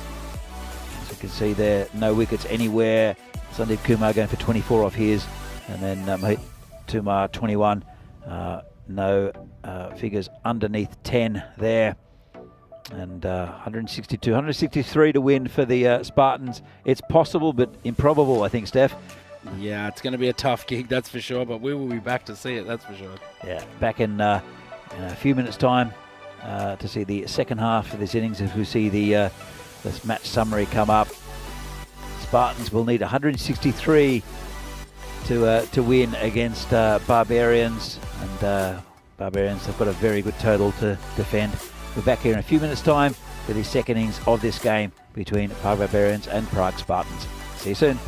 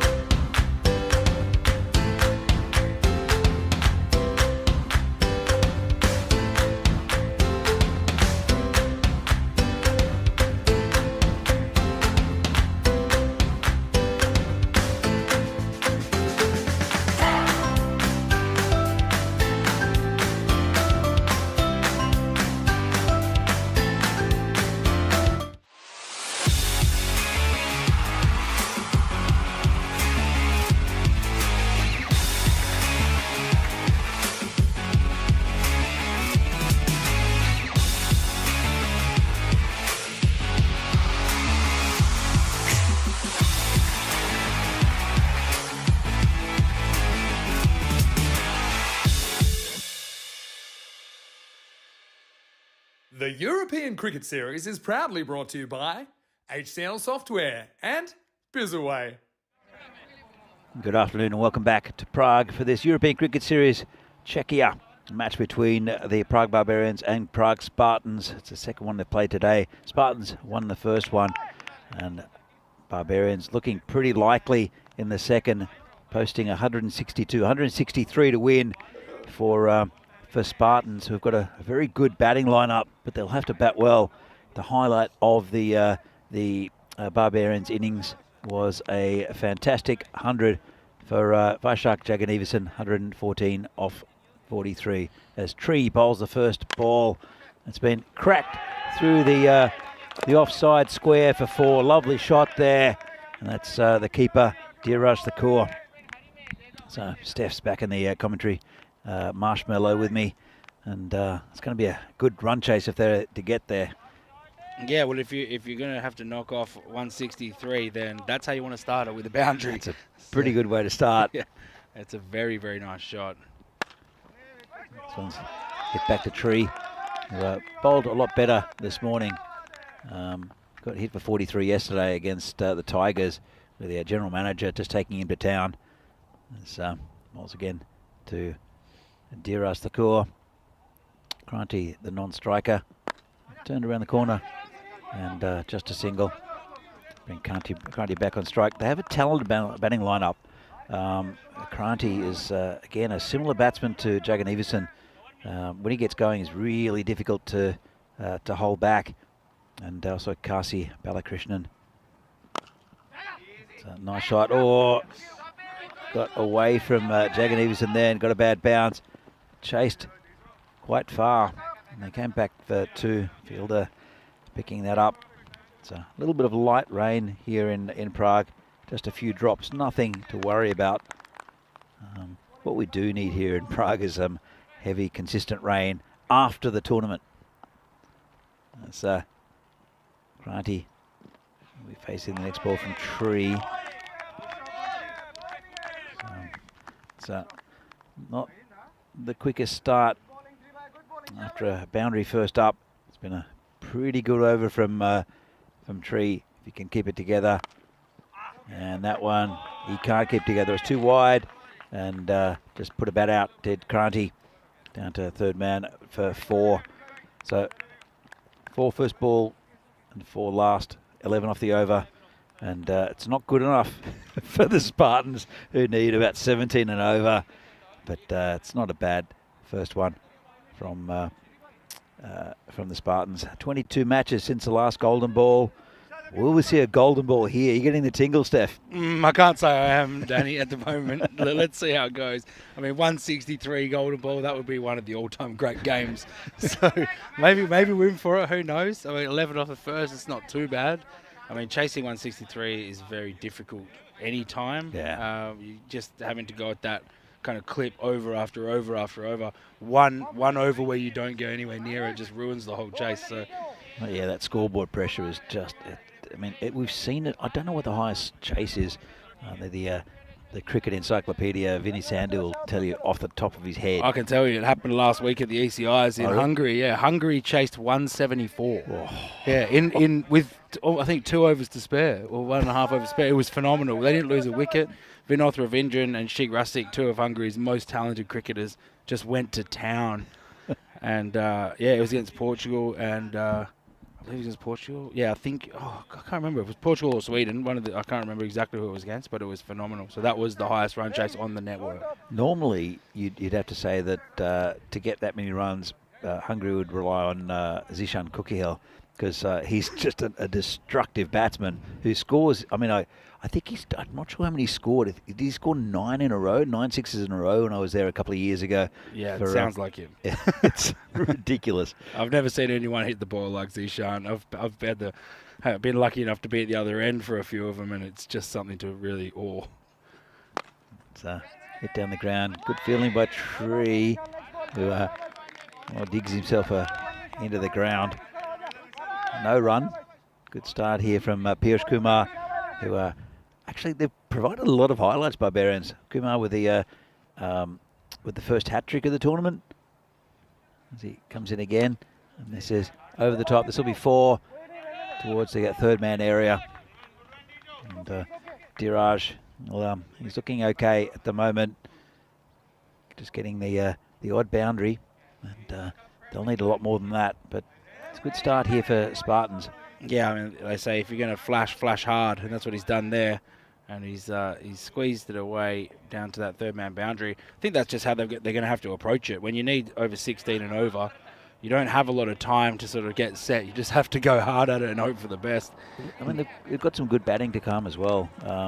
Parth Baladi has been really good. Kasi Balakrishnan, Gina Panelets hit a 50. So has Sagar Madareddy. So there's a lot to come for the Spartans. This is a dodgy inside edge. It's been stopped well by a Barbarian foot, and they'll come back for 2. So yeah, that's pretty well done, because this, as we've said before, this outfield's so fast. If he didn't get a foot down to that or something on it, that's racing away for 4. I think that could be very valuable. Those kind of stops are so valuable out here. You'd save 10 or 20 runs like that quite easily. You very rarely see a player catch up to the pace of the ball as well in this outfield. It's always a bit of a losing race. And that one keeps a bit low, and no run. Each dot ball just makes it that little bit harder, doesn't it? You can already see that the required rate up to 17.5, just over. It's not an easy one. It's not an easy one to keep. They need a boundary here, I'd say. Yeah, look, sometimes it's just one big over, but you need a lot of big overs. Whoa, this is a big shot though. Up in the air and over the boundary, 6 runs. Got right under that, did Thakur. Yeah, it's exactly what they needed. That just releases a little bit of pressure. Another one here, and they'd be feeling pretty good about this over. Yeah, it's a 12 off so far, and another 6 here will bring the run rate to about what it needs to be. 23 for no loss. 1 ball left in the second. Thakur 17 off 8. Kranti is 6 off 3. He'll want to get a bit of the strike as well. Well, no more strike for Thakur. That's the end of him. And another wicket for Kumar. Just a big swing and a miss. Yeah, I don't think he had much of a choice. He kind of had to go after it, didn't he? But just got that inside edge and just paid it on. But a handy innings from him there. 17 off 8, off 9. So not too bad. I mean, you know, it's T10 cricket, isn't it? You never know what's going to happen. It can change so quickly. As you've said, it could just be one huge over or one tight over and the game slips. But we're still on for a game here right now, Danny. I can't say I'm getting the tingle, but I think we're still on here. We are still on. And yeah, it's such a different. I mean, it's still cricket, but it's so condensed. As we see the table here, and Bohemians and Brno have, looks like they're going to sneak in, but still a few games to go. Brno on a big winning streak. PCC up the top. These two are 5 and 6 at the moment, and well, it was Spartans that beat Barbarians earlier in the day. It looks like it might be a reversal of fortunes for the Barbarians. As we see, it'll be Rohit Goyal, who was the support act for the Jagan Everson show in the first innings. He'll be bowling, and he's getting the keeper to come and have a chat to him. It's the skipper with the gloves, Vanchi Madashetty, the absence of Divi Singh. I'm sure he's keeping an eye on this game, is Divi. Well, I hope he is. Yeah, absolutely hope he is. If he hasn't, he's missed out on something quite special in that first innings. I'm sure he is. But Goyal played a good support role. He's definitely contributed in this match so far. Let's see what he can do with the ball. So he'll be bowling to Kranti, the captain of Spartans, who again is a really good batsman. He hasn't gone on with a big score, has Kranti, yet in this tournament, but he's getting starts and he's looking really good. But I think he needs to go a little bit further in this one. That's Rohit. And it's hit Jagan Everson. It's a nice stop. He's a good fielder also, Jagan Everson, and he'll be there hopefully at the weekend. He hasn't done his chances any harm with a couple of big scores in the last couple of days. Goyal again to Kranti, and opens up a bit, gets past the field. That's 4. Line that up, and he's just really economical with his shots, is Kranti. Doesn't try to hit it too hard. Good placement, can hit a big 6 if he needs to, but generally it's just technique and timing from Kranti. Yeah, I mean, that was pretty epic placement there. He's taken that from outside off, and he's hit it pretty square on the leg side between the two fielders there. 4 runs, that's what he needs to do. I mean, as you said, he's got a few good starts in this tournament. You can see that he's a class batter, and he's got it in him. So right now is the time that he needs to step up and play a captain's knock. And he started pretty well here. Comes Goyal again. And this is Shot cut through the field, 4 runs. That was a nice shot. Yeah, that's pretty. That's pretty. Look at this. Look at that. Just timing, all timing, wrists and timing. That's a beautiful shot. That's what he can do is Kranti. But again, we'd like to see him. Well, could we have 200s in the same game? Don't think we've ever seen that on the network. That'd be fun. That would be very fun, yeah. 200s and a golden ball. Hello. That's now we're talking. Wishing for a lot here. Yeah. That would be one of the epic all-time games in ECN history. Sure would. So Kranti's 15 off 6. 32 now for the loss of 1 wicket. Still in the power play. And I don't know, with the power play, does it help or hinder teams to have the power play? I'll come back to that question in a minute. So it's just pushed out into the covers. There was Tree there who fumbled the throw. What I'm saying is that the pressure's on with the power play, and you can put a lot of pressure on batsmen just with the physical presence of fielders. But then when you relax the field, it tends to be that there are only 4 in the circle, and that pressure's released somewhat. How would you? I mean, you captain blinders. How would you, as a captain, deal with that? Is that something you'd normally do? That's a really nice shot again, though. He's whipped that away. It's a bit of a top edge, but he's got 4 for it, so that's very handy runs there for the Spartans.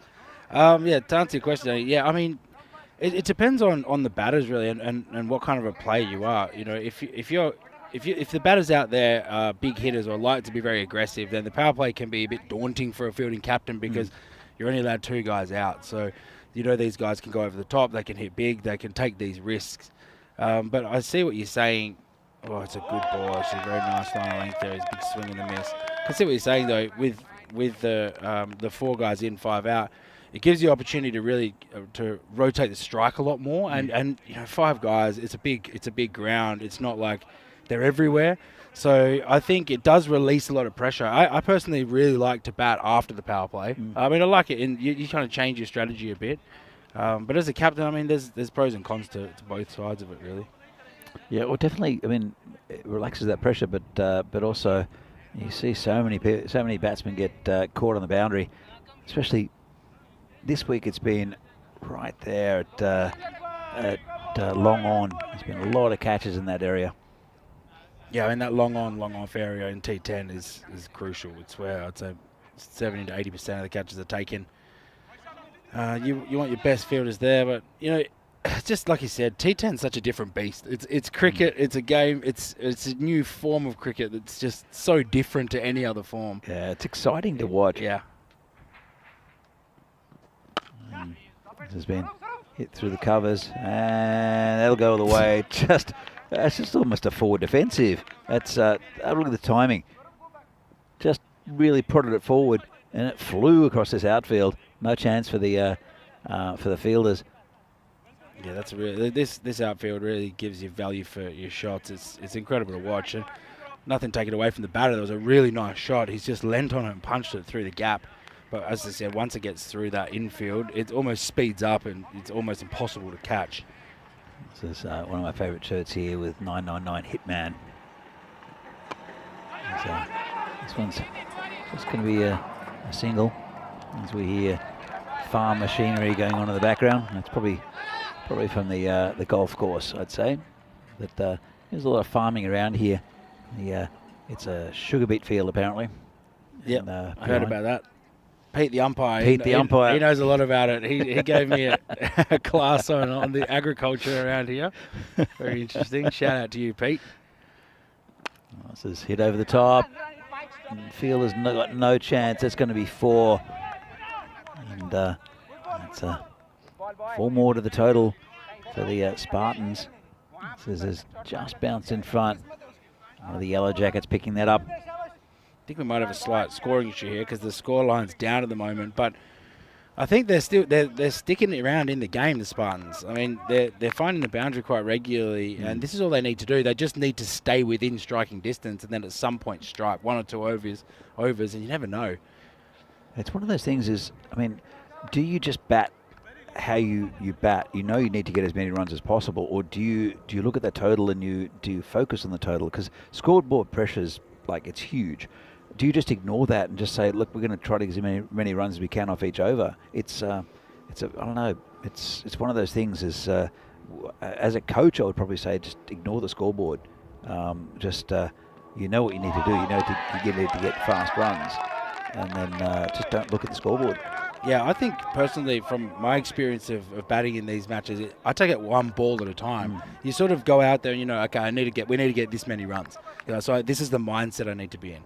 But then each ball, you're okay, where are we at right now? There you go, another swing and a miss. Pretty good comeback here from the bowler.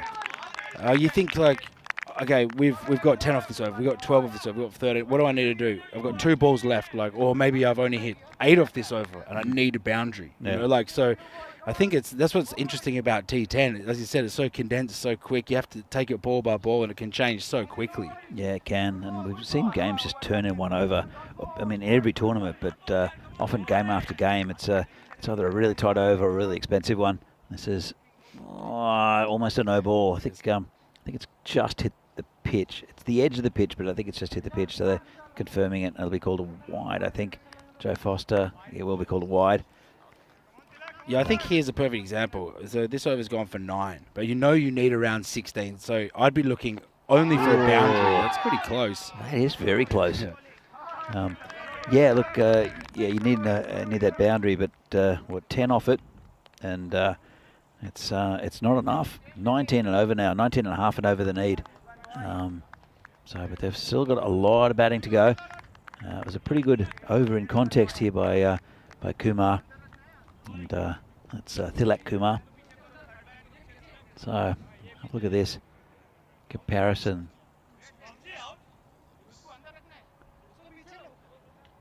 So you can see there the worm is underground still, and there was a big acceleration coming up. So the new bowler will be Rohit Goyal. He'll be coming on 13 off his first, I should say, and Kranti is on 20 off 9. Balakrishnan not getting going yet. Goyal and left outside off stump, called a wide. That tactic of bowling towards that tram line is effective, but there are a lot of wides given. Do you think is this a tactic that you've employed with the blinders? Yeah, we definitely have, because it's one of those things. It's about finding the balance. It's not slot ball. So if you go for a couple of wides, but you sneak a couple in, that is a slot ball. It's a full toss. It's been punched out towards mid-wicket. It's only going to be one. You have to say he's missed out there. Yeah, he has. Full toss. And can't afford to not score those. 48 for 1 at the moment. Yeah, so I think with that wide, attacking that wide line, if you get a couple of wide, we saw it actually in our last over of the final. Ali Yalmaz, one of our death bowlers, was really attacking that line. He gave 2 or 3 wides, but snuck a couple in, and they weren't able to get him away because they were in a really good area. So, yeah, we were willing to give away those 2 or 3 wides in order to not get hit for boundaries. Yeah. So I think it can be really effective at times. Yeah. Look, and you see it as a constant tactic. So you see they get the Hall of Fame here, and the name added there, the 17th century, Vashak Jaganivasan, 114 of 43 for Prague Barbarians against Spartans. And again, really good bowling here. It's been a good over from Goyal. Only 2 coming from it so far. And Balakrishnan, he's not looking very comfortable out there. He's 8 off 8, which was in context of this game is just not good enough. Of course, he can accelerate that, but he needs to do it now. And this is another one.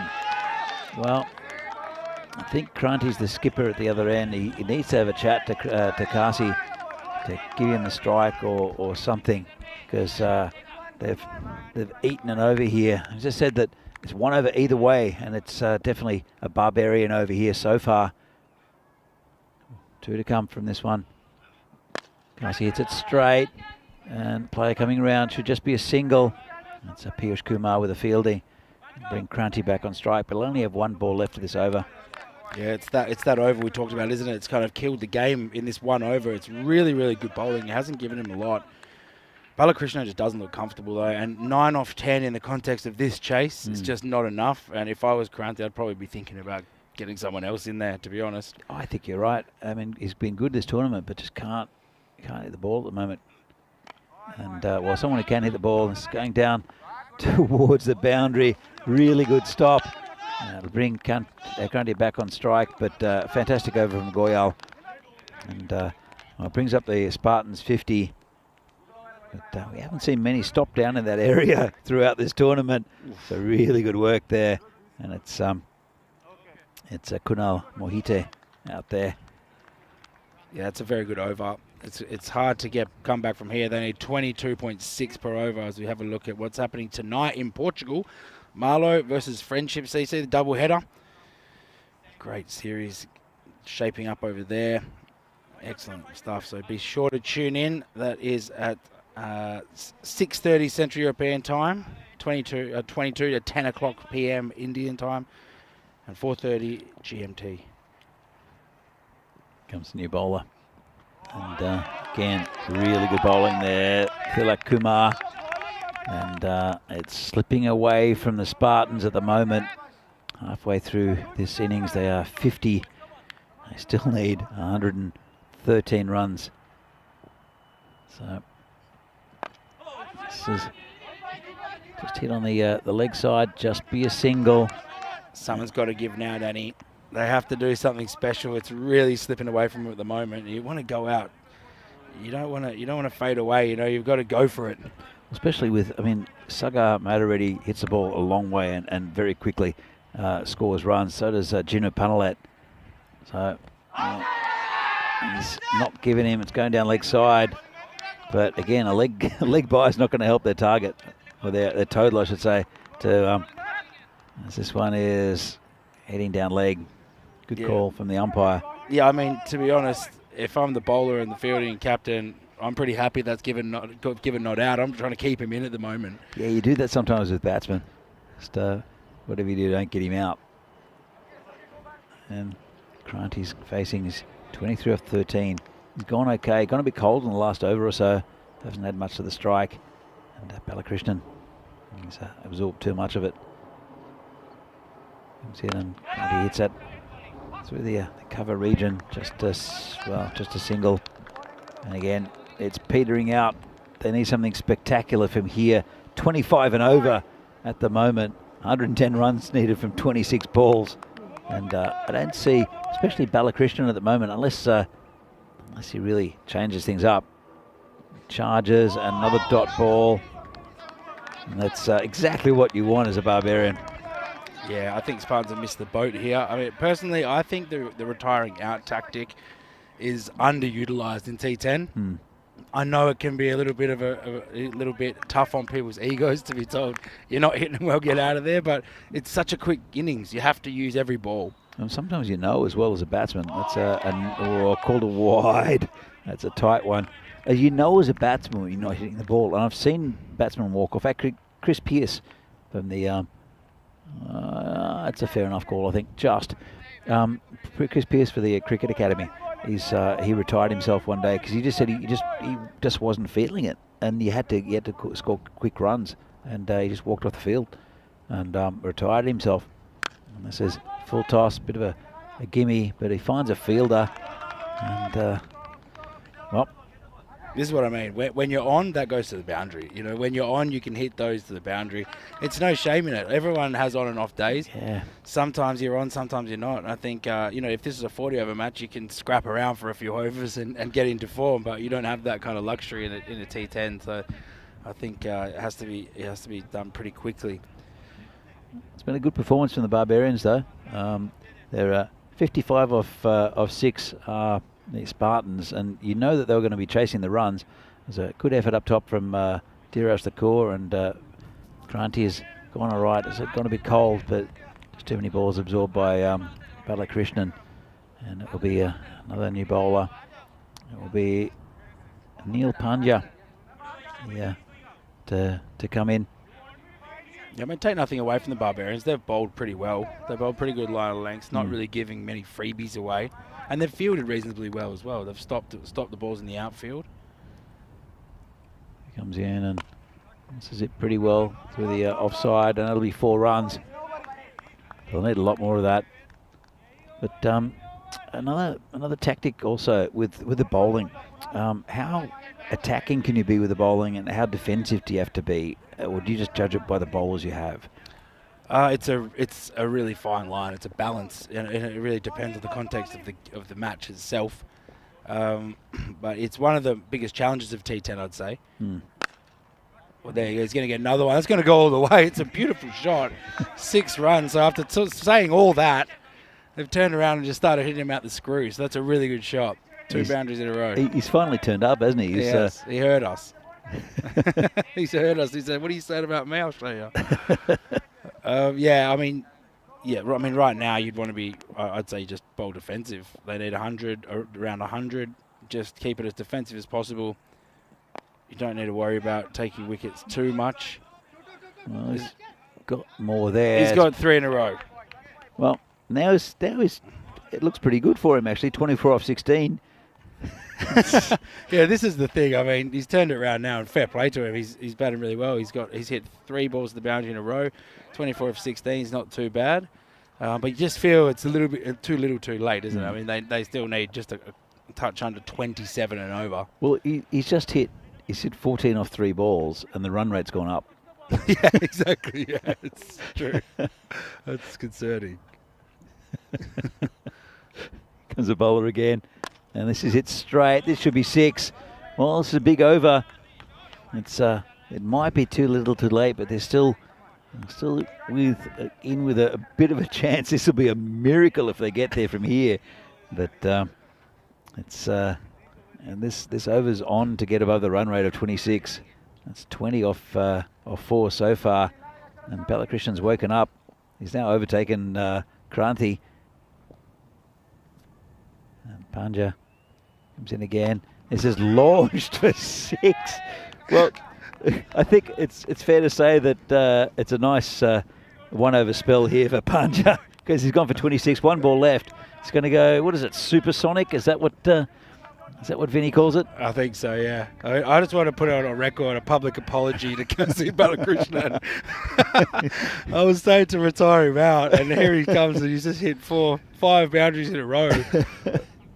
So let's see. I mean, slowly bringing the required rate down a touch, but there's still something special required. Can he go another one? Oh, he can, I think. He can. No. Oh, that's good fielding out there.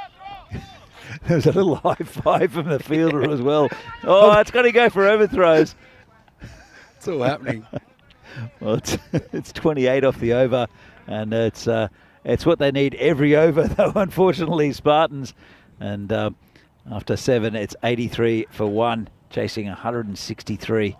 As we see the next game, it'll be the return of PCC and United. We saw them play earlier, and PCC again have won the toss and elected to bat. No surprise there. No surprise there at all. Riddick Tomar's in the lineup. They're just strengthening after the last game where United gave them a bit of a scare. But United, Piyush Bagel's in the side, which is handy for them, and stiffen off their batting a bit, but still no Pramod Baguli. So new over, and Kranti's gone now. That's 6. Smashed it over the long on for 6. That's a lovely shot. And Mohite, who's taken a bit of stick in this tournament, to be fair, Mohite. He's I don't think he relishes the call from his captain to come and have a bowl, because his figures must be awful during this this tournament. Mohite, he's come on as a death bowler quite often as well, including in the last game. And Grundy's gone again. That's another 6. Well, that's what's happening in this game. They've certainly waited to make their march, but they are marching right now. Almost every ball going to the boundary. You feel like if this happened 2 overs earlier, then they could be on target for an amazing chase. But then again, I mean, look at this. At this stage, Barbarians were only 112. I mean, you know, it's still close to 20 runs further ahead, but it's not huge, is it? If the next 3 or 4 balls go to the boundary, you never know. Well, I mean, the first two have been pretty easy for Kranti. Let's have a look at this one. Well, doesn't quite get all of it. It should go to the boundary, I think. No, good stop there. They'll come back for 2. And a wild throw. It'll be Tree. He'll pick it up in the cover region. Didn't quite get all of it. Good fielding out the boundary. And just 2 from it. 14 so far off the over. 3 balls to come. And that's short rubbish. That was pretty awful from Mahite. And got away with it. At least it didn't get launched. This game's still got a twist in it, I think. These two have started to find the middle. Where's this going? He hasn't hit that very well. It's up in the air. It's going to be caught. Oh, they've run into each other. Oh, no. They've spoiled each other. They're going to come back for 2. Well, I've got to say the communication in the outfield hasn't been greatest in this tournament. And it's Tree and Vaishak. It's Vaishak's game. And he's a good fielder. Tree maybe getting in the way. Let's have a look. Oh, it's a regulation catch for either of them. Well, another 2 runs. The 100's up now. Oh, that's a good ball. And it's just going to be 1. So you're right, the 100's up. And still need 60 odd at 28 and over. And it's been 18 so far from this over. Run rate continues to grow. So 6 here will bring them a little bit closer. They'll need it. They need 4s and 6s off pretty much every ball. Yeah, exactly. It's at a point where basically every ball needs to go to the boundary, and it looked like it was going to happen for a while there. But a couple of just singles. Here we go. It's another good ball. He's get away with it. There might be a run out here. And he's back. Well, that wasn't a great ball. It was a half tracker. Should have been smashed and didn't quite get onto that one, did Kasi. So, at the end of the over, it's after 8. As the score just flashes off the screen. Have a look here. The worm is just under. It's after 8, it's 101 for 1. Still plenty of wickets in hand, but they just can't run rates 12. They needed 16 from the start. So, well, we've got 2 overs to perform a bit of a miracle here. Need 31 and over, 62 off 12. It's possible, but improbable. And it is Tree Kanya Lal, who he did go for 43 off 2 yesterday, but he's a pretty good bowler and an experienced campaigner is Kanya Lal. Come in bowling to Kranti, who hits that straight and hard. Fielder gets behind it, and just a single.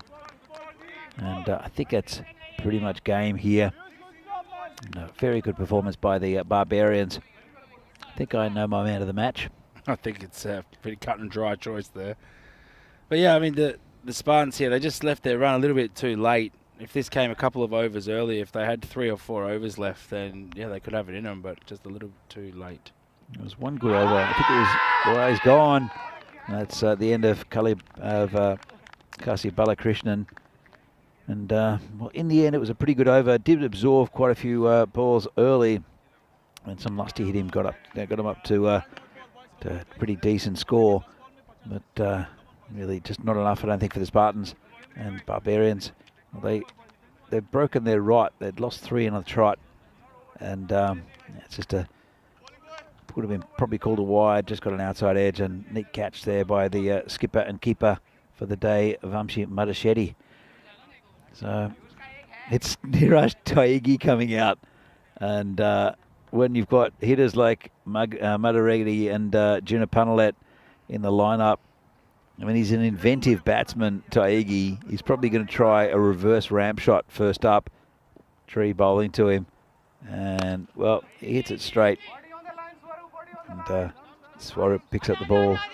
Hitman 999, and doing it pretty easy now, the Barbarians. And this game sort of starts to peter out. I think. How do you see Barbarians' chances in the tournament? Steph? Just get back to that. Off this ball has been swatted away to the leg side. It's going to go to the boundary. It's a good shot. He's hit that pretty well. Yeah, I mean, they're a good team. There's no doubt about it. I think they're a bit of a dark horse, actually. But having a look at some of their batters, what Jagannathan and Singh have done, I think on their day they can really take it to anyone. Of course, PCC look like a very, very difficult team to beat. But also at the same time in T10, I've seen it happen a million times where a team can, on their day, just overcome anyone. So actually, I like them. I think they're a pretty good side and they're in a pretty good position. Oh, this has been launched. Just a bit too short there from Tree. And that's hit onto the other field. Nice shot there from Kranti, who's I think just brought up his 50. Have a quick look at that. It's pretty close, unless I'm mistaken. 52 off 22 for Kranti. Pretty good innings, but just not enough. And he's hit the same area, fielded. Yeah, look, they're PCC are the class side within this tournament. They're undefeated so far. They're going to play United in the next game, which will be again probably another really good game. Pramod Baguli is back in their side just to strengthen the batting for the Spartans. Sorry, for the United side. But Brno, another team with. I mean, you've got Riaz Afridi in there. As we see the bowling figures, fantastic overs in the middle with Rohit Kohal and also Thilak Kumar going under 10 in a chase where they needed a lot of runs. It's a pretty good effort.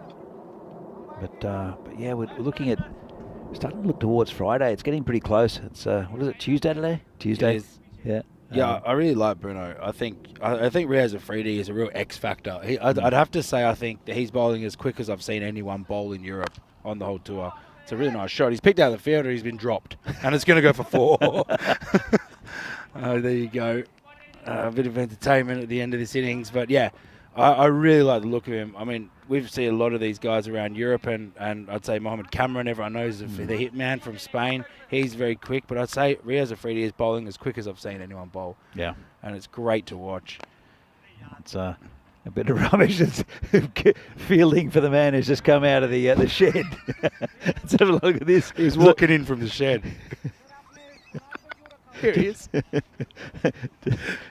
Little psychic abilities there. Perfect timing. He knew it was coming, yeah.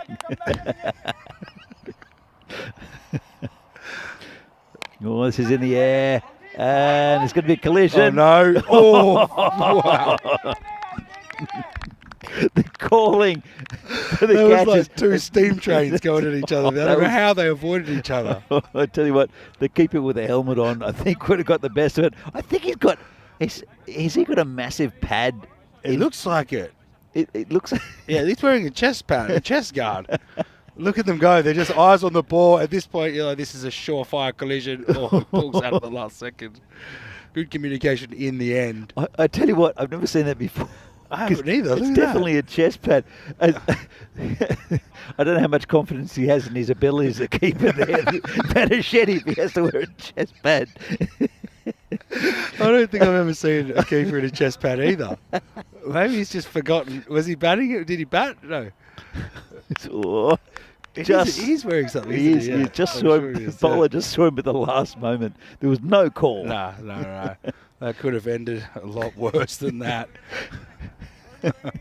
So, Prague Spartans are now 124 for 3. 3 balls remaining in this innings. It'll be a good win for Barbarians. So keep their chances of a Final 4 finish alive.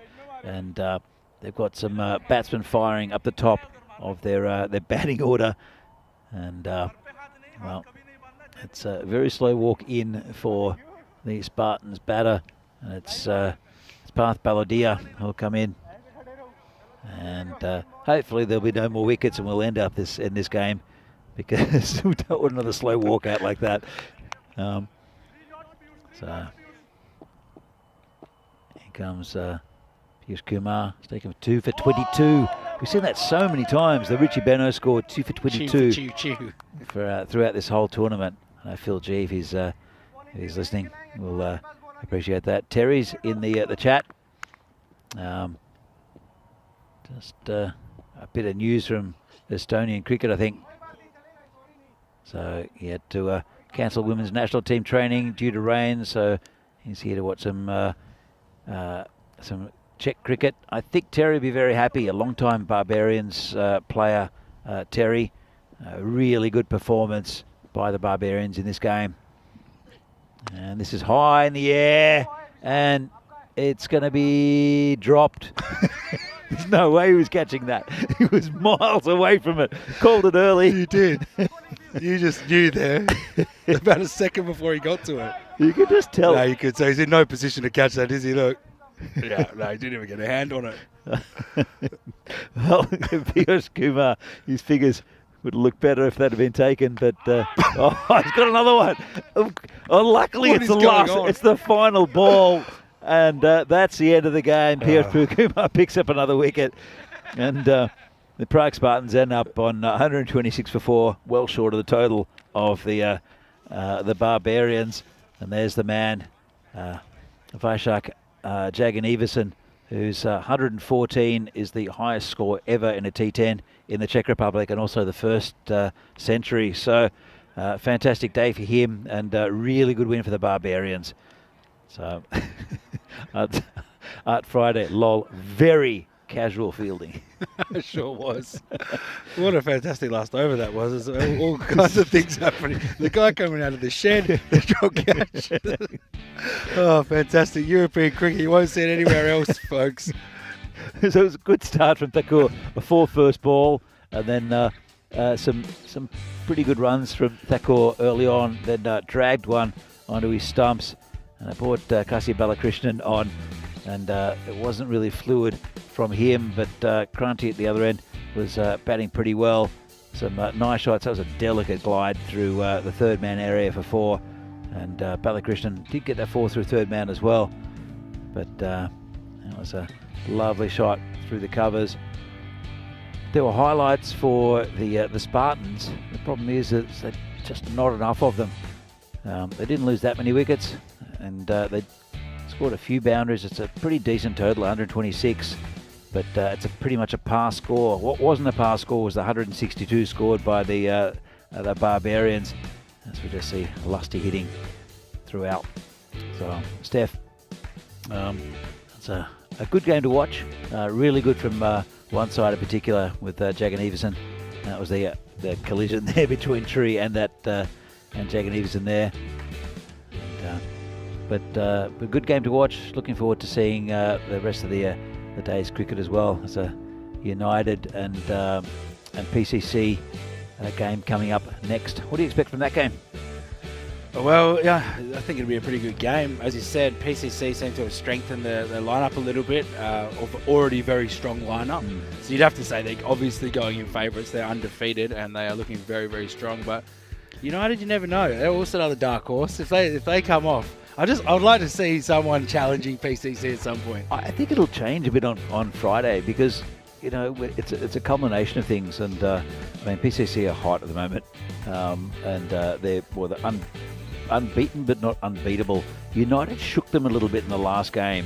I'm sure they'll want to prove a point by absolutely obliterating United here, but it's not normally what happens in this sort of cricket. Kranti with 63 off 26, the pick of the batsman. Balakrishnan finally got going with a 38 off 21, but it's just not enough. Pretty tight with the extras, 5 wides and a leg by, and 126 in most games. That would get you a pretty good total, but not against these Barbarians. As I see the bowling figures, Rohit Goyal and Tilak Kumar, I think, pretty much made it certain for the Barbarians with good tight bowling in the middle overs. Neil Pandya tried to alter the landscape with 28 off his, but at that stage they needed about 28 and over off for each over, did the Spartans, so couldn't quite get there. So see here the highlight. There's Vaishak Jagan-Everson with 114 off 43. I'm not going to go through any of the other figures because I think that should stand alone. And Barbarians with a big win against the Barbarians by 36. The Barbarians' big win over the Spartans by 36 runs. So I'm going to take a break here and come back for the game coming up in about 20 minutes time between PCC and United. PCC won the toss, decided to bat. Let's see if they have a point to prove against a very plucky United side who pushed them quite a bit in the previous game, or in the game earlier today. So, back in about 20 minutes' time. See you then. Thanks, Steph, for popping in. Pleasure, Danny. Pleasure. All right, see you later. Yeah, cheers, mate. Cheers, guys.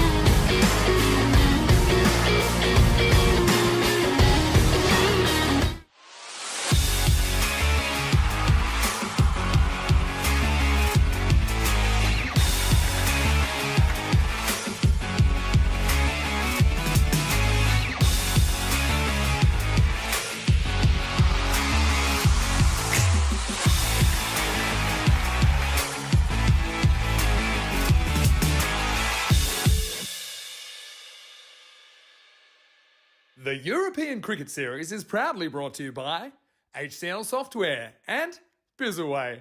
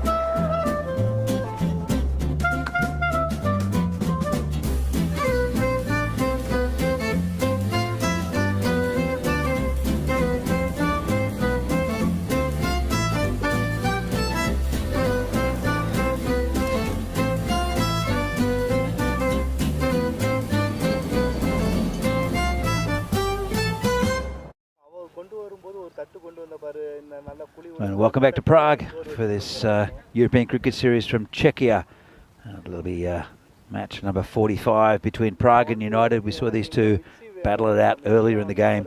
We're going to go to the toss to see how that went with tournament referee Charles Croucher and the two captains. Your call. Heads. Heads is the call. And it's a head. We'll bat first. PCC win the toss and we'll bat. Over to you, Danny. Well, they seem to be winning everything here, PCC. They won the toss there and, well, they decided to bat, which is no surprise at all. And we'll see how many they can put on the board. But United, they shook them a little bit in the previous game.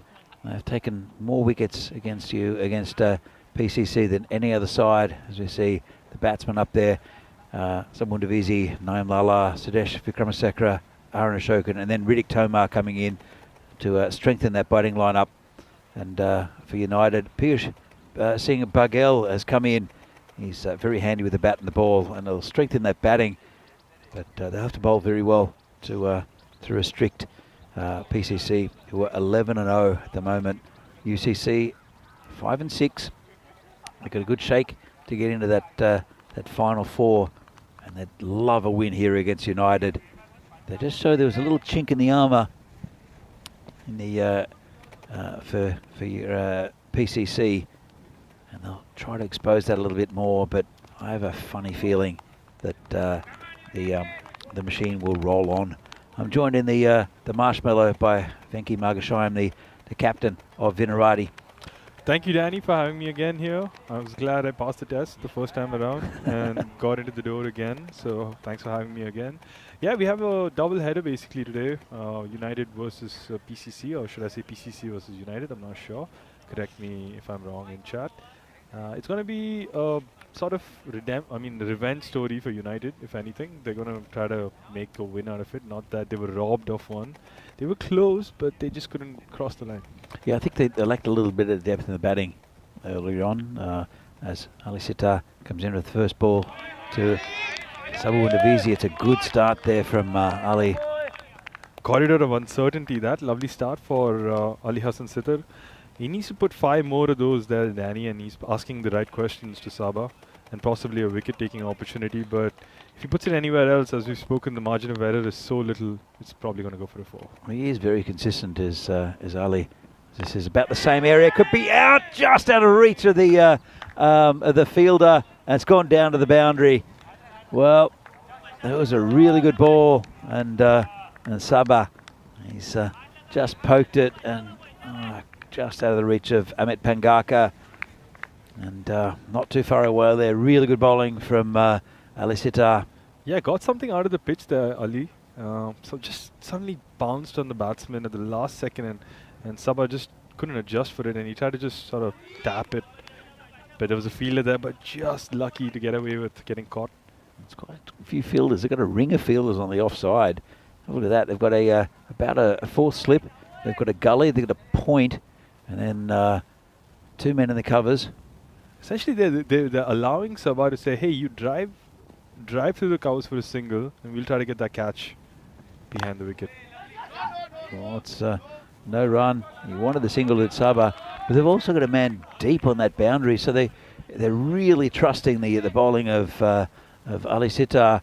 Just looking, there's 2 men on the leg side.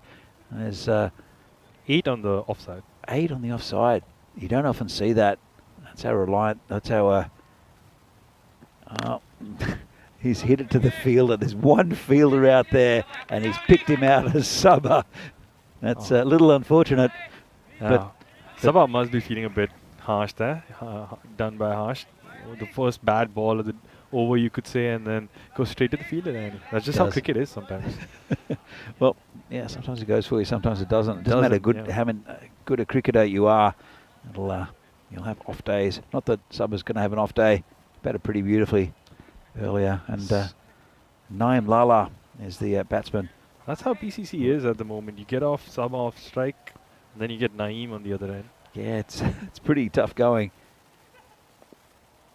So this one's through the covers and tried to get down to it. That'll be 4. No, it won't. Bit of foot fielding. They'll come back for 2. Good feet work there by Manish in the deep extra cover, covering a fair bit of distance to stop that from going 4. But a lovely shot from Naeem, timed to perfection. That should have gotten 4, but good effort that on the deep. A pretty good start from Ali and from the United side. They need wickets though. They've got 5 to contend with. 4 last time. I'll come back to my point in a minute, as this has been hit firmly. Lovely shot, pierced the field. Just no effort there. Looked like look at this, just punched it. There you go, boom, and through the field, and 4 runs. Easy as that for Lala.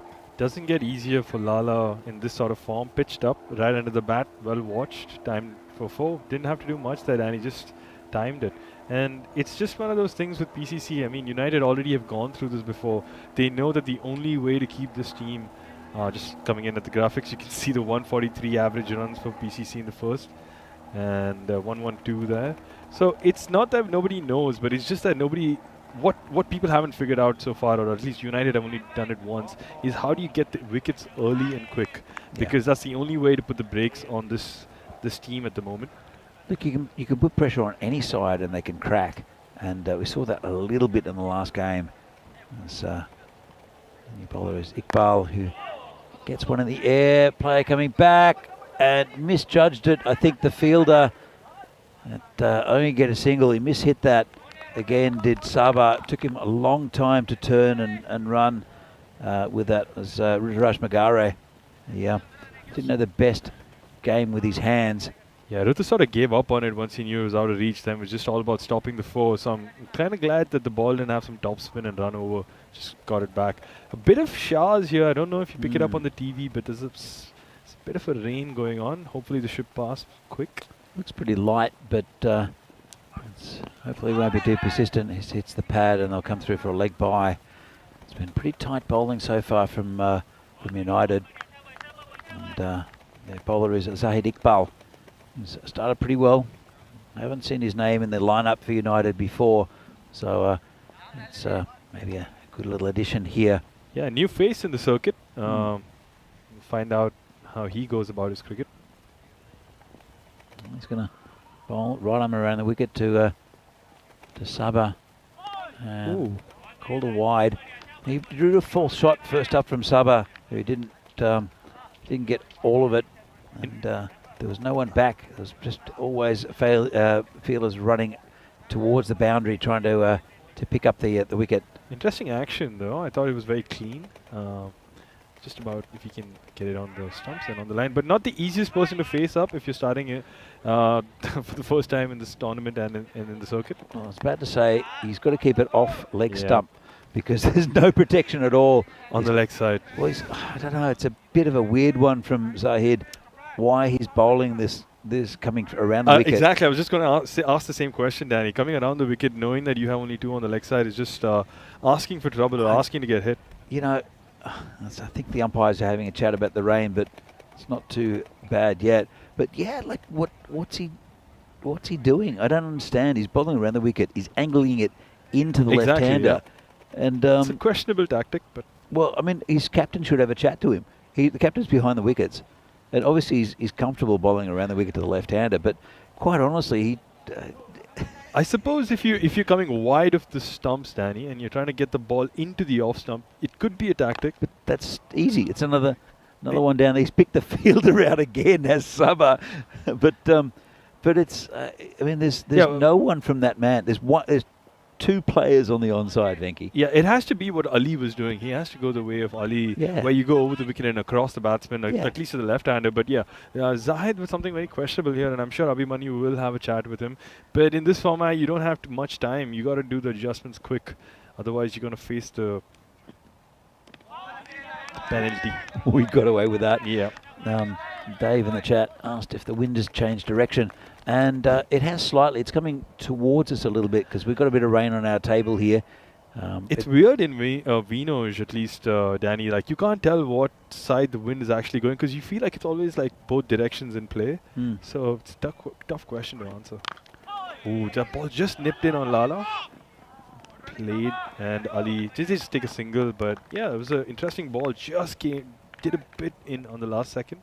Made it a bit difficult for Lala. Good adjustment though. Still gets the inside edge. It was a pretty good over there from Iqbal. Again, questionable tactics, but ended up with a pretty good over. And at the end of 2 overs, they are no wicket for 20. PCC, as you see, 11 wins from 11. United in 4th place at the moment, just on run rate. Prague Barbarians with that win, bump them up to 10 points. They are 5 and 6, both of them. So it's a shootout between those 2. Looks like Spartans are out of it with 8 losses, and also Tigers and Vinarati having a chance, but they'll have to play exactly. well. Yeah. They need to take their chances in the next 2 days, and if they can mount a 4-game win streak, and maybe they upset some teams and get into the 4th position. Danzilla and Chant rightfully schooling Dave about the wind in Venus. It's not schooling, I don't mean to be mean, but just sort of giving the accurate information as Bindra comes in. He's been white ball. So. He's been pretty good generally, has Bindra. Yep. Again, he'll want to keep it off Lala's pads. I think he's Stefan Gooch mentioned that Lala might have a bit of a weakness between bat and pad with the ball coming in from the left-hander. But I think Joe Cope got him from memory. And it's a nice shot. It's going to be... Ooh, got a bad bounce there, the fielder. Copped one in the face, I think. He's okay. But just got a... I don't know if it came up with his hands or if it was a bad bounce. Let's have another look. Spot on about that observation about Lala by Stefan, and I think something we also rightfully sort of mentioned in the first game between the 2 teams, that if they'd used Bindra more against Lala, pitching it up a bit full, trying to get that in swing into the stumps, there could be a chance. But it's also so dangerous against a batter like Lala because he's just so skilled that he sees the ball pitched up, he knows it's going out of the boundary. It's just a sure shot thing in his head. It's all these batsmen. It's very hard to bowl to any of these top-line PCC batsmen. Well, that one's hit in the air, but that's 6 for Sabah. Sabah just carries on the fantastic form he's in and just belts this one out of the ground. Slightly full there in the hitting range and doesn't leave that. Just make sure he gets 6 for it. Sabah's just carrying on from the last game. It just feels like there's no stopping him at this point. 17 and 8, blazing on all fronts. He's just in such good nick that it has to be a peach of a delivery to sort of beat him at the moment. You can say that about quite a few batsmen in the tournament. And Sabah hits that straight, absolutely bashes it for 6 over the bowler. Just looks so casual. Nonchalant it was, Danny. Absolutely brutal.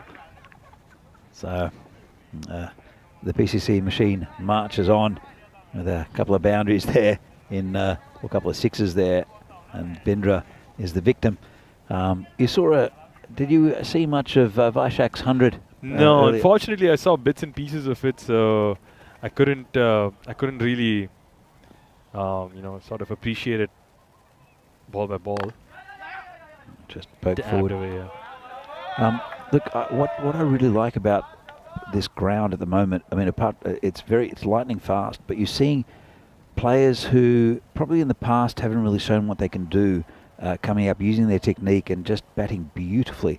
Devendra Singh's another one, apart from Vaishak, and both of them the Barbarians. So if they can both click on the same day, it'll be a amazing. But It's a feast. Yeah, it's a sight for good eyes. Yeah. so a couple also in Vinarati. Come back in a minute to that, and For, Lala as well. That's Really straight well to the fielded fielder. there by Manish. Straight to the fielder. And look at Sean Dalton the other day. Yep, Batted was. beautifully. He's has always been a player with really good technique, but the ground is often not.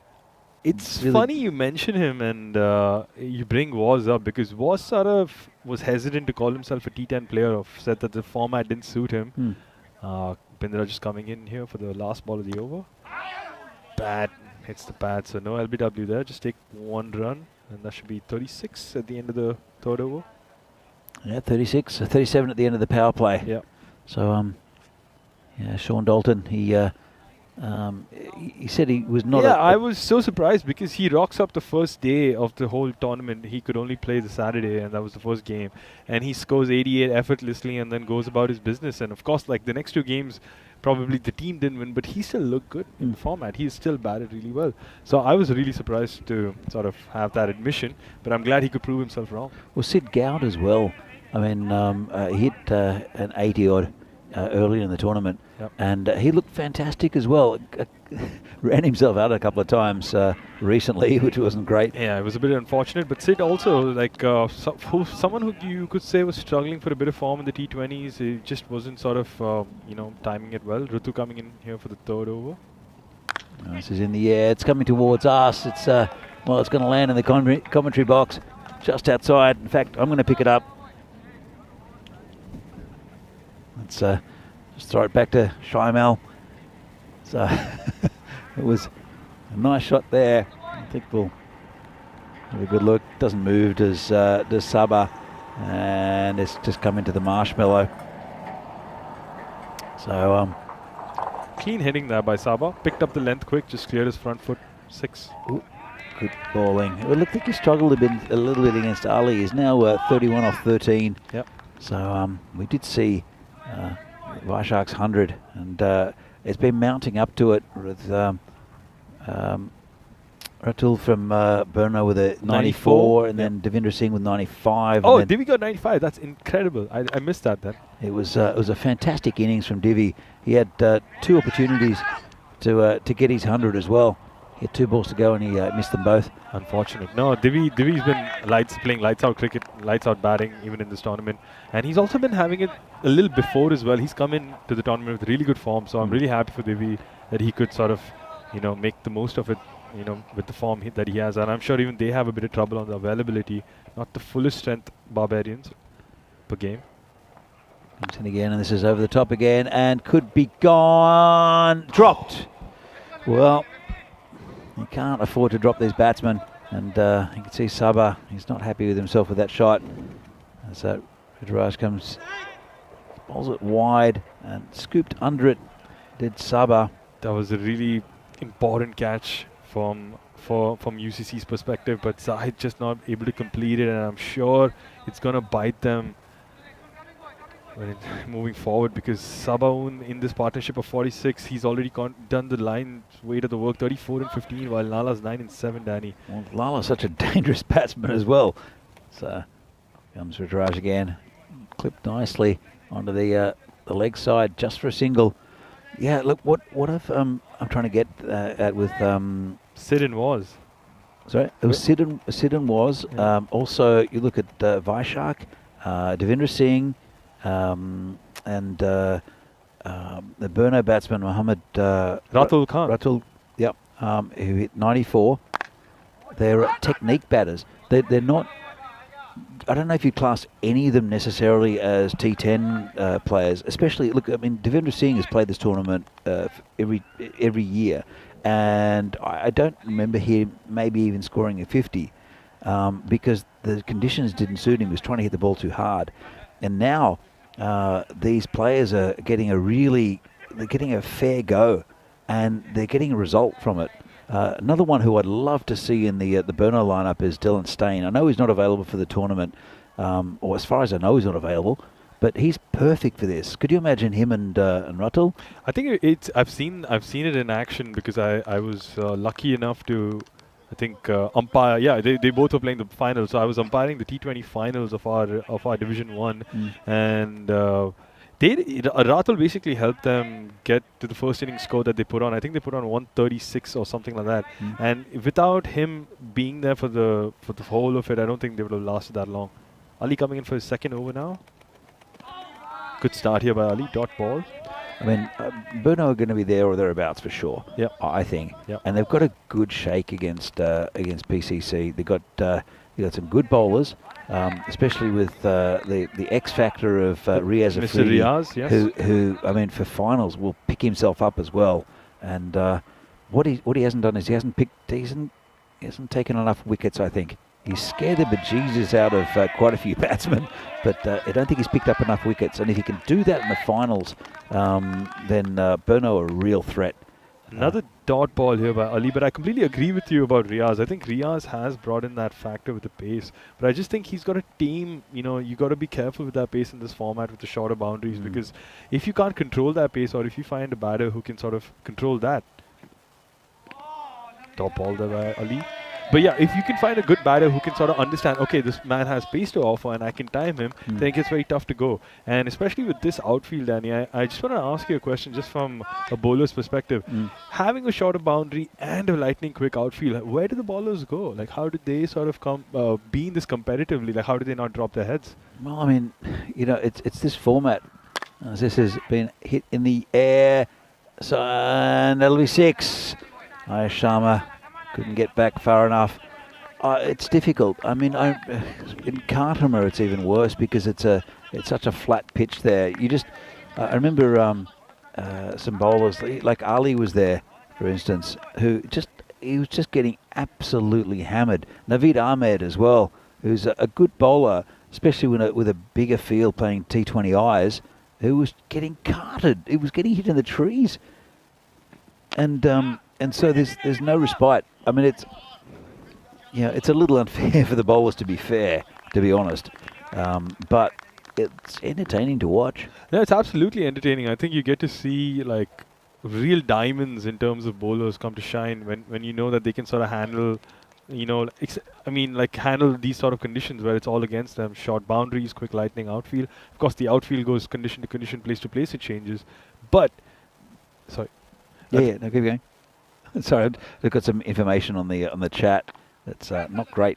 As this is just dabbed down to the slip area. Yeah, but I think bowlers have to do some, have to try strategies such as like trying to bowl to one side of the field, keep the field over there. Because even if they sort of, for example, just to interrupt. Yeah, I just heard that. It's a little bit of thunder.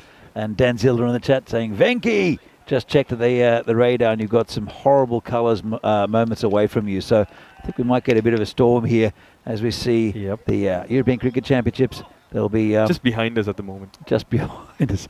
There'll be 6 groups of 5 who'll fight it out over a few weeks to see if they can get into the Championship week. The winners of each group will play the reigning champions of the Netherlands in Championship week.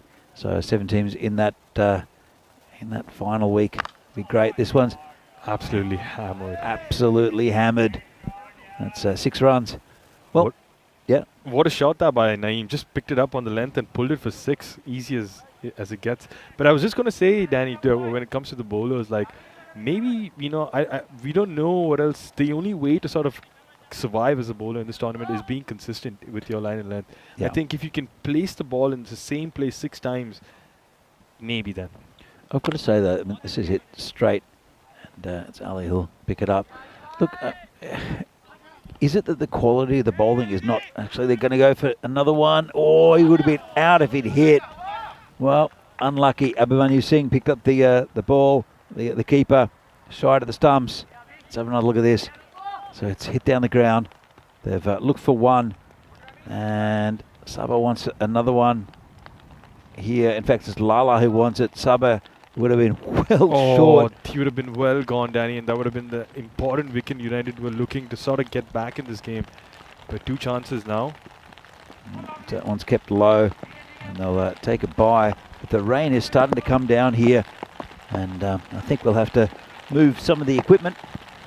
Vinky and I get up and we're going to move tables forward because it's really starting to go. So One down. Vinky's only got one hand at the moment, so it's luckily not coming too far into the tent, but it is coming down heavier. You can hear it, and you can hear the thunder as well. So I think the players will have to come off the field in a moment. The umpires will have a bit of a chat. No lightning yet, which is good. Yeah, weirdly enough, the umpires are just not called it yet, so maybe they think it's fine for good playing conditions, but seems a bit heavy under the marshmallow here. Maybe the noise adds to the effect. Yeah, well, I mean, I know we need some rain here at Vinoj, but just not right now. As bowler comes in again, and it's going to be called a wide. Well, it's interesting comment there by Naveen Padmaraju. Hi Naveen and hi Dan. So he says variation of pace there. I think that's a really good call. I mean, that's a good point, I'd say. I think that and consistency, I think, you know, and as Vinny was mentioning a couple of days back, that you got to try the Yorker, change of the angle, vary it a bit. I agree with you, Naveen. And whoa, well, at least it almost had his head taken off by that one. Yeah, that looked really dangerous there. Just as he goes down to get it with the long barrier method, just pops on him, and it's so unfortunate. And this has happened to me as well. You can see he's just so upset with that. Yeah, the rain's picking up here, Danny, but we still have play going, so... The bowler's turned around and wondering where this thunder's coming from. Well, it's, you haven't seen any lightning. This one is going to be fielded, but the umpires should have a chat pretty soon. I think they will be coming off. So, Venky will have to do some groundwork, getting the covers on, so he'll let him do that. As you see the players coming off the field for the heavy rain. Well, it's not super heavy, but it's not exactly a drizzle either, but the thunder is a concern. And we'll hopefully see what happens with the rest of this. But the covers are coming on. Match 45 here between Prague Cricket Club and United, interrupted due to rain. The score. Have a look at the score in just a moment. Oh, it's off the screen, but as you can see, the cover's coming on, and just a bit more thunder here. So we're going to take a bit of a break. PCC are 69 for no loss after 5.5 overs. In fact, 70 after 6. And we're going to have a bit of a delay here. Hopefully we'll get some more play in this game. I'm sure that the officials will work out when we can get this game going again. Just lacks me in the in the chat. Uneven bounce, unlucky for fielder. Yeah, well, uneven bounce on this pitch is sometimes a way to get wickets as well, as we can see the bowling figures here for United. So what we'll do is we'll take a break from this European cricket series match in Prague, Czechia, between Prague CC and United. Hopefully we'll be back in sometime in the near future, and then we'll work out whether we can continue this game. So from Prague at the moment, it's goodbye, but hopefully we'll join you again soon.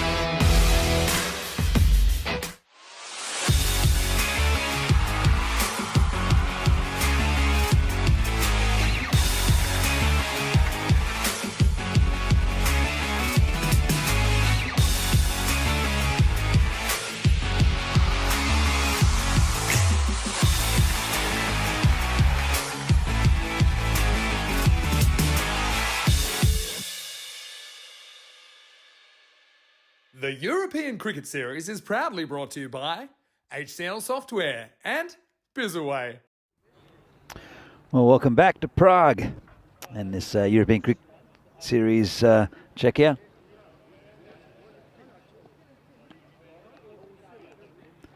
And we have good news is that the rain stopped. We're going to get a game.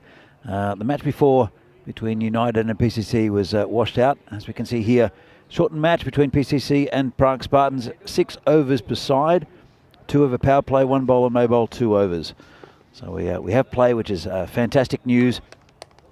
And so yeah, as we see the lineups for PCC, and it was the Spartans who won the toss and elected to bat. So got very good toss news here for the Spartans, and very good news that we're going to get some cricket underway. There's a chopper that's coming overhead to maybe dry the pitch. It's pretty close, that one, actually. PCC,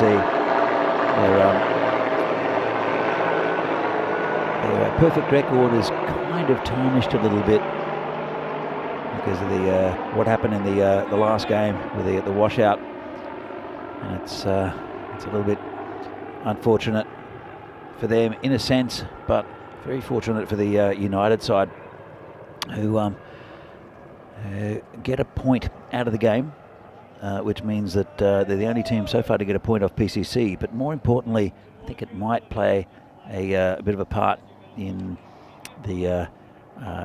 the points table right at the end, as United are one of the sides trying to get into the top 4. PCC already there. Burno look likely. Bohemians are looking pretty good.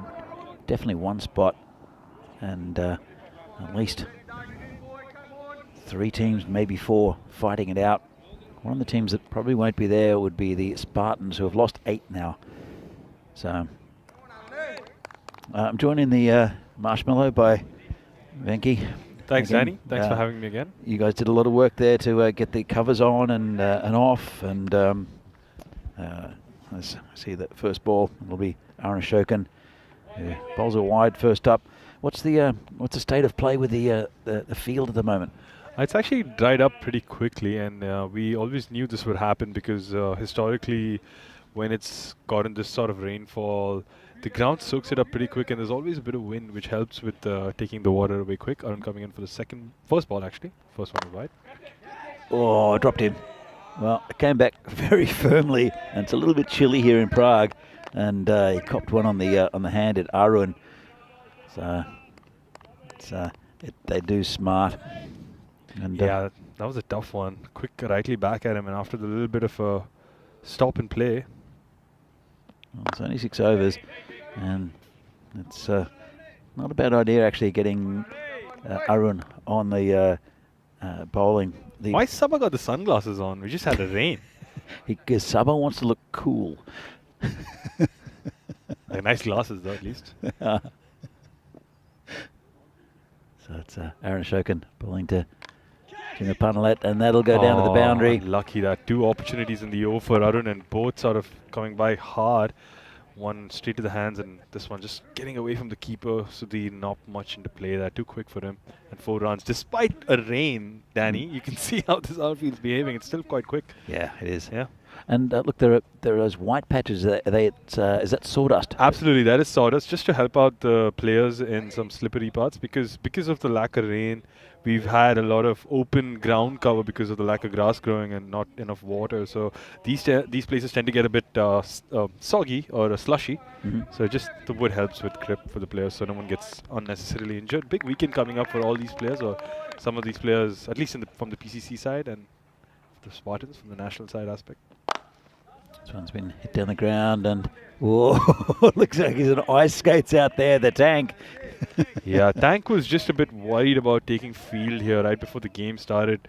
Just looking out for the player safety here, and looking at us and nodding as well. Just not looking super certain there. But Danny, I want to ask you a different question here. It's a 6-over game. We've been reduced from the usual 10 overs. Yeah. What's the strategy here? Just hit the ball hard? Hit the ball hard. There's no other strategy. And they've got Well, Kasi Balakrishnan is, he's out there to hit, and he's just hit that one for 6. Well, beautiful shot. And he struggled a bit in the last game. Yep. And so I'm sure he's had a bit of a think about it, and they've had a chat with the other Spartans. And, yeah, just get as many runs as you can early. I mean, they're knocking around at the wickets. They've got some good batting. Dhiras Thakur's there. Kranti also. Saga Madareddy is a big hitter. It's interesting, though, I think, from a Spartans' point of view, that they won the toss and decided to bat. I would have done the opposite. I would have tried to restrict the machine that we're calling them now to the lowest possible run and then sort of take them on. Because, I mean, in this sort of situation, you don't want to give PCC an opportunity to chase, because essentially they can chase anything down, right? Yeah, but also, if you can get a decent score, okay, at 6 overs, if you can get up towards 100. Oh, that's quite a lot, yeah. Then you could put some scoreboard pressure on PCC, and then the batsman can make mistakes. Yeah, fair enough. You know, I think it's a pretty good toss to win. As we see, don't worry about the expected score or anything like that. It's only a 6-over game. But have a look at the records up top. 11-0 PCC, 4-8 the Spartans, and I think the Spartans are definitely the first team that are out of the running for that top 4 spot. Unless there's some magician who can come up with a way for Spartans to go through which is what a lot of people do for the IPL every year. When you come to that stage of the tournament where it's like, okay, so if this guy loses him and there, but yeah, it's probably quite tough for them. You're right, I'd say, Danny. Well, I think we've always said that 7 games is about the cut-off point. Yeah, it's possible maybe. I'd have to look at the scorecard, the scoreboard again with that.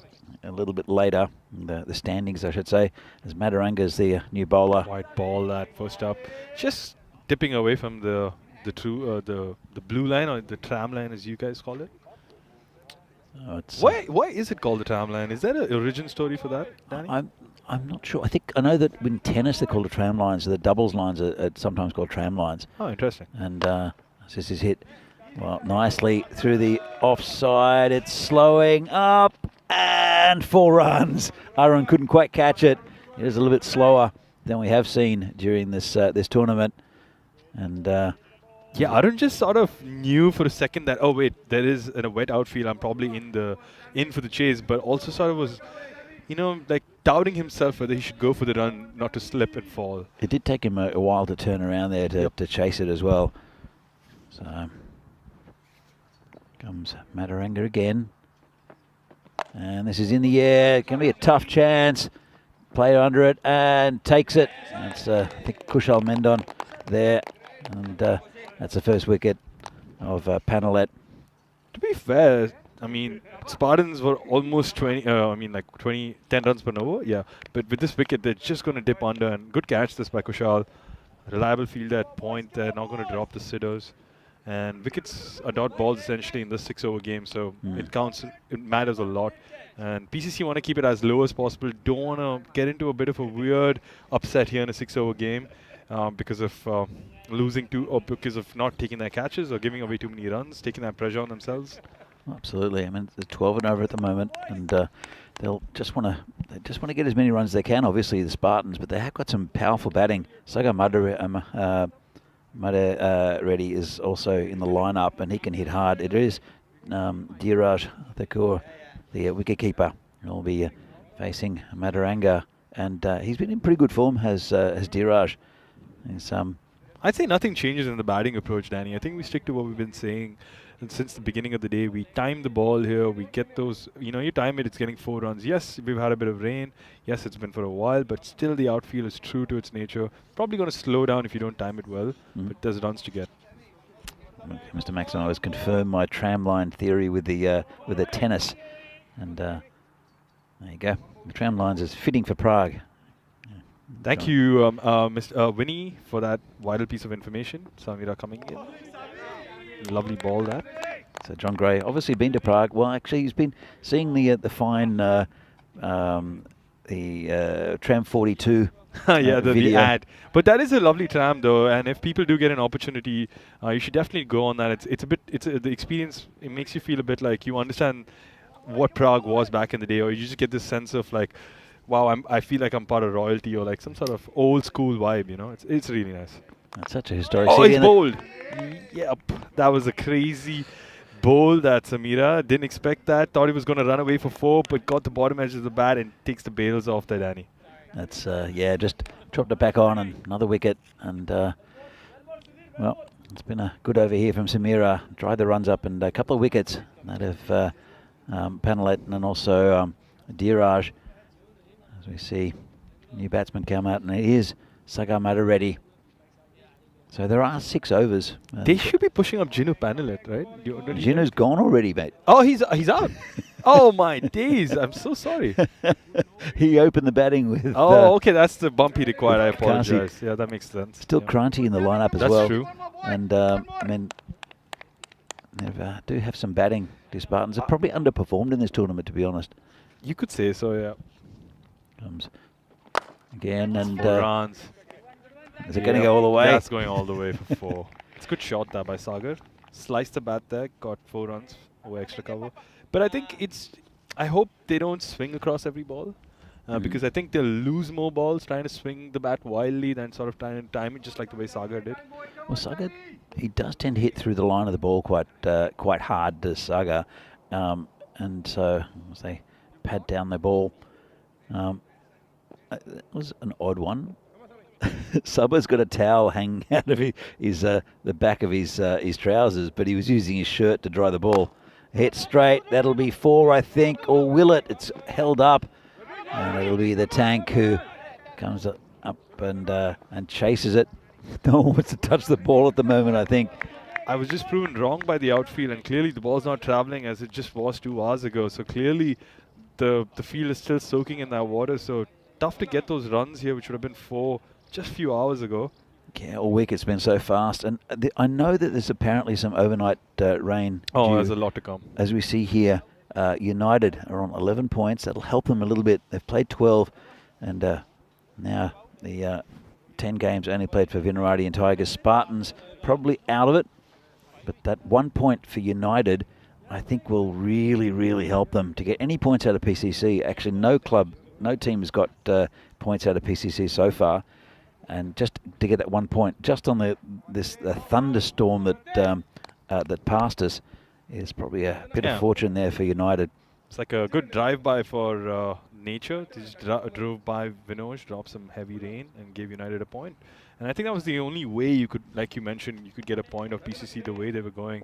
But I think the other teams will be kind of sour in their mounts right now, because that 1 point makes a lot of difference going into that final 4th spot drama. Still a couple of days to go after this. After today, Vinarati will be playing a few games. There's still 4 games to go for Vinarati. 14 games each for each of these teams playing each other once. So there's still an opportunity for teams like Vinarati. Tigers are still kind of in it mathematically, but.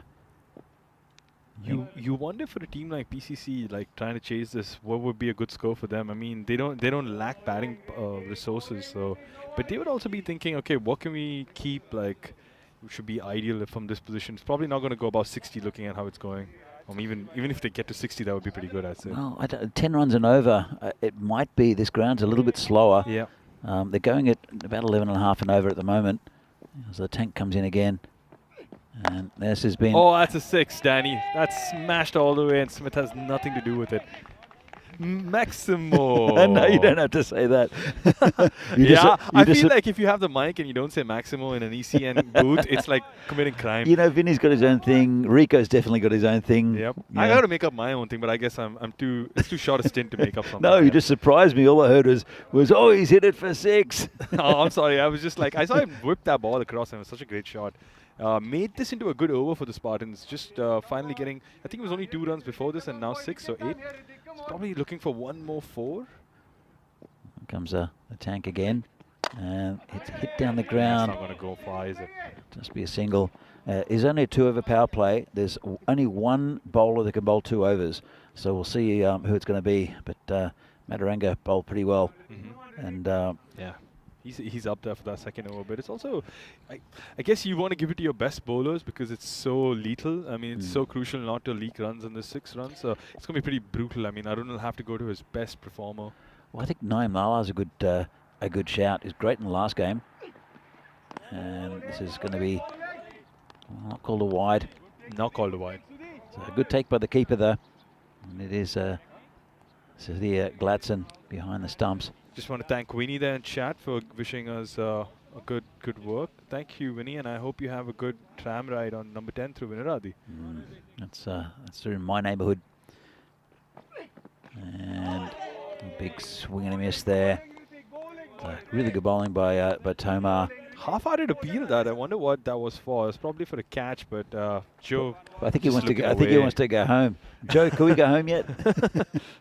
Yeah, Joe. I mean, the umpires have had a long. I mean, everyone's had a long day, but the umpires have been there, standing. Well, Pete Vincent's had a half day, which he deserves. He's done. He's so done many of them till now. Yeah, that's a wide ball. He's done very well. Actually, have all the umpires. I think it's been a really high standard throughout the week. Farouk is at square leg. Yep. As well. He's done really well. So shout out to the CSFK, the Chesky, what do you call it? The officials member or the union. Yeah, we're all part of this thing where we try to have like a. I don't know if it's like a membership to be part of the umpiring and the officials, the umpiring and scoring committee, and we sort of try to help and protect each other and make sure we're updated on the rules and etc. So it's very nice that our umpires get to have a go at ECS, which is like a proper televised tournament or a stream tournament, and it adds a lot more pressure and decision making gets harder, and I think it's a good test for everyone involved. It is a good test, but it also shows. I mean, there's a lot of work done by the network here to improve the standard of umpiring, with the match referee having a debrief after the game and saying, like, with signals and other little intricacies just to make it better and more consistent. But it's the main thing is the decision making by the umpires. Absolutely. Yep. And we'll come back to that in just a moment. So Satpal slips, and I hope he's okay. It's a dead ball. Definitely thinking that's because of his shoes, because it looks rather flat without a sole there. He only slipped a little bit. It's not to put him off. He held onto the ball. But I'm glad he hasn't injured himself there, because this is why umpires sort of take caution before trying to get play back on. And I know that a lot of players are very eager, but I hope this is like a good example of why we sort of take caution before we sort of get people back on, because you don't want to injure someone in the name of sports or cricket or any reason for that matter of fact. Absolutely. Puck comes in again. Big swing and a miss, and should take a bye. Yeah, look, the other thing is, I mean, there's been debate with footwear, because I think players really haven't thought it's an important part of the sporting equipment, especially with cricket. But it's so important, because you can't use spikes on an artificial pitch, but you can use the ones with the little grass, studs at the bottom. I think you're right, Danny, because I think it's essential. Footwear is essential in any sport, and I think especially on a day like this where you're sort of battling a little bit of water on the grass, you want to make sure you're walking in there fully secure. But I think it comes down to that fact we were talking about earlier, Danny. It's about amateur sports and not taking each aspect of what to do in the game seriously, like clothing and footwear. Yeah. Well, look, I mean, it's changed a lot. And so this one's going towards the boundary and 4 runs. And it's a Raj out there who can't stop it. But yeah, look, it shows you how far it's gone. I mean, when we first started here, everyone was wearing whites. There was a bowler for PCC who came up and bowled in hiking boots. And it gives you a bit of grip, but it does look a little bit strange. And then others just wearing normal runners. And you could see people slip, and we had a lot of wet weather in that year, and just people slipping over. But Satpal comes in again. He's been good since he's come into the side, Satpal. It's been a brilliant over here, Danny. He's just conceded 5 runs, just a single off that ball. But before that, it was no runs, essentially. It was almost a maiden over. And in a 6-over game, there's not more you can ask from a bowler with this. With a 50-meter boundary and, I mean, now a slightly soggy outfield, but which was lightning quick. Bond to Sagar is going to have a swing. Well, The only thing that's rocked by that is he stumps, and that's another wicket down. And a really good over here from Satpal. Probably a candidate for the second over here, Danny. Maybe, actually. Look, PCC have got a lot of decisions to make for the finals, because they're batting up the top. The top six pick themselves, but then who do you include? We can have a talk about that in a minute. It's Phil G's in the chat saying hi, and thanks for popping in, Phil. Happy you're having a good day off as well. Yeah, so. That's actually something I wanted to ask you as well, Danny. I wanted to ask you, when you're going into a tournament like this, and if you're a captain coach, how do you set up the team? Do you go for essentially 7 batters, and 4 all-rounder fielder bowlers? Is that how you go? But look at PCC, right? Yeah. You've got top 6. Yeah. One of them's your wicket keeper, and you've got Devizi, Lala, Sudesh, Arun, and Ritik Tomar, who are all bowlers. Correct. So, oh yeah, of course. Malo versus Friendship CC tonight in Portugal. Oh, that's quickly faded away for a ball which has been carried out to deep gully. Safe hands there in Kushal Mendon. yeah, it'll be Corey Rutgers bringing you the action from Portugal as Satpal finishes his over. Rico Fool is, I'm not sure where he's off to now. Rico, he's always on the job. Oh, Wayne's gifted 1 ECN European Cricket Network membership. Good on you, Wayne. I know there's another one earlier on. Also, Pranav Patel won that. That's cool. Okay. Never seen that before, Danny. It was there was another one that was given earlier because of the 100 scored by. From Vaishak Jaganivasan, yeah. So, all right. So it is Madhuranga who deserves the second over. I think he's been really good for them, and I'm sure he'll be up in the runnings for one of the bowling spots.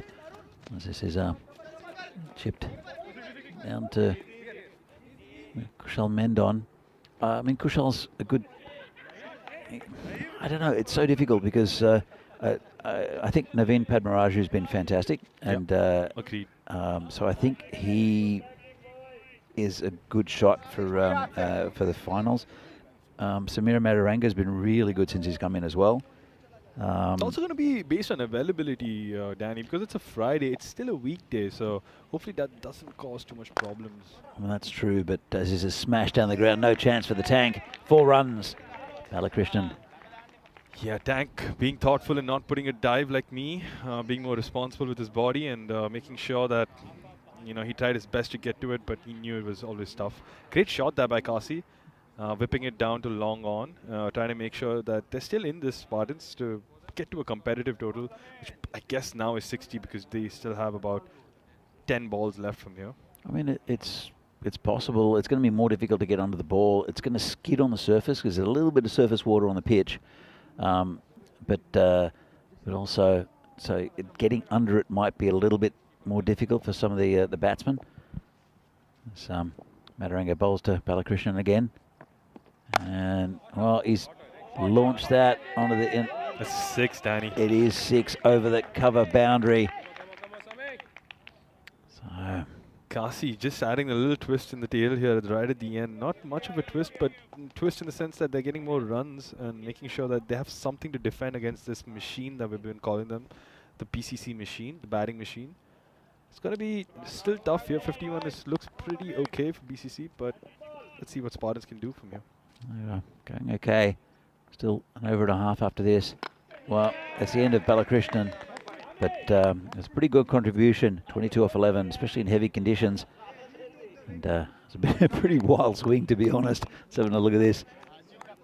And yeah. You think, Danny, teams go back in these sort of moments and sort of look, because we have the opportunity of looking back at what you've done, the mistakes you've done. Do you think they go back and view these moments and thinking, I wish I had not lost all my shape and just sort of timed the ball? And I'm saying this from a very sincere point of view, because when you look about it, in 60 balls, if you're going to miss 5, 6 of them, just trying to randomly wildly swing, who knows? Maybe you just got your head in and got 2 of them instead. It's difficult. I mean, look, the Spartans don't have too much to play for, as we see. They have something. They have pride. They've got pride to play for, but as far as the getting into the finals, they're pretty much out of it at this stage. They want to beat PCC, and that's why I think they're throwing the kitchen sink at the ball. And it's just not worked out, maybe. Yeah, well, again, it's difficult. I mean, I'm being really harsh on Kasi because he got 22 and 12, so it's still a great, fantastic innings. But I just feel like players like Kasi and I'd say like Kranti, who are batting, the responsibility for them is the batting side.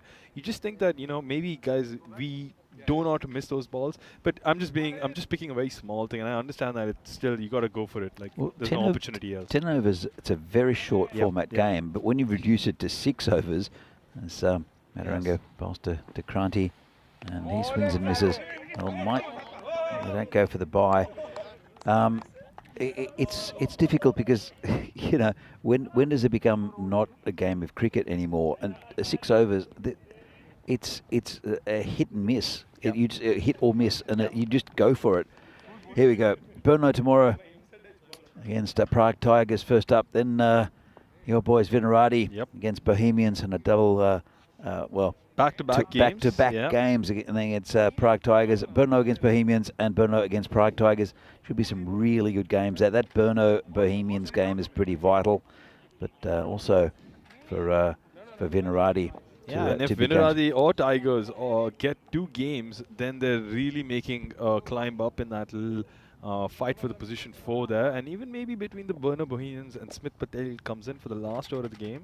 It's of the first innings. Sorry, I think it's a good move putting Patel in.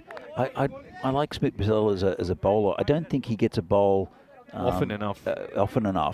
But also he's a really good fielder. So I think he's a good shout for for another position. Kushi Mendon adds with a bat, but I don't know if you need more depth in the batting lineup. I don't know. It's a big decision. Yeah, I think they're spoiled for choice, Danny, essentially. And it's going to be hard choices from the captain and the manager if they do have one. But who do you pick and drop? And, you know, that tough conversation that, sorry, you just don't make it to this level. And let's be honest, PCC probably have the best depth in terms of, like, picking players. For sure. Well, as I said, the top 6 pick themselves. If Aditya Kadawala comes back in, which he should. And Smith Patel misses. Hits his keeper instead, and they'll get another. Oh, another won't. I think it wasn't them, though, who picked on Sudhi last time, but I remember someone took on Sudesh's arm. It was United, in fact, and got run out there. So good awareness by Kranti and Vasant, who haven't sort of opted for the second run. So good. Yeah, they'd want Kranti on strike ideally in this situation. That was a good ball by Smith. He had 3 stumps to aim at, and he missed. So it's a little bit upset with himself. Just want to clarify there, cricket games on the common. Can players from Asia come and play there? Yes, but if you live here in the Czech Republic and you're part of the cricketing domestic setup, you just can't take a flight, show up in Czech Republic and play, just to be clear. Well, I mean, actually, it's a tricky one. This is missed and hit Gladson on the foot. Not having the greatest day, is he? It's difficult conditions out there. That's true. Look, I mean, you'd have to have... It's a difficult one if someone comes from Asia to play. I mean, probably you'll have to find a team that allows you to play. Exactly. There are players from... I know there's a couple of players from Slovakia and a couple of players from Poland who come in because they just travel in. But it's not a professional league, so I don't see the allure or the allure of it apart from getting on TV. You know. And what a lot of people don't realize is, I mean, we're diverting from the game here. Last ball coming up, but I think PCC have a very good hold on the script. But the thing is that it's a lot of effort to play cricket here. You pay to play. And last ball here for Smith. Let's see if he can get a dot. He can't. It's going down to the B's to just stops it and we'll pull it in. Yep. And it's a really good over here from Smith Patel. Just 3 from it. Fantastic over this. Arun backing Smith here for that last over, and Smith completely repaying the captain's wishes and doing the job needed. So Spartans, what do you feel, Danny? Do you think they have a chance here in some sense? I don't think it's enough runs off 6 overs. I mean, if you think that they're averaging almost 15 and over, as we see here, Arun, the opening, which I think is a pretty good idea, opening with spin. Didn't really work for them though. And Jinnu carrying it along, but still not enough here. Just unable to stop that, Arun. And this is the wicket of Jinnu we were talking about. Good catch here by Kushal at point. well judged, and as Charles often says, have that base and take the catch. Yes, indeed. And, well, Swatted away for 6. Squad 11-6. Satpal was really good. Yep. And that's just Raz trying to stop it, but it's so hard in dry conditions and wet conditions. You won't trust your footing. Satpal's a good shout for a bowler in the in this PCC lineup. Yep. If they're looking for bowlers, because there are just so many options. Samira has bowled really well since he's come in. Smith Patel. So we'll see on Friday. Do you think a golden ball is what Winnie would expect from this situation? I think that would make him go over the moon, wouldn't it? Could be interesting. He's always up for a golden seeking ball. for a Vinny. golden ball, yeah.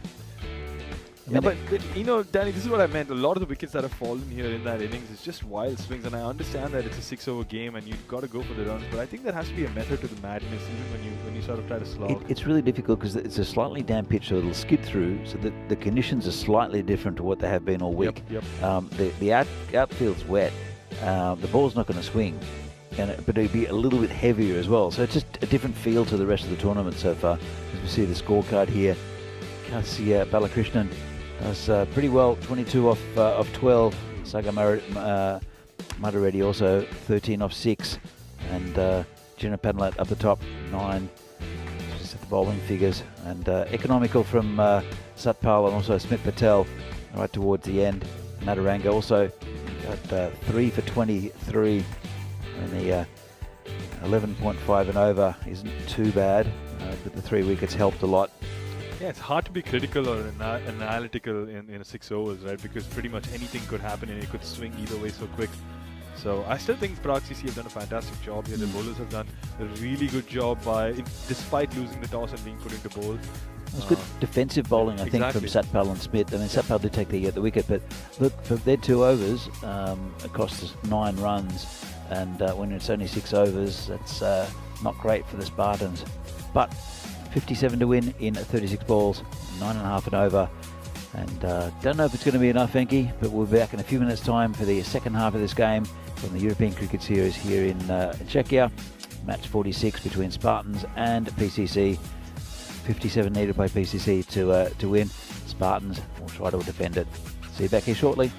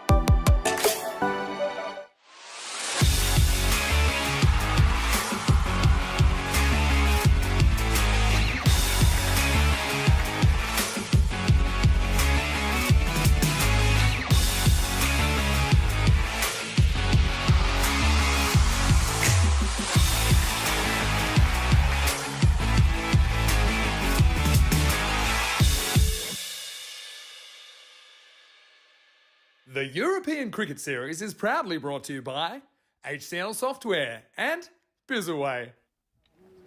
And welcome back to Prague for this European Cricket Series, Czechia, match number 46. Second innings of the game between PCC and Prague Spartans in a rain-reduced game. It is bright sunshine here in Prague, and it's actually very nice conditions. It's a little bit slippery underfoot. It's 6 overs a game, 6 overs an innings, because of the thunderstorm we had. The game before was abandoned with point shared between PCC and United. So it's 6 overs. 2 over power plays, and there is one bowler in the side who can bowl 2 overs if required. And it's a very good bowler in Shanmugan Ravi, who will open the bowling against the PCC side. And it is Sabu Undavisi and Ritik Tomar, the openers for PCC. And he'll get it to slide away from Daviti. Interesting field set. Just looking to see if they've got, well, this is an unusual field for someone who's going to move the ball away from the left-hander. They've got quite a few fielders on the leg side as Venki comes back into the marshmallow. Am I missing a trick, or they don't have enough players on the offside for Davitsi, for someone who's going to be pushing it away from him?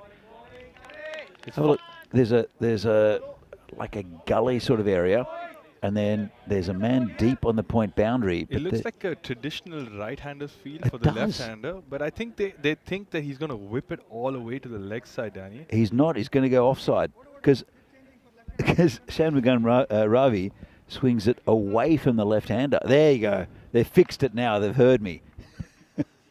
I think it's a good call by Kranti. I think it's otherwise it's an easy forward point reach essentially. Exactly. It's still going to be hard to stop him from going through that offside.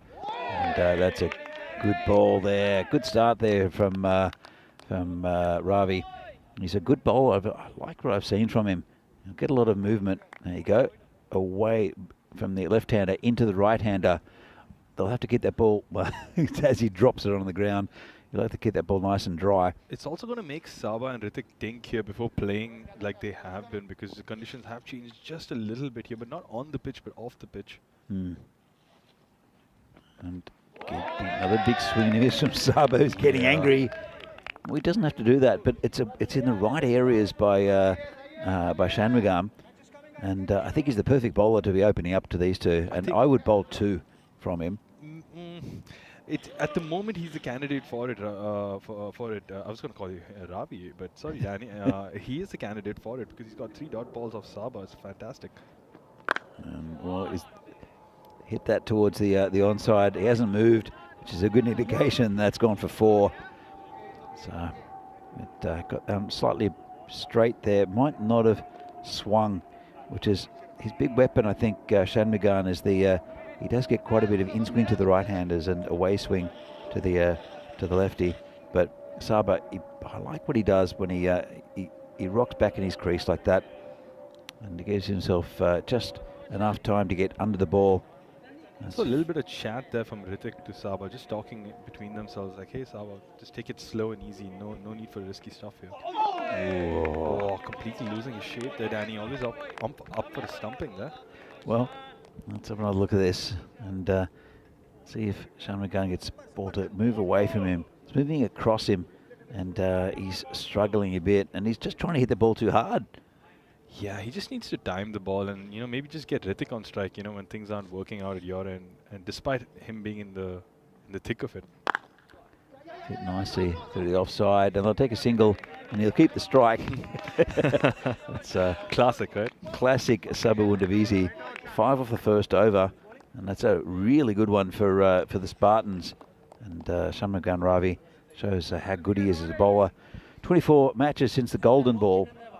That's been so incredible that we've already played 24 matches since the Golden Ball. And I think more than the fact that it's been 24 balls, of course, it's going to probably be more, maybe. And we hope for for a quicker one. But it's insane that we got 24 games by. Includes Portugal. Ah, that makes a lot of sense because by the way it's going here, you almost feel like that could be true. I mean, it's only a couple of games a night, but it does add to that. So there are a lot of games played here on ECN, and it was 280 something, 284 or something like that games. The game streak that was broken here in Prague. So a new bowler comes in, and Saba lifts him all the way for 6. We think there's I'm not sure what's happening with the camera up on top of the. Martins is the operator. He is. And I wonder if he's just sort of also just finding his space back after the break. It was a lot of water around. Still a lot of water on our table here, and but it's gone away. It's nice bright sunshine. Yeah, it's like we never had rainfall. But yeah, interesting choice of bowler here by Spartans, bringing on Ravi. Ravi has taken a beating in earlier games before, so wondering if this was the best choice in their shed of tools to bring on. Yeah, Ravi Radadea, and this one's hit to the offside. Should be a bit of skating again from the fielder, and just a single. And they'll bring Riddick Tomar, the tank, on strike for the first time. Not a bad ball here from Ravi, just taking it away. A bit short though, and I think Sabah would have fancied a 4 there, but just unlucky to not split the gap there, Danny. Yeah, you can see how slippery it is underfoot, and he just got it off the toe end of the bat, didn't hit it as hard as he would like. Let's see what the tank can do. So that pitch also, it'll skid on a little bit, and hits it in the air, and that's a golden duck for the tank. Misfires, and will have to go. It should have been put into the beat field. Let's have another look. It was not a great ball, but got the wicket, and the tank will have to go home. It's going to be a long walk back to the tent for Hrithik. Thoughts, he'll be consumed with thoughts, and he'll be watching, probably not be watching this match ever again.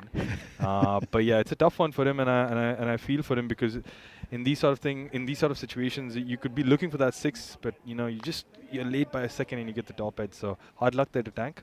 Well, the Tank's replaced by the Beast, who I think will hit the ball hard and straight. He hitting along the ground in the air. It's difficult for the fielders as the Beast comes in. Yeah, I think if Saba and the Beast have a chat together, they would have said that, hey, let's not try to lose this one by giving away too many wickets. Let's just get this done merit-based. Like, yes, if the ball's there to hit, let's hit the ball. But if it's there for a single, let's take it, because no one's going to run too hard. It's a bit slippery, so we can easily take 2. That's true, and he's the right man to bring in at this stage.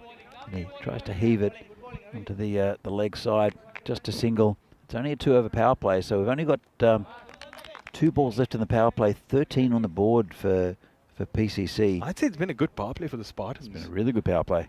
And that was a big wicket of Riddick Tomar as well. On the first ball as well, so Hrithik wasn't allowed to get into the game, not do even a single, like, any damage whatsoever.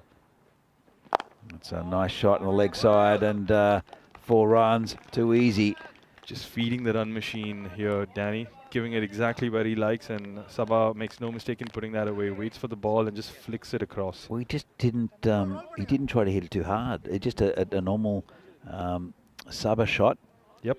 Just played it off his pads, and really good going here for Sabah's 16 off 9, but he stopped trying to hit the ball too hard. And he's making something out of this power play for PCC, just making it a bit more better and just getting more out of it while the field restrictions are not in play. Exactly right. And it's the last ball, and similar, and that's another 4 runs. Just turned it around the corner, very easy. It was just on his legs, and pretty expensive over in the end. As we were saying, it was probably Spartans ahead in the power play, and now I think it's changed. It's back to PCC again, and Sabah just makes a meal of those last 3 balls and just cashing in completely before the power play ends. And Ravi Radia, he got the wicket off Tank. I will say that. I mean, it was not the greatest ball. It was there to be hitting, but sometimes bad balls get you wickets, and that's how it goes. Here's the state of play at the moment in the standings, and Spartans, well, they've got 8 points. They've lost 8. They've got only 1 game after this one, I think. It's also funny looking at that board, Danny, the standings board, how the scheduling comes, how the scheduling works so importantly for some teams, because if you're a team that hasn't played their games and still have it left at the back end of the tournament, Yeah. you sort of have some sort of last sort of chance, if you haven't already won those games in the beginning, Yeah. to make that final push to the top four anywhere. I mean, in this situation, it's just the last three. Well, it puts it in your own hands somewhat. As, this is called a wide. Oh, a bit harsh there, Danny, in my opinion. Just on the line there, and Joe citing that in the favor of the batter. Yeah, on the line. Well, no, I think it's a pretty good call. On the line is on the line, is but a going wide. away though. Yeah, that's true. Yeah. So it's just an indication line, but it's a pretty good indication, and has to be really something which is adhered to by the umpires, but it does help them as a guide. I think also in the replay it looks less harsh and more of the right call. It's going to be called a wide as well. Clearly. A really good call there by Joe. I take that back. Apologies, Joe. So Nalano Gula is the new bowler. He's bowling to Anish. Yeah, I haven't seen him as well, Danny. Looks like a bit of a new guy in the circuit again. We have so many new players in the Czech Republic. It's good to see. Just turned around the corner by Sudesh. I think he's just going to play the role of giving Davisi the strike. Absolutely right. If he needs to accelerate, he can. Yep. But no need for that. Absolutely. Not really. After the last over, it's also it works so well in PCC's favor that there's a left hand and a right hand batter going on at the moment. So they're really just toying with the Spartans' fatigue and mood and you know, just moving them around every ball, making sure they're thinking. And it's hard to be thinking when you're defending such a low target, and it's the end of the day essentially. Yeah, true. Saba hits that through the leg side, and it's stopped there. The field restrictions are no longer in play because it's only a 6-over game, so 2-over power play, and so that's a bit easier to field it if it's hit like that. It wasn't really timed there too well by Davisi. Sudesh, we're facing the bowling of Anish. And it's that blasted over mid-off, actually the long off, and absolutely hammers that. You can. What he just drove. I mean, like he just belted it for 6. There was no other saying it. He just like pinpoint like power. There's nothing else here. He decided, I think, pretty late to have a go at it, and hits the ball so hard. Lucky it didn't come towards us. White ball that. That's well, it's the power of the beast. I mean, and even if you look at it from a run chase point of view, the runs have come in this over, and there's still 3 balls to come. So there's no need for any more risks, and it's just going to be, you know, normal cricket. Just take a single if you want to get the VZ back on strike. Yeah, the run rate's looking pretty good to get this 57. Yeah, and PCC are the last team to worry about run rate in this tournament. Oh, good slower ball. Got a dodgy inside edge. Just be it'll be 2. Bit of fancy foot fielding out there, and they'll come back for a second one. Great feeling by Neeraj at at deep fine leg there, just getting his leg in at the right moment and saving 2 runs there because I think they managed to take 2. So look at this. It is still a little bit slippery, so good footwork there by Neeraj. Also good of him for not getting his outer feet or his left feet onto the line or outside the line there, and sometimes the momentum can carry you away, and then it's just not, it's 4 runs. So Anish comes in again, and this is just 4 placed runs. that one 4 runs out to their third man area. Yeah, I mean, if this was any other team, I would be praising them for the intent of trying to get it done as quick as possible. But then again, we're talking about PCC, and they're so far ahead of this competition in terms of standings that it makes absolutely no difference to them. They can do it however they feel like. I mean, they dropped a point in the last game because of the abandoned game, which I don't think they really mind. It's all about getting to Friday. They don't want to lose a game. Oh, this is high. This is going to kill us, Venki. It's come into the into the marshmallow. Lucky he didn't get more of it because that was coming straight towards us. We've been pretty lucky, actually. Nothing's hit the equipment. Nothing's hit either of us. it's one of those moments in movies or in TVs where you're just watching like the arrow almost about to get hit by the main actor, and then he ducks to the left. It was something like that. Yeah, But yeah, just you're, fell in- short. Yeah. you're involved in film here in the Czech Republic. Yep. I know you had something to do with the Grey Man. I think you. Yeah, actually, I did. Actually, I worked on the construction department and helped them build the tram, which was just interrupting that European cricket tonight series in Portugal, and it's Malo versus Friendship CC, double header in fact, 17 and 18, and starts local time. I think for us at 6:30, but check it out wherever you are. And Rico Full will be taking you through. No, it won't. It'll be Corey. It'll be Corey. My 10 bad. minutes yeah. time. In 10 minutes time, Corey Rutkos is going to be bringing you that, ladies and gentlemen. Apologies on that. So I'll come back to a tram building in just a moment. This one's hit the pad and no run. So you helped to build the tram. Yeah, I helped to build the tram, which was in one of the action sequences, and basically they needed a tram, which was a replica of a real tram that we use in day-to-day life in Prague, and so that they can sort of shoot at it and do whatever they wanted with it. Pitched outside leg there probably.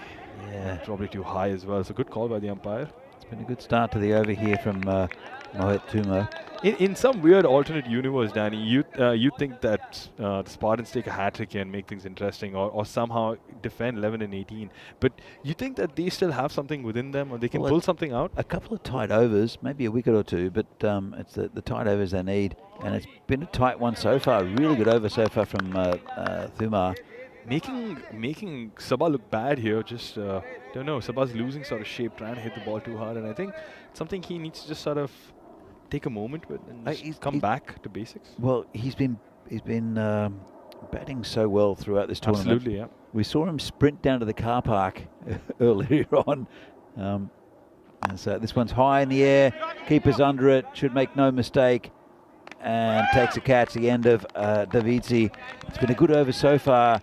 Not only just because Davici's gone, but no runs on the board after 4 balls. Unfortunate there for Sabah. Was trying desperately to get ball and bat there. Many balls down leg side, but just not connecting. And finally, that one ball that comes middle in the leg chips at top edge, and Dheeraj doesn't make a meal of it and gets it cleanly in the hands. Yeah, it's a good wicket there. It will bring more peril as Naeem Lala comes walking out to the middle. But it's been a really good over so far, and so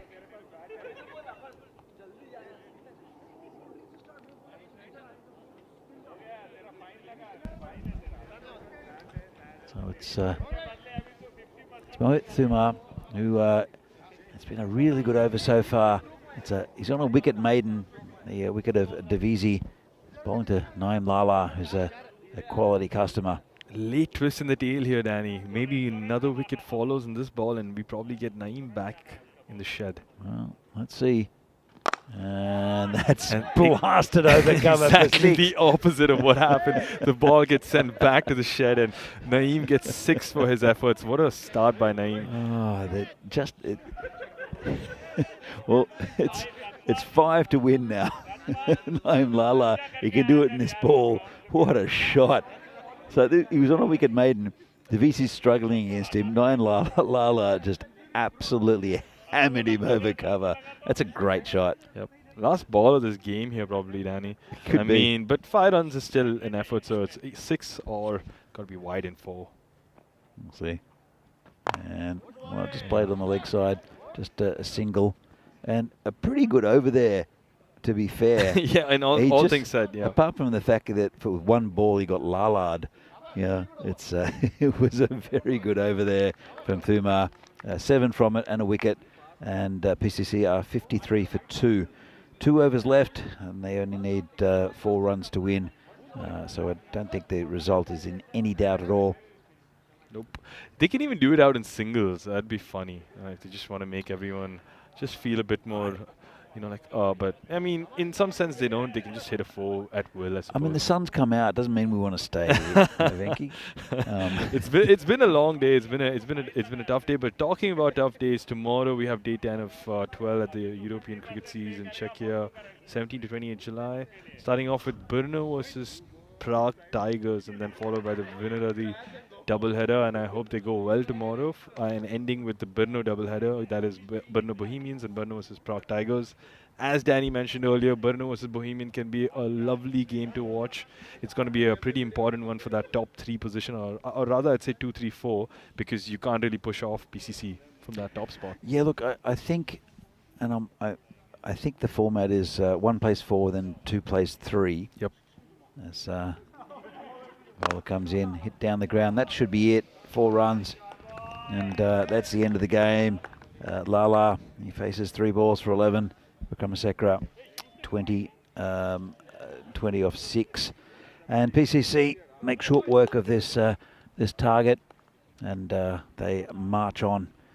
So we'll see some of the highlights of this game in just a moment, but yeah, look, I think that's a vital clash tomorrow, Brno and Bohemians. That'll be a really good game with 2 quality sides, and I'm sure we'll see Riaz Afridi back to bowl his lightning bolts. But it's a good day's cricket. Vinarati have still got a chance of getting in. They need to play very well. They've got 2 games tomorrow, and as we see the highlights of this game, and Davidzi didn't really get going. It's a bit of skating from the fielders, and this is the wicket of the tank, and that's the only wicket that went down. So it. Oh, we had Saba's wicket as well. I'm sorry, Saba's wicket. That was the first wicket that went down. Saba did go as well, and as Sudesh was on one side, Saba started to just play the ball naturally, and then he fell trying to hit the ball a little bit too hard, as there was a good foot feeling there from Niraj Tyagi, and that was just when they went down towards a 3rd man. We'll see the 6 he hit in a moment. That was the catch of Saba there, taken by Dheeraj. Again, Dheeraj coming in clutch with 2 good catches in the air there, and not making any mistakes getting it. But it was too little too late, or rather too little on the run. And right, there you go, Naeem Lala with that glorious cover drive to finish things off and get Prague CC another win in this tournament, Danny. Another win. The machine rolls on. So, that's the end of today's play. As we see the scorecard, 23 for Davizi, 20 for Sudesh. Lala with 11 off 3, and they made short work of it. Still a couple of overs left to get the runs. The bowling figures we'll see in a moment, but it was just a rain-reduced game, down to 6 overs. So just a little tickle at the end of the day. Well put, Danny. Yeah, and yeah, I think glad we.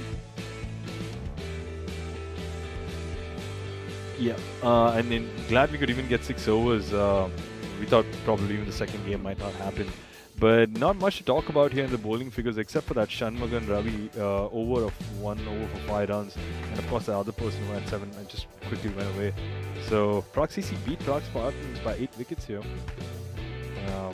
I'd say Saba and Sudesh were the top performers for Prague CC. Yeah, look, I mean, it's difficult to beat them when you... it was under 10 and over. Yeah. Again... They didn't have much to lose. They could really throw their bat at it. Saba had no fluency to his innings, but then Sudesh comes in, hits a massive 6. Lala comes in, hits a 6 first ball. It's what's interesting also is the number of balls Sudesh took. He just took an over to get 20, and that's really effective in this format. And of course, even Kasi, I want to give a shout out to him and Sagar, because without their 2 contributions, it would have been barely anything for the Spartans to sort of defend. So here's what will happen tomorrow. Brno against the Tigers starts at 9:15 local time. Then Vinarati, a doubleheader against Bohemians and Tigers. Should be 2 really good games. And then looking forward to the clash between Brno and Bohemians, which will sort things out towards the top of the table. And then Brno against the Tigers, the final game at 5:15. Long day for Brno. 3 games. They play the first one and the last one. The tournament's going to get really interesting from here on, Danny, and I believe that Wednesday is the beginning of that, because you're going to start seeing a lot of maybe like twists and tails, or maybe nothing as well, but it's all happening though. There's still a lot to play for. Exactly, yeah. So PCC are the only ones who, well, they won't see them tomorrow. Yep. They're the only ones who've got a settled spot in the order so far, and Spartans are out of it now with 9 losses. So it's going to be a goodbye from us. Thank you to everyone in the chat. As we see some of the the Portugal fantasy dashboard. This is the Marlow against Friendship game that is starting right now. So stay with it on the network. Corey Rutgers bring you all the action. It's going to be a really nice game, and it's Friendship that won the toss, elected to bowl, and that should be a really good game between Marlow and Friendship. Double header, and I'm sure you'll enjoy that tonight. So Venki, it's been a pleasure. Thank you very much for joining me in the commentary marshmallow today. Thank you, Danny. Thank you for having me. It's been an absolute pleasure being on the air with you. It's been one of those you can say secret wishes to be on air with you and Phil, because I've seen you guys do it so often right beside me, but never along with. So it's been fun. Thank you for having me. It's good to see your insights on both the game and also from Vinarati and the whole all to do with check cricket on the ground. Yep. So I know you have a very interesting perspective. Also, you're doing a lot of work here as day manager. Yep.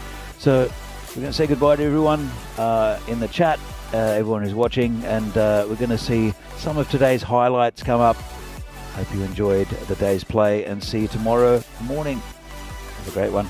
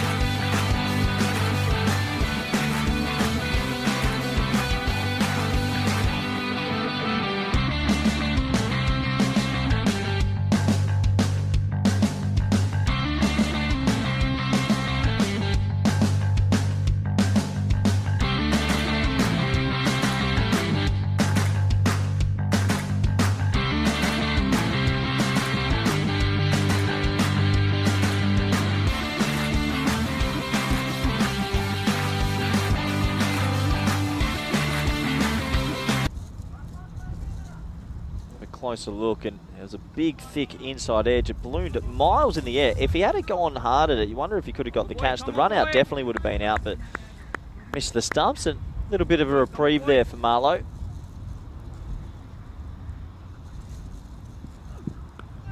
Well played. Good cricket. Sometimes a little bit of finesse also goes with a bit of power. It was a decent looking delivery. Singh just leans on it, and late cuts that for 4. Good batting. And this is a good start for Marlowe here. They're 29 for 1 off 2.5.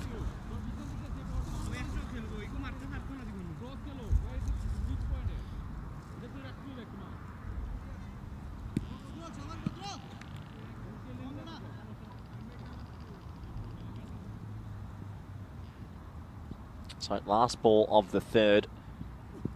And that's 6 runs. What a nice shot that is. It goes for 6 from Singh. Overpitched again from Haydar. He pays the price, and this has been Marlowe's power play. The score at the end of 3 is 35 for 1. Have a look at this shot. Slow, up, full, and chipped away for 6. Really nice batting, and this is a dream start now for Marlowe on a pitch that's, well, got a bit in it.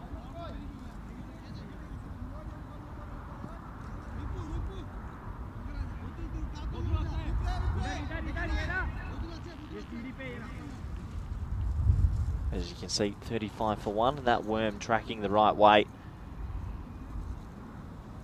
So it looks like a little bit of spin's going to be brought on to the attack. And yeah, good to see everyone in the chat. Hope you're all doing well out there. And greetings to everyone around Europe. And if you're tuning in from the subcontinent or Arnhem in the Netherlands, hope you're doing well. And plenty going on.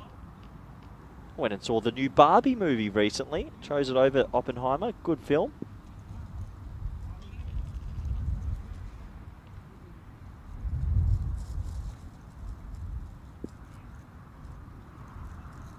Anyway, let's start over number 4, Vishwakarma.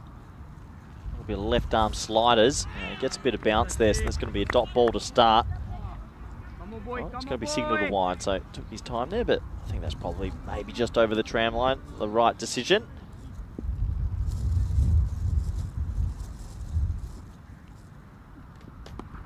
That's obviously the field spread out. That's just going to be pushed into the offside for 1. So you've got a bit more of a well, stock standard T20 field here. You've got just the cover, backward point, short third, 45.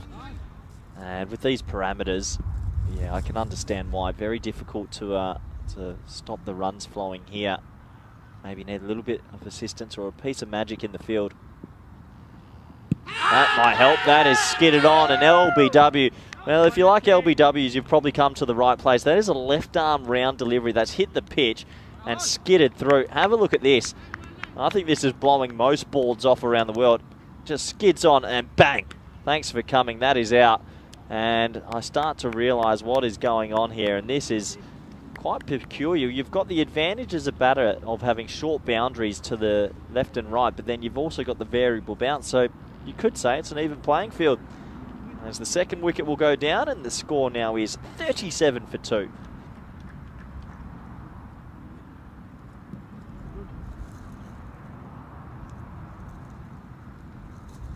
There's number 4 coming out to the crease. Najam Shazad, who's played plenty of cricket in Portugal and can hit it a long, long way. Might have his work cut out. This is actually quite clever bowling as well, has to be said. When you're bowling left arm around and really getting your left arm lower from Vishwakarma, you do have a bigger chance to get it to probably spit or skid on. Always like a left arm off spinner in a white ball format.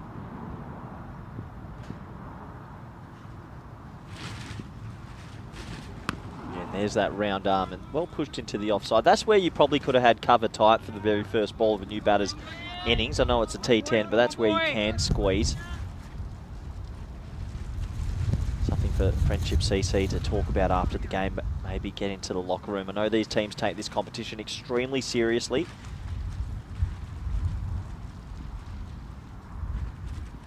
And that's, for me, pretty close, maybe sliding down.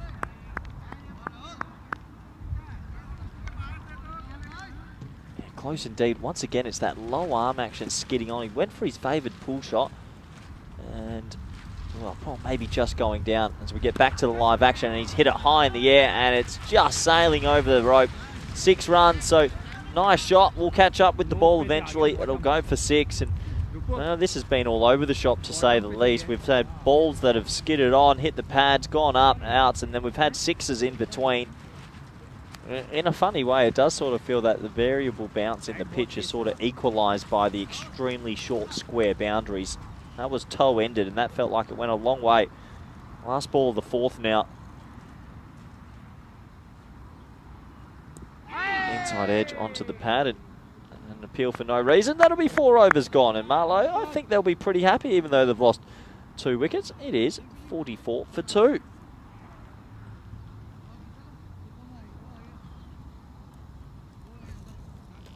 So, been out here for the last week, and from all reports, been a pretty competitive competition. Plenty of spirit always shown in Portuguese cricket, which is growing by the day, step by step. I believe they won an international series versus heavyweights Malta and Gibraltar. Really good signs, taking them up to 37th in the world, so things are going well. You can imagine being Gibraltar must have been a big day for the Portuguese. I think they've only ever won 1 international game, so it must have felt good to drum them a few more times. As we get into over number 5, Taj Mohammed comes steaming in. And a bit of a few eyes to the batter there, a bit of a cheeky smile, don't mind that. Seems like he's got a decent action on himself.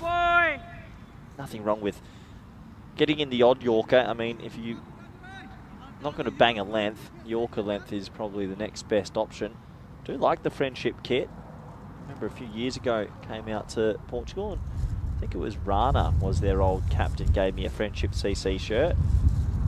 Still is their captain, I'm being told by my analyst Conrad Greenshields, who's in the commentary cube at the moment.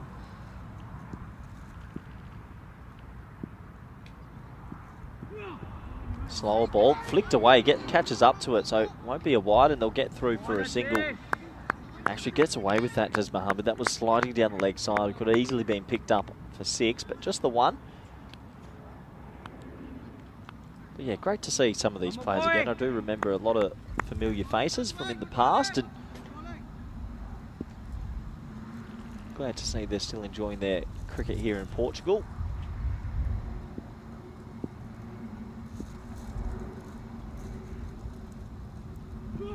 Another slow ball, and gets a little bit of extra bounce, but unfortunately that's going to be signalled wide just outside the tram line. This is one of 3 grounds here in Portugal. First time I've been able to see this lovely ground, I have to admit. I like the clubhouse, very cute indeed. A little bit of history about it. And yeah, it's been told it used to be a football field, now just the cricket. And obviously the lights must be pretty good if we're having day-night cricket out here. So that's bounced a lot. That has been punched. That is straight off the glove. Still, nothing has reared up like that very first ball, though. If I had seen a few more of those, that would have made me panic a lot. There's Marlow sitting on the side. I'm sure they're enjoying themselves on a Tuesday evening.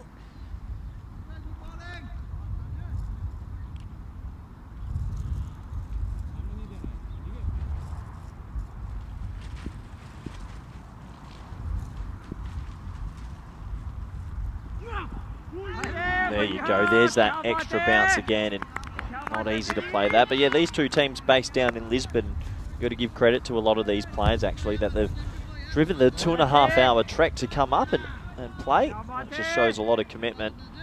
I reckon back in the day, if my captain said you're going to drive 2.5 hours for a game of cricket and probably be batting at number 6, would have said, I'll see you next week, Skip. But these guys, they love it. They'll do anything to play on the network, and I don't blame them.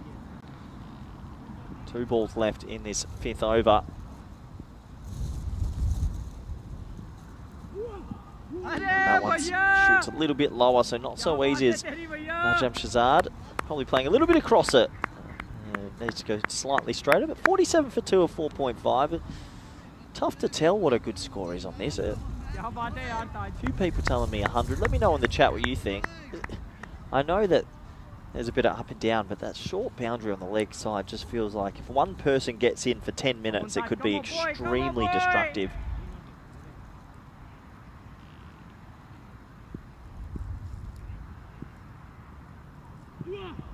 There's that slow ball, and that is absolutely crunched. Well, we're not going to be able to catch up with that. That's gone into another dynasty. That's 6 runs, and Marlow, they have this happy knack of hitting a boundary at the right time. 5 overs bowled here. The score is 53 for 2.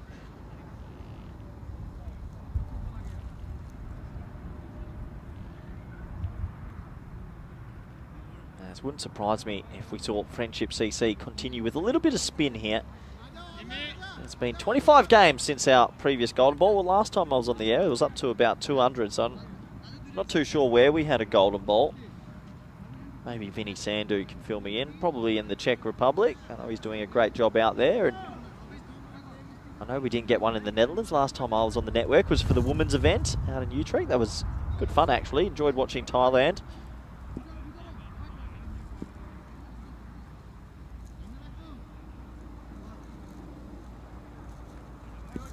Sajjad Hussain is going to come in, number 28 on his back. So keep her up to the stumps. You'd imagine this would be a little bit of spin, first time I've seen him.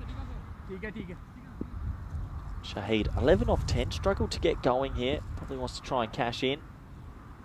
It's not going to be spin, it's going to be left arm round, and that is an excellently executed Yorker wide of the off stump. But yeah, it looks pretty gentle here. That does Hussain. If I'm the batter, I might be trying to line this up. As we don't get it on air, and that is lined up. That is absolutely mullered. That is huge. 6 runs, and Hussain decides to come left arm around right into the wheelhouse. And Shahid, thank you very much. 6 runs to the total. Angling in, 60 kilometres an hour, and it came off the bat at about 70 kilometres an hour. What a shot.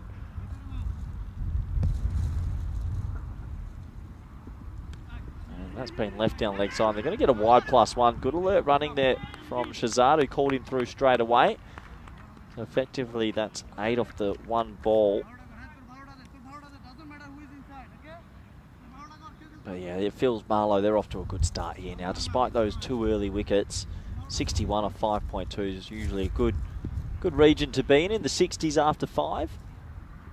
As that's going to be, oh, he's missed out there, hasn't he? That should have been hit into another dimension, but just the one there to deep square. And Shahzad, I believe, captain of Portugal, just not getting going just yet. Good to see him back in the game. Went missing there for a while. Didn't see him on some score sheets, so it's good to see him back out there. As that is inside edged onto the pad. Dot ball.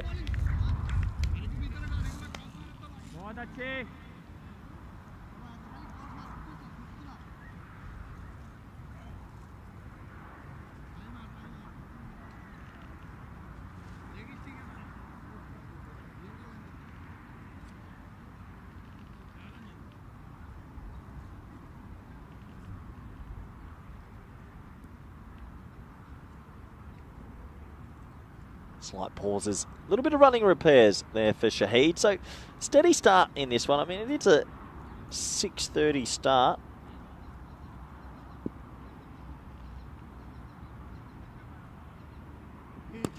High in the air, and if that goes for 6, it won't. It's caught.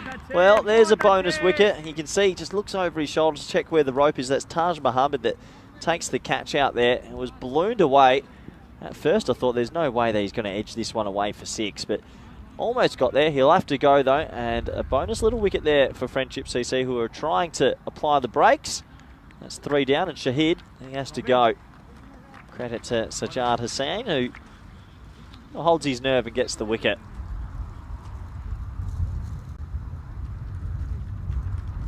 There's a couple of people in the chat letting me know that the golden ball was in the Czech series. Yeah, look, I do quite a bit of notes before a series. I spent, I think it was Sunday and Monday in front of the laptop and was doing as much study as I could on these Portuguese players, and I apologise I didn't have time to check the Czech series, actually. We just have so much cricket coming these days, it's so hard to be an analyst and a commentator at the same time. I'll make sure I'll get round to that shortly, but really fun studying all these players. The Excel sheets were out.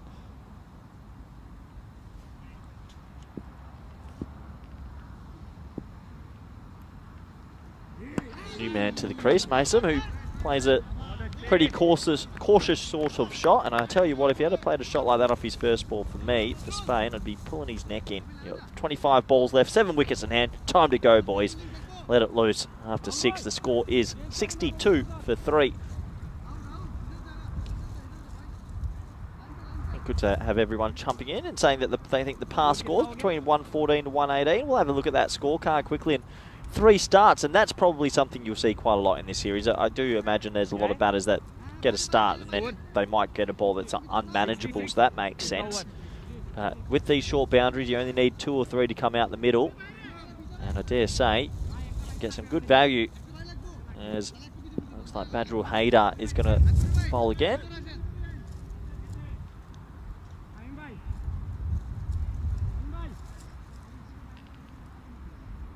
Little change to the field. They're going to keep third man back and actually bring deep square in. I actually agree with this. I think that's quite good tactics. I don't think having deep square back is going to have much effect at 40 metres. You're better off trying to protect the longer boundary for the edge. As you can see, straight to that square. Just the one. But yeah, Shazad just not getting his timing just yet. He's got himself to 10 off 8. Well, you got 23 balls left to a ball. Get them into that 115 area, somewhere about that, I reckon.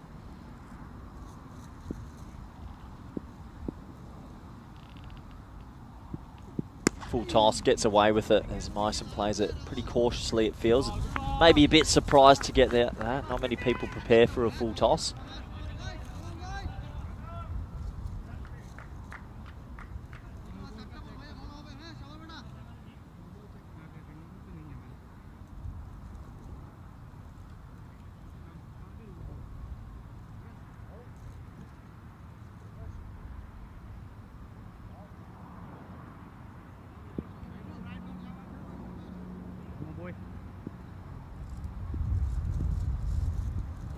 As that's one that shoots low and you can't do much about that. The keeper actually does well to stop that with his boot. That's going to get through, I imagine, for a bye, and yeah, just the bye signalled.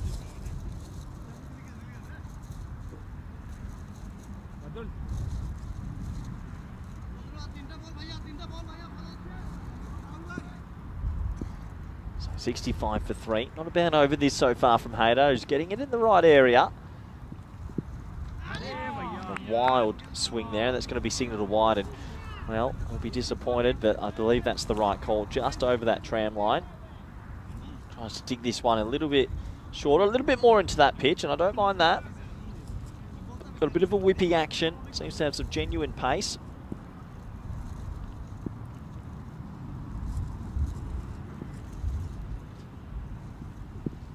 There you go, that's the dream length. There's where you want to be. There's no reason on this pitch that you should ever be too full. I don't even think you need to try and hit Yorkers. Just keep hitting a length here and hope that you get a bit of variable. And if you do, it makes it almost impossible for the batter to play those cross-bat shots that I know they love playing out here in Portugal. You won't see many people go through the beat, maybe only Greenshields and Stoneman, but most go cross-bat like that. And thanks for coming. Nice shot, 6 runs, and Myson wakes up and he launches that into the leg side. Haidar. Well, bit of a mixed spell, hasn't it been? He every now and then gets it right, and every now and then gets mullered for 6. This one sits up. It's probably the first one that's been dug in and actually proper consistent bounce and launched over that leg side. So 6 valuable runs for Marlowe, who, despite the plays and misses, are hitting the 6s at the right time.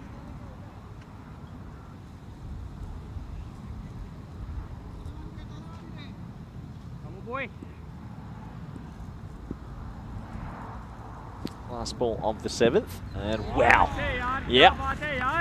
Well, Mysom's getting angry at himself, but I don't think Sir Ricky Ponting would have hit that one. That is flown off a length. There's no batter in the world that can hit that, so I don't think he needs to be too upset with himself. And 7 overs complete, 72 for 3 out here in sunny Portugal. It's 7 PM at night, and I'm in shorts, so I'm pretty happy with this decision. It's been pretty cold and wet in the Netherlands recently. As crowd favourite Rana, MTS Rana, who gave me a shirt many years ago. I've never forgotten, took it home with me, put it on the wall, framed it.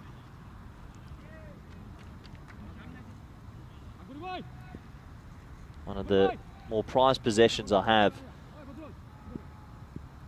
He's going to come in and bowl a pretty important 8th over. There's a couple more changes. Yeah, I like this. They're operating with the square leg up, which I think is wise. I don't think deep square is going to do much on a 40-metre boundary, but have the extra man back somewhere on the offside, why not? Better chance of saving 4. There's that. Unbelievable that's missed the stumps. And yeah, hard to surmise, really. It is a bit of a lottery, isn't it? I guess if you just keep swinging the bat to the leg side, you'll get the odd one out the middle, and then the odd one will go low. But I probably still haven't seen enough through the V. There's still deliveries here you can try and pump straight. Still a bit cross-batted from Marlowe.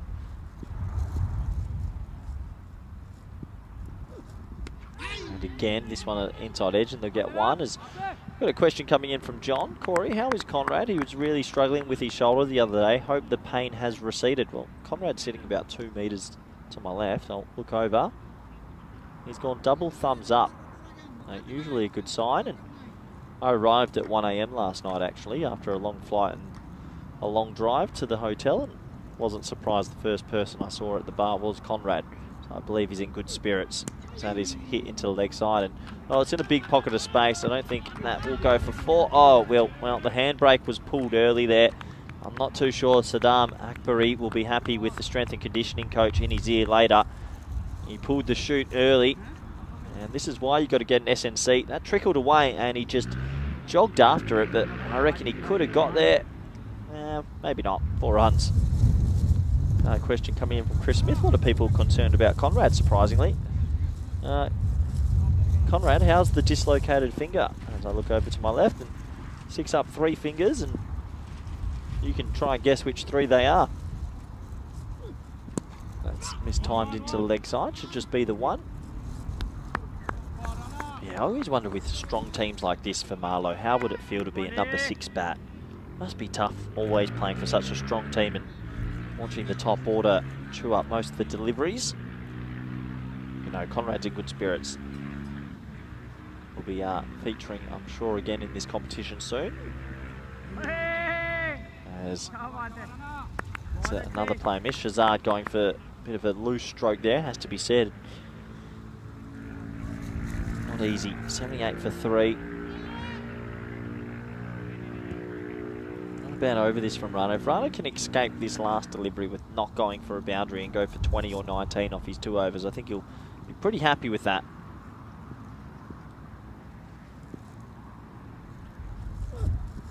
Yep, that'll do it. As the keeper pushes it. Oh, well, it's going to be given a wide. So a slight delay on the call, but signalled in the end. Oh, I reckon that's tough. That's a tough call from the umpy there. But that's wide, and now you feel this will probably go for a boundary. This is why the cricket gods sometimes aren't on your side. And well, Rana, he'll be desperate to escape with it. At least a dot or a 1 here. Oh, it's a cruel game, but well fielded. So will be a dot ball. We'll end up with pretty good figures. I'll take that. 1 for 20 from the skipper. And the score at the end of 8 overs is 79 for 3. Have a do Cinder in the chat saying any guesses what we think the score will be after 10? I reckon about 108. I have a feeling that they might get a couple more out the middle. Tough to tell though. We have a look at that beautiful worm, and slanting the wrong way. It has been good from Friendship CC. We haven't given up the ghost here in this one just yet. They're fighting as hard as they can. My worry is who's going to be their 4th and 5th bowler to close out here. This old army hat comes on. Man of discipline and man of power, Sajjad Hussain, who bowls these lovely left arm rounders at about 70 clicks an hour. He's going to come in and try fire in a couple of decent deliveries here. Not going to be easy.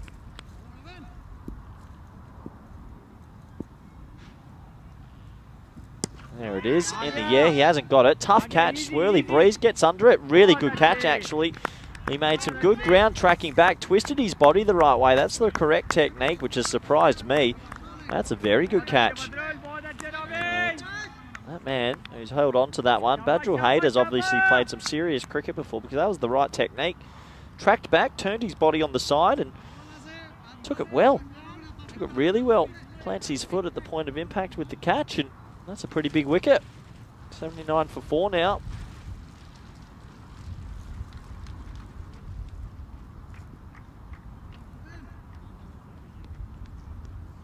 As Friendship CC start to dream, is there a possibility here where they might be chasing under 100? That would be a dream scenario for them. I guess when you do win the toss and you want bowl first, you do fancy yourself as a chasing team. So Ali has made his way out there, batting at number 6. Low full toss, inside edge onto the pad. This could be out if it hits, and it does hit. So we're going to have a closer look at this one.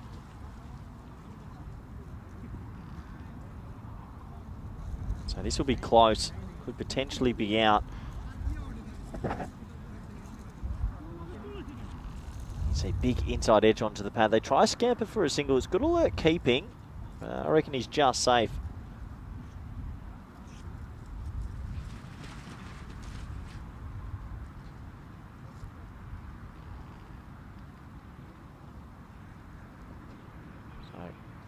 Looks like just the one run. There's that look again. I can understand the officials having a closer look at this.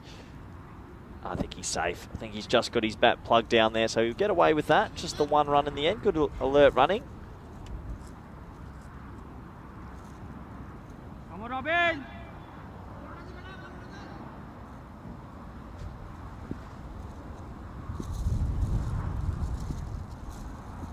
Another low full toss, and that is hit quite hard out there, but just the one. I think Friendship CC have actually been pretty clean in the field. Pretty credit to them. It's not the easiest outfield I've ever seen, but they're applying themselves well, and if they can keep Marlowe under 100, they'll believe. Jarred out, that's not going to be caught. It's going to fall short. Just the one again, and well, Hussein's got fantastic figures here, 2 for 12. I think his first ball got hit 200 metres, so good comeback from him. Shazad really struggled, 12 off 14 here. A lot of people around the world would be disappointed. Usually he's super destructive. That's a bit more like it, but that is a freebie. And Hussein, well, he's put himself in the doghouse there. You've got a pitch that has variable bounce. I think the last thing you can ever do is bowl a fully. And unfortunately he does deliver up a fully, and it goes all the way for 6. Bit of a pressure valve release there for Marlowe. I reckon my grandma's hitting that for 6 actually. Sat up beautifully. Come on, Robin, come on, boy! Last ball of the 9th. They've raced through the overs. They've bowled 9 overs in 31 minutes. Rate it. Not timed again. They'll just get through for a single, and they're not going to look for 2. Shazad wants the strike. So 9 overs complete here. Friendship CC holding Marlowe to a respectable score. The score is 89 for 4. So it looks like the umpires realise it's over a little bit later. But yeah, that's probably the quickest first 9 overs I've ever seen.